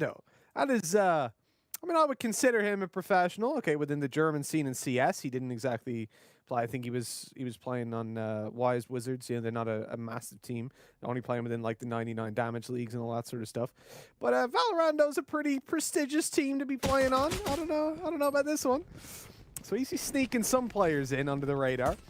But yeah, the majority of Spain favored Hitbox. Nice little angle. Gets his heels up as well. He's on the reload, swinging through. They're looking for Kiki in the back, and she is gone, leaving Germany to come in for the retake in the 2 versus 4. That was a bit tough. There's a bit of limited communication there. Zonix doing his best to fire back, but it will be Team Spain grabbing up that pistol round, keeping enough players alive as well. Look at Zonix. He's like, okay, just a pistol. It's fine. I'll adjust myself. I'll get as close as I can to the screen. You know, helps you see further into it. By the way, my man here, he's got Chubba lollies in the background. Like, he's making me hungry, man. Give me some of them. Maybe that's the secret to power. Get the sugar rush, get the extra energy boost in. I'm diabetic. That's really going to, like, send me over. How would you even notice that, Banks? Mate, I can spot that a mile off. I got a sweet tooth, son. I got a sweet tooth. I'm looking at his lights. I'm looking at his Vodafone Giants. You're just like, Chubba lollies, like, straight away. I wasn't a big boy a few years ago for no reason, was I, Mitch? And not even I'm not bad. That's scary. But like, we're looking at Team Spain coming in versus Classics. It should be a nice, simple, clean round for them. And I say that hoping that that's what we get. Team Germany want to deny it, though. That flashed way too deep. Rax still able for one. Good return for him. But that is all. And now they're pushed out to the site. They're healed up. They're ready to go. And as this retake comes through, again, just those classic pistols. You don't expect a whole bunch. Yeah, there's not much you're really expecting to see from this. More like, can you try and take a few players down? Can you grab yourself some extra ult points potentially?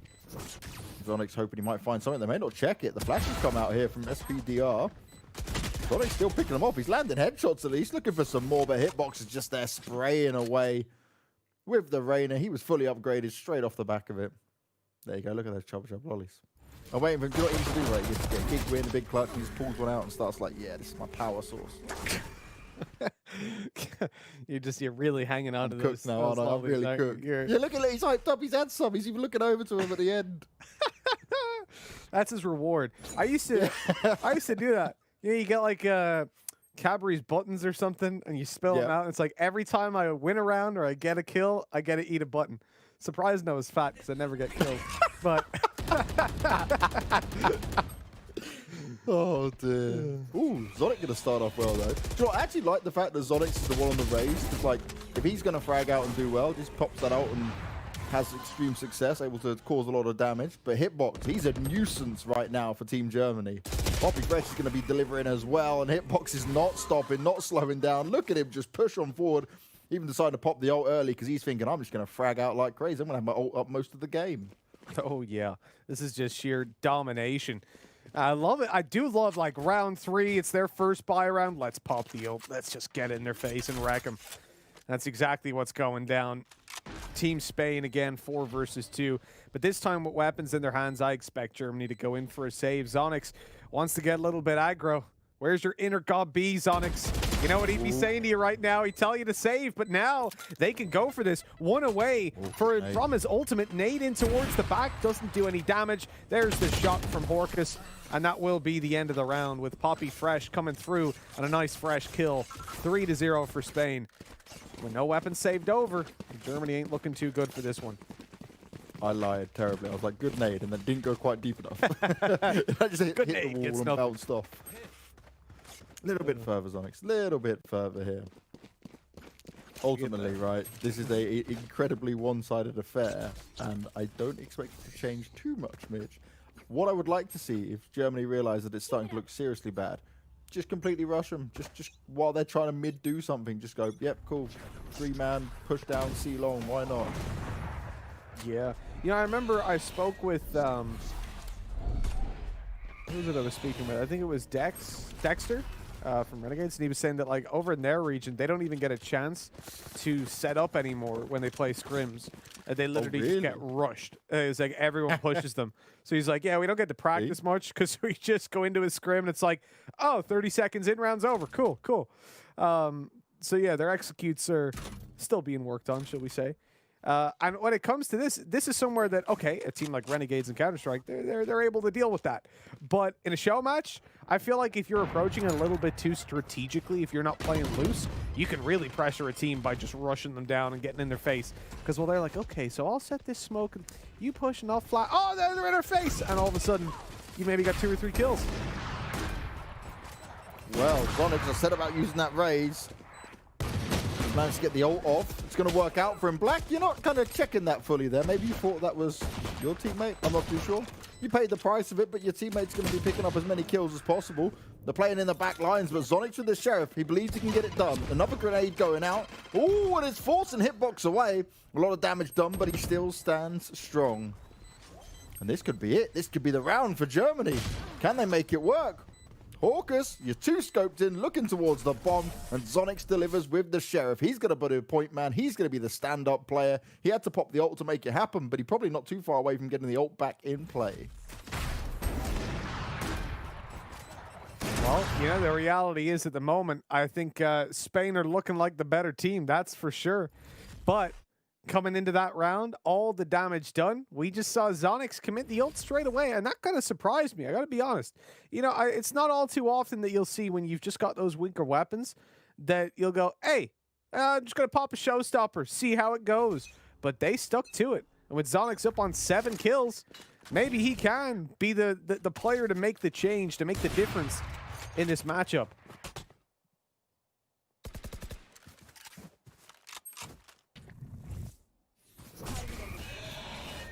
It's all about chaining a couple of rounds together here as Hitbox wants to find some more success going through the mid doors, but no one's poking out into it yet. Oh, Speeder looking to try and flash his way out, but he second guesses himself. Doesn't want to risk it yet, doesn't want to give away that advantage.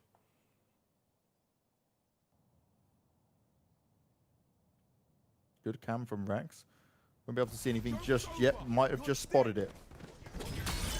Ooh, the Phoenix ult being popped by Poppy Fresh.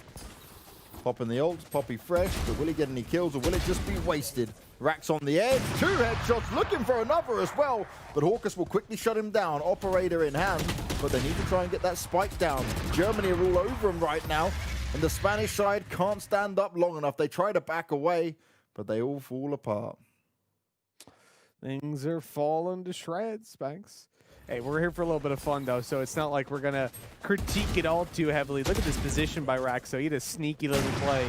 Yeah. Able to just catch that first kill off guard. Okay, he gets shut down afterwards, but that was a massive drive towards that victory. Without him finding that, I don't think he gets away with it. And it was the fact that it was just such a tiny little gap that he could play around that cage. But it worked out perfectly. Oh, I didn't actually notice, right? Kiki up on there. She's Big's new streamer. I thought I'd seen that name from somewhere. Now it had the big tag in there. That makes sense. There we go. Zonix is bringing in the repping squad. He didn't pick on the players from his team. He was like, I'll take the streamers as well. That's all I need. He's got a lot more than he needs to achieve here. But 2 rounds in a row. That's pretty good. And they've started with an opening pick here. Being popped as well. Hawkus. Oh, no. Those knives did not work out. Nistra and Speeder. They're getting the shots down. They're getting it locked in. And Speeder, he's on the hunt for more. He's got a good idea of where these players may sit. He's going to find it onto Black. One more. And the flashes have come out. Completely destroyed him. Speeder, he just had a round of perfection for him. Gorgeous stuff. Wow, Germany are really keeping themselves back up and in this. They're not letting this one slide away towards Spain, and I'm loving it. That's exactly what I want to see. You're getting a nice competitive little game. Because when it went 3-0 up, I'm thinking, and then obviously they win 1 round off the ult usage, and then answer them back with the pistols. I'm thinking, okay, that could be a once-off, right? Once the rifles come back out, that's where things can start to swing back in Spain's favor. But no, Spain has fallen, and Germany at this point, they're here to put on a show. That's for sure. So evening it up. The Spanish side may have got ahead of themselves just a little bit too far. We're going to try and turn this around with the individual skills coming out. That nade went up, but didn't do a lot of damage. An early grenade being put forward. Black, he got away with murder with that. Kiki unable to react in time. Zonix, he's hiding in the smoke. He's avoiding any additional damage coming out towards him. He just gets spotted. That's a big kick to miss. That's not what you want to see happen there. Oh, and they're being pushed away completely, but the Cypher ults come into play. Great use of the ult there, but you need to attack off the back of it. Phoenix not finding any success. Hitbox knows exactly where they're going to be coming from. Expects the flashes and deals the damage to get another kill up on the board. Only the Cypher to find. Rax still putting in work, but it's way too much for him to handle. Far too many players left alive. And Hawkers ends it with the final kill. That was very back and forth. Like, how on earth do you keep track of that? Our poor observers just like, what is going on? Everyone has popped everything. Yeah, it was mayhem. Black was actually heard TPing up above as well, but they didn't realize that, or maybe the columns just weren't there to communicate it over. Kiki getting caught off guard. With that push through, a little bit of frustration maybe coming through. That hitbox up on 11 kills. Jeez, this guy is dominating. This guy's a coach. What's this about? Get him on the lineup. See him play. That's always a good thing, though, when you've got a coach that's able to come and stand in. I remember just going back to, which is way back, maybe a year and a half now, but Gehi over on Furious stood in for the lineup, and he was sick. I made the comment during the game that if you just blurred the names and I said one of these guys is a coach, you wouldn't have picked Gehi. You would have picked one of the other guys, like, because he was unreal. Oh, nice flash from Speedar here. He's going to go in for the second one as well. He's got Rax to back him up, but he falls either way. Tries to play it smart with the Cypher cage, but the Spanish side push on their way through. Oh, Nistra, the timing's not going to work out. Hitbox is playing pretty good on his Reyna so far, and he's not done yet. Only one more player to find, and this looks like a very comfortable round for them to pick up. Only Kiki remains. Quick kill found. Nice. Was that a 5 or 4 for Hitbox? 4. Yeah. That's it's pretty phenomenal work, though. Jesus, like, this guy is look. He's staying hydrated as well. He's waiting for his lollipop till after the game. Guy's on fire. Absolutely on fire. I'm loving it, man. I'm loving watching him play. 15 kills. We are coming into round number 9.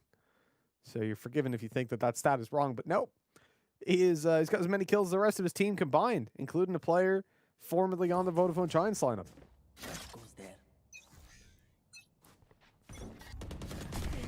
Now this is where the Spanish side need to try and run away from it if they want to have a convincing win here.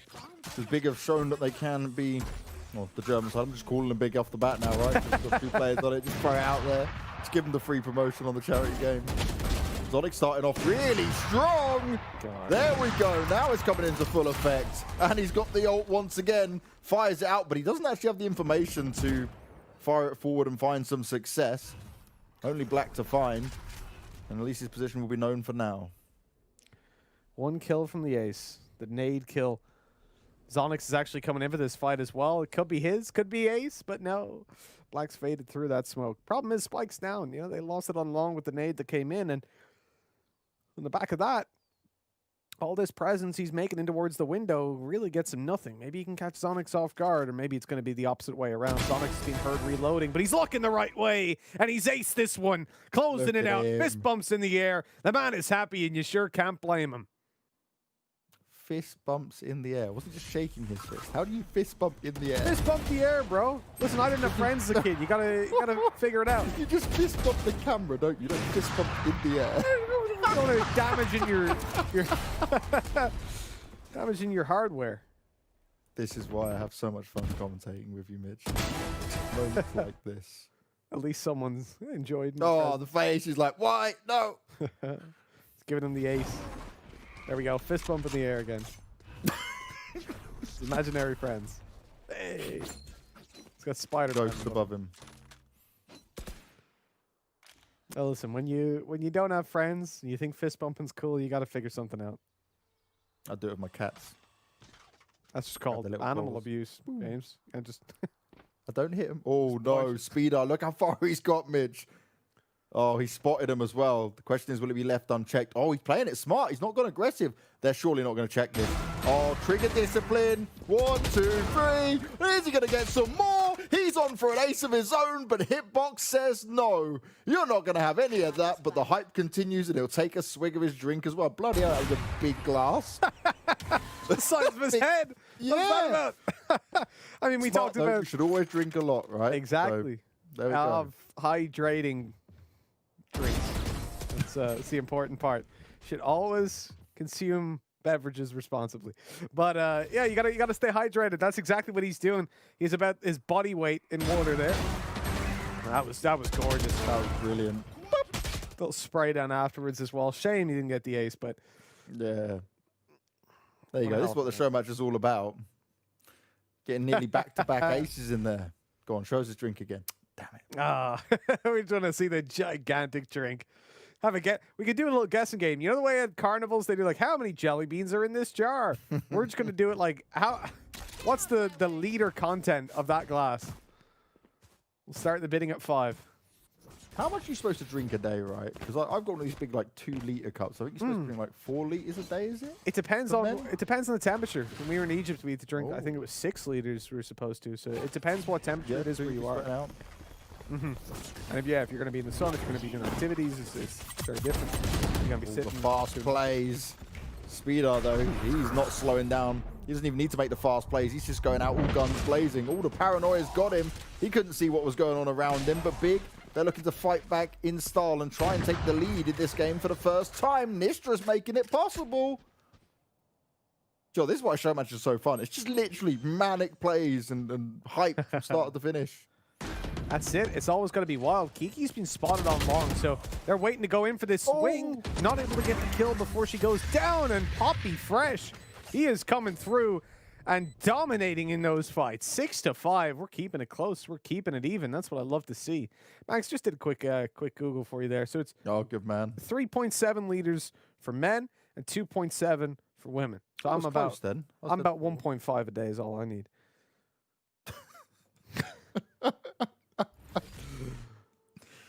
Oh dear.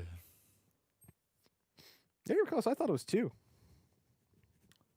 I've a 2-liter big bottle that I try to drink 2 of a day, so I assumed it was close. There you go. So I'm obviously trying to drink more. It's really hard to drink that much water a day, but it's definitely recommended. All you guys in Twitch chat, make sure you drink enough water. Oh, again, aggressive plays, but from both sides. Poppy. Oh, he's saved by Hawkers. He's living the dream. He's so lucky. Zonix's boombox just bouncing back and forth. So unlucky. He just misses it. Oh, he manages to get rid of the Phoenix ult. He's trying to line some more up, but Hawkers, he's dealing damage with that operator. Doing a lot for the team. Pulling them right back into it. Spain now got themselves that plant. The spike on the floor. Spooter, he's looking for a little bit more. He's caught off Poppy Fresh. His ult then taken away, but it doesn't look like he's going to get much more done as he gets up out of this game. Nistra obviously going to go for this. It's the final round, but yeah, Horkus, 4K, dominating those fights. Really well done. And a great half. For both teams, 6-6. It's a show match. You're tied up. That's exactly what we want to see. Wasn't it 7-5? Oh, was it 7-5? Oh, yeah, of course. There you go, Mitch. Not even paying attention to the game. My bad. Well done, Mitch. We've at least learned how much water we should take throughout the day. We're going to go to a quick break, and when we come back, we'll see who will be winning our charity show match. Will it be Germany or will it be Spain?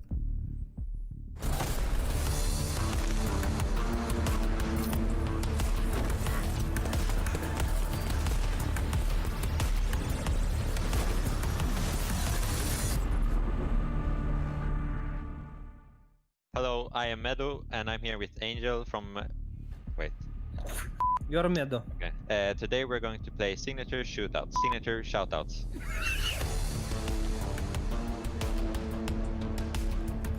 The aim of the game is I'm going to read as many voice lines of agents as I can in 60 seconds, and we will see how many he will get right. Hey, Phoenix, if I die, Viking funeral, all the way. Viking funeral? Yeah. Breach? No. Red? Yeah. Let's take from them what they took from me. Everything. Viper. Yeah. Faster, stop laughing. Keep them in our sights. I saw. Yeah. We kill everyone, and our job gets a lot more easier. Dream Breach. Yeah, Breach. Why are they so determined to die? Whew, I feel like I forgot few of heroes. I just don't name it. Yeah, I put it on the screen. Who else is having a great time? Just me? Oh, I'm gutted. Omen Cypher. Omen Cypher. No, Bridge go Brim. fast. Okay. No, go fast. You said everyone. We show them their place. Now keep them there. Bridge Brim Cypher. No! Wrong! Oh my god, it gets Always everyone! naming Brim and Bridge. No. Bro, it's just your voice. You're acting, you know? Your voice is like Brim or Bridge. I feel like we did awful. Well, okay, we did not that great meta, and we'll see how many meta we'll get right. Are you ready? I'm ready. Now I know how annoying my healing can be. Sage? Yes. Oh, do little machines need help? Take your time. We're ready and still start without you. Kilioi? No. Pasta. I added hahaha. Remember, stay out of the fire. Super high level tactic, remember it, yeah? Brimstone? Fire. Phoenix? Yes. Breach, clear our path. Will keep us safe along the way. Who will keep us safe? Sage? Yes. Nice note! Yes, they call me a monster. Should I prove them right? Pass. Why? What? There's only one hero that's called a monster. Viper? Yes. The poor place. It clings to life. A city after my own heart. I have no idea, what do you mean? Then pass. Keep giving us vision, Sova. Yet. Pass. Pass. That's super hard. It's really hard. Make sure you're following Blast for more content.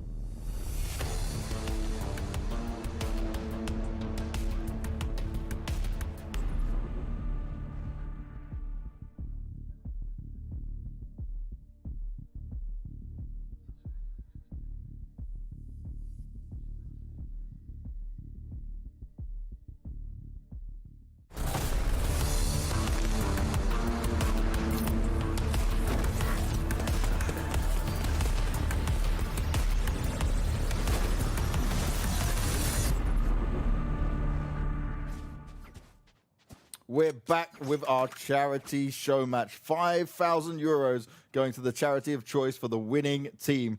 We've got Germany up against Spain, and Spain, well, they brought the big guns, the heavy artillery, the players that have got a lot of experience. Where Zonix for Germany, he chose some of his friends, but they've shown us some skills. Speedar impressed us quite a lot, and Zonix picked up that very nice ace. As Spain are bringing the pain. Here comes the push, though, as they look to get right up in their opponent's faces. Horkus, he's been good in the last couple of rounds, and he gets out of there alive. They also deal with Poppy fresh, and that's a very good start for Germany. Yeah, this is really good now. 4v2, a couple of them are low, but in general, they're in a great spot. Horkus, though, hiding at the back of the site. If this gets left unchecked, that could be... Oh, dear. No. Oh, thank God. It hit the shots. That was looking a bit awkward for a spot there. Horkus' position's now going to be known. He gets out of there in time, but he's being hunted down. Speedar finishes him off, no problem at all. And the pistol round will go to Germany. That was looking a little bit awkward for a while. It was. A couple of those fights maybe didn't go as they planned. Like this for Horkus. 1, 2, 3, 4, 5. Production's so mean. Let's just slow-mo them as well, so make it look even sillier. And eventually they connected at least. So as we look in towards the Team Germany now on 7-6, not a terrible spot. They've won out the pistol. They should be facing off against Classics in this one, and so 7-7 will tie it up more than likely. Keeps us in a nice even position, James. Nobody's ahead. That's what we like. Close show matches. We don't like stomps. I've seen some stomps in show matches, James. You've commentated one, I know that. What was it, 16-4 Cobblestone? Yeah, it featured many extremely talented players, and then someone called Mitch. And someone called Dinko. You're definitely going to let him live this one down. And Horkus, well, he's never going to live down more moments like this as players continue to run on forward. He can't land the shots. Germany are barreling their way forward into the site, and they have it fully under control. Hitbox is fast and furious, but it doesn't matter when you're completely outnumbered and outgunned. 7-7, and, well, Kiki's not happy with that. She started to get a bit surprised, a bit shocked. There's our man with the big glass, but he's not showing it as yet. I'm so jealous of his room as well. Just keep bringing back the Dragon Ball room. Oh, look at it. It's amazing. Look how cool it is. He's got all the little chickens as well Yeah. from CSGO. I hate this chickens. guy knows how to decorate a room, man.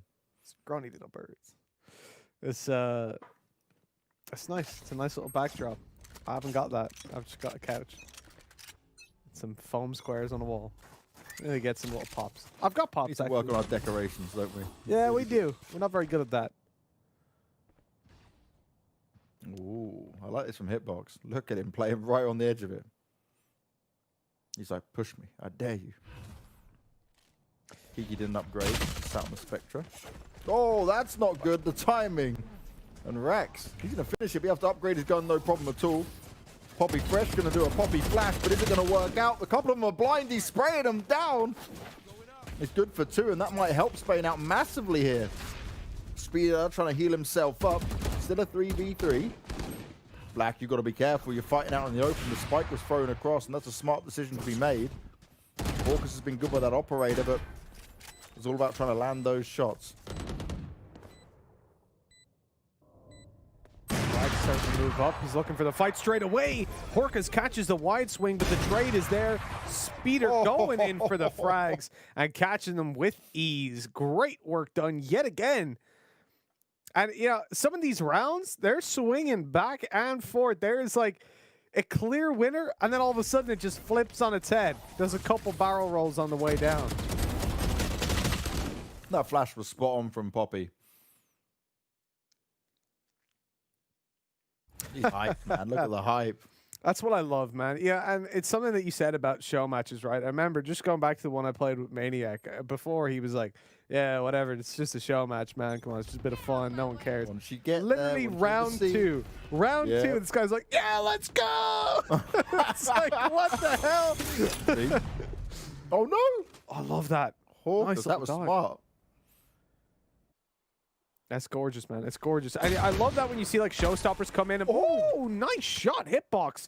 That's a free weapon. He's retrieved it, but Black's been shut down. He was trying to get a little bit too froggy towards the spawn. Oh no. And with that, a 4v4, they've got control. Germany can move up towards the mid at least. But Star, he knows what's going on, and he comes through, taking one. And the shorty holding close is a difficult challenge to really take. I like this as well. He's continuing to push on it. He's getting away with it. He was spotted out. Nade's going out towards him. He's trying to run away, but he gets tapped down. Nistra's to find the kill. Still a winnable situation here for Spain, and they've got away with murder on a few of these kills. Ones they should have never been able to have a chance with. Ooh, the jump spot. At least we'll confirm the position. Oh, they're coming to Hawkers. This is dangerous. Straight into the grasp of the jet. He's going to be flashed out. Oh, he right-clicks it, gets them both. Hawkers tries to end it in style, but Zonic says no. Now he's in a 1v2. He puts the satchel down. Stops with a Phoenix, but gets sideswiped by Hitbox. The Reyna paying off, and that was a truly back-and-forth round once again.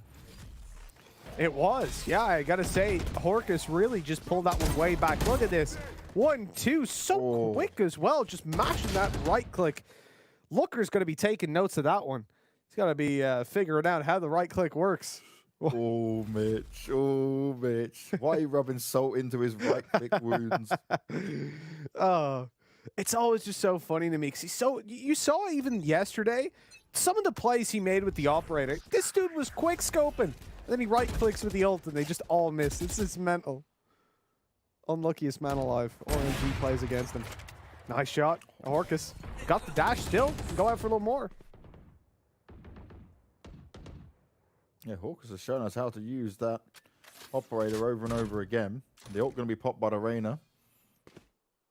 Spain looking to ensure they do take the lead in this game once again.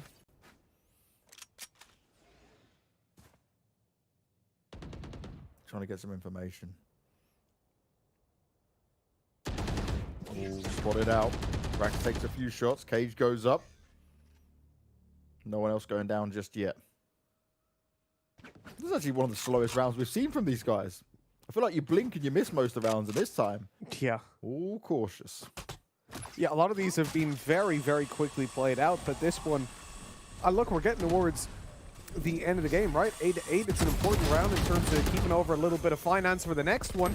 And straight away, the trades come in. Black was getting very aggressive. And Team Germany, well, they're happy to be back up in a 3v3. Poppy Fresh, though, he's not letting up on this aggression. Straight through for one. And he's almost dropped the spike with that as well. They're running out of time. Running out of health. Nistra's going to commit to this. He ults in, but it's not enough. By the way, that ult change was actually really important. Breach got his Rolling Thunder patched so that, because we talk a lot about the flashes, but it's also when you Rolling Thunder, they can no longer ADS. And that's so important because if you think about it, you Rolling Thunder an operator player, they get pushed up in the air. They didn't get descoped before either. And so they're just staring at that corner still. You walk around, boom, you're dead. Whereas now we're in a position where at least they'll be descoped and they won't be able to scope back in. So they probably even have to go to their pistol and use that while shocked, which is pretty difficult. Yeah, it makes it a lot more viable. That's why we continue to see the Breach actively used since this match. Aggression coming down. They might not expect this. Poppy in a great position. Deals with Kiki, no problem. Going to flash on through, and he wants to continue for more, but no one's there just yet. Hitbox, well aware of what's going on. He didn't get to heal himself up, though. That's a problem because he's very low. He's been tagged up heavily. At least has the operator to play with, though. That can bridge the gap on this HP if he gets into a 1v1 fight. That one-tap capability. And you can see that at the moment, Germany are starting to back off. They're moving in towards the spawn. The problem is they've given up so much control. Both A-Long and C-Long have been pushed up on. Poppy Fresh finds a fight, wins it, and just bails on back, healing as he runs right the way back towards the top of Long. At this point, I don't see an opening back in for Team Germany. You know, they're 45 seconds left, a 2v2, whichever site they go towards. It's going to be tough. And they're going to have to pretty much commit to wherever they decide to go next, because look at the time. No one poking, and Poppy Fresh had stayed aggressive at C-Long for quite some time. Hitbox low on health, but it doesn't even matter. All it needs is one shot, one kill to seal the deal. And there we go, another one comes in, no problems at all. Hitbox stands strong, and Spain are up 10 now. Germany falling behind. They need to find a way to bring back that game they were having earlier before we swapped halves. Yeah, the momentum needs to come on back, as it has definitely been disappearing. Been quite a good show, though, overall, I got to say. Like, considering we're looking at this as a show match, usually you'll have one team dominate, especially considering the, I think, fairly stacked nature of the Team Spain roster. Yep. And the start, man, what, Hitbox was on 15 kills going into round, like, after 7 rounds? That's crazy. Hitbox looking to get aggressive as well from mid. Hoping someone might poke up into his crosshair. 2 players tucked away in cubby for now. Poppy Fresh hasn't got vision of anything that's going on. Very limited information here for Team Spain, though. Germany have kept it very quiet. They've definitely not been trying to give anything away. I think there's a gap in that C-Long smoke. It might be a little bit too shallow. There is, yeah. Poppy Fresh is holding it. Hoping that maybe they get a bit aggressive. They go in for the peak. This Hitbox picks up that kill. Needed. They've got to go. They've got to go up long. The flash is perfect. It's going to delay them. Flash is going up. Poppy's trying to make it work. There's flashes everywhere, no matter who we look at, no matter who we turn to. Kiki and Speedo, they open up the site. And Germany bounce back in a very convincing style. 4v2, and this is going to be oh so difficult for Team Spain now. The lack of information they have. Sorry if you can hear what's going on. Trading with the first kill. Oh, lazy peeking it, but he somehow still gets away with it. Speeder puts an end to it, but this is actually doable for Black until he misses. Oh, he still stands up on it. The spray control wasn't there at first, but now he's got to deal with Zonix. Playing off the smoke. Blast pack's going out. He's not checking his corners. Zonix just throwing out more packs at him. Catch. He didn't. That's so unfortunate. He thought he heard where they were coming from down towards long, but he was very, very wrong. Couldn't really come from there. That's unfortunate. Either way, Germany played that round so well. Look at all these flashes, man. This is insane. We swap between so many different players. Like, oh, he's flashed. Go next. Oh, he's flashed. Let's just keep on going. And that's what the current meta is. When you add a Phoenix in, you've got the Breach as well, and they've saved their flashes. Just, well, good luck. Gonna be one hell of an awkward fight. Oh, Hitbox going to be pushed away from the position early on. They're well aware of what he's been trying to do. Go back out in for it, and that's an easy kill for him to pick up. He backs away, doesn't even get touched. Again, heavy focus on this C site. Zonic manages to make it work after popping the ult as well. But how much more can they get? Kiki may fall, but Speed Art is doing the rest of the damage they need. Poppy Fresh used his ult, and he comes in for more, but Zonic swings quick on him. Ooh. That wasn't from C-Long. You may have thought it at first. The nades come out, but the good teamwork comes through. Germany now even it up 10-10. And they're clawing their way back into this. Spain, they need to find an answer, and they need to find it quick, because that C site is incredibly vulnerable. It is. It evidently is. It's been pushed now twice and completely shut down in a row. And that's a big problem, especially considering the fact that you're getting these opening duels. You know, you're catching these. Kiki evidently not very happy about that opening duel going against them.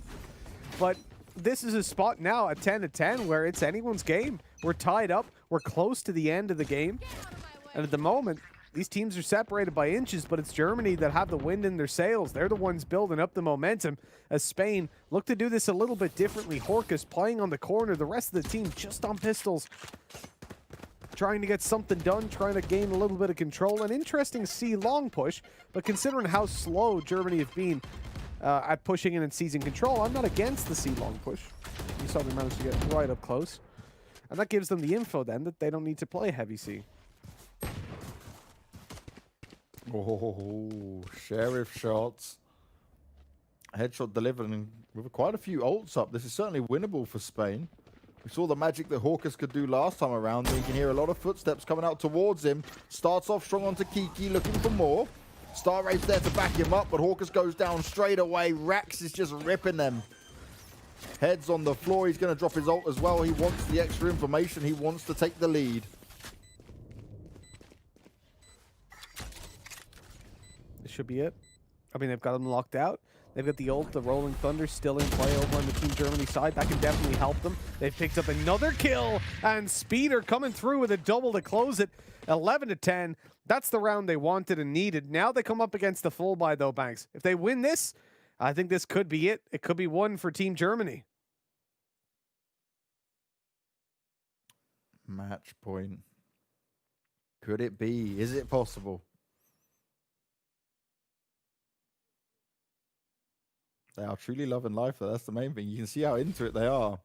Spain are thinking, how are we letting this slip away? What is going on here? Ooh, what a beautiful bit of scenery. Yeah, gorgeous. Graphics on the plants could be upped a bit. Don't think you need it taken away from your performance in the PC, though. Oh, wow. That's what Good Spain start. need. Double openings on the double operator. That's what we're here to see. Maybe that's what they need to find some success.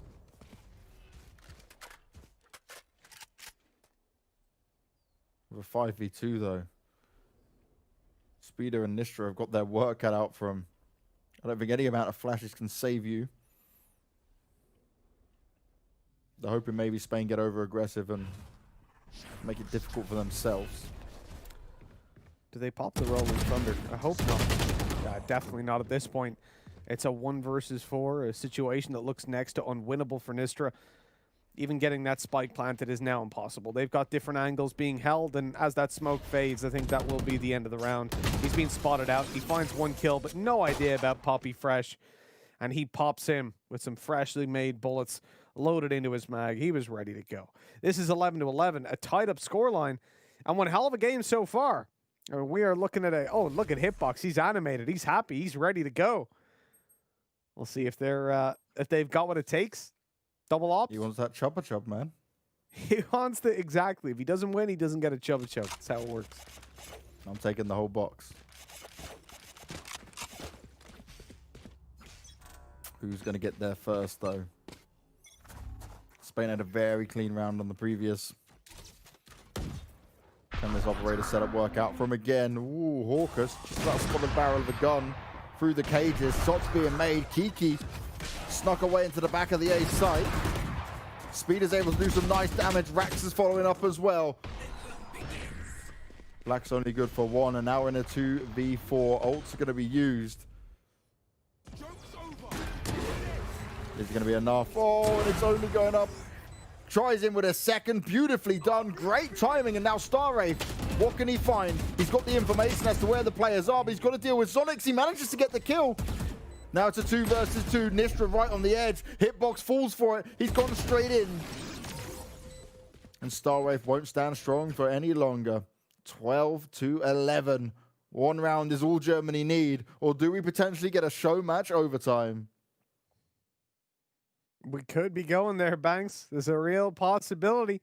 This is a spot now where, I mean, these teams have been trading blows consistently since the start of this one.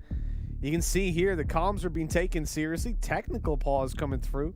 Someone's having some issues. The clothes have come off. We're into tank tops now. It's time to go out swinging.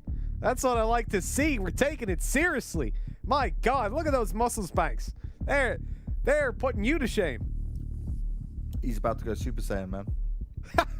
Next time we swap over, the hair is going to be yellow. Imagine production could give us something like that. Just put some hair on him, you know, fire it up. There's my Dragon Ball man. He's even got an Omen in the background. I didn't spot that. I was so focused on the Dragon Ball. He's got an Omen picture in there as well.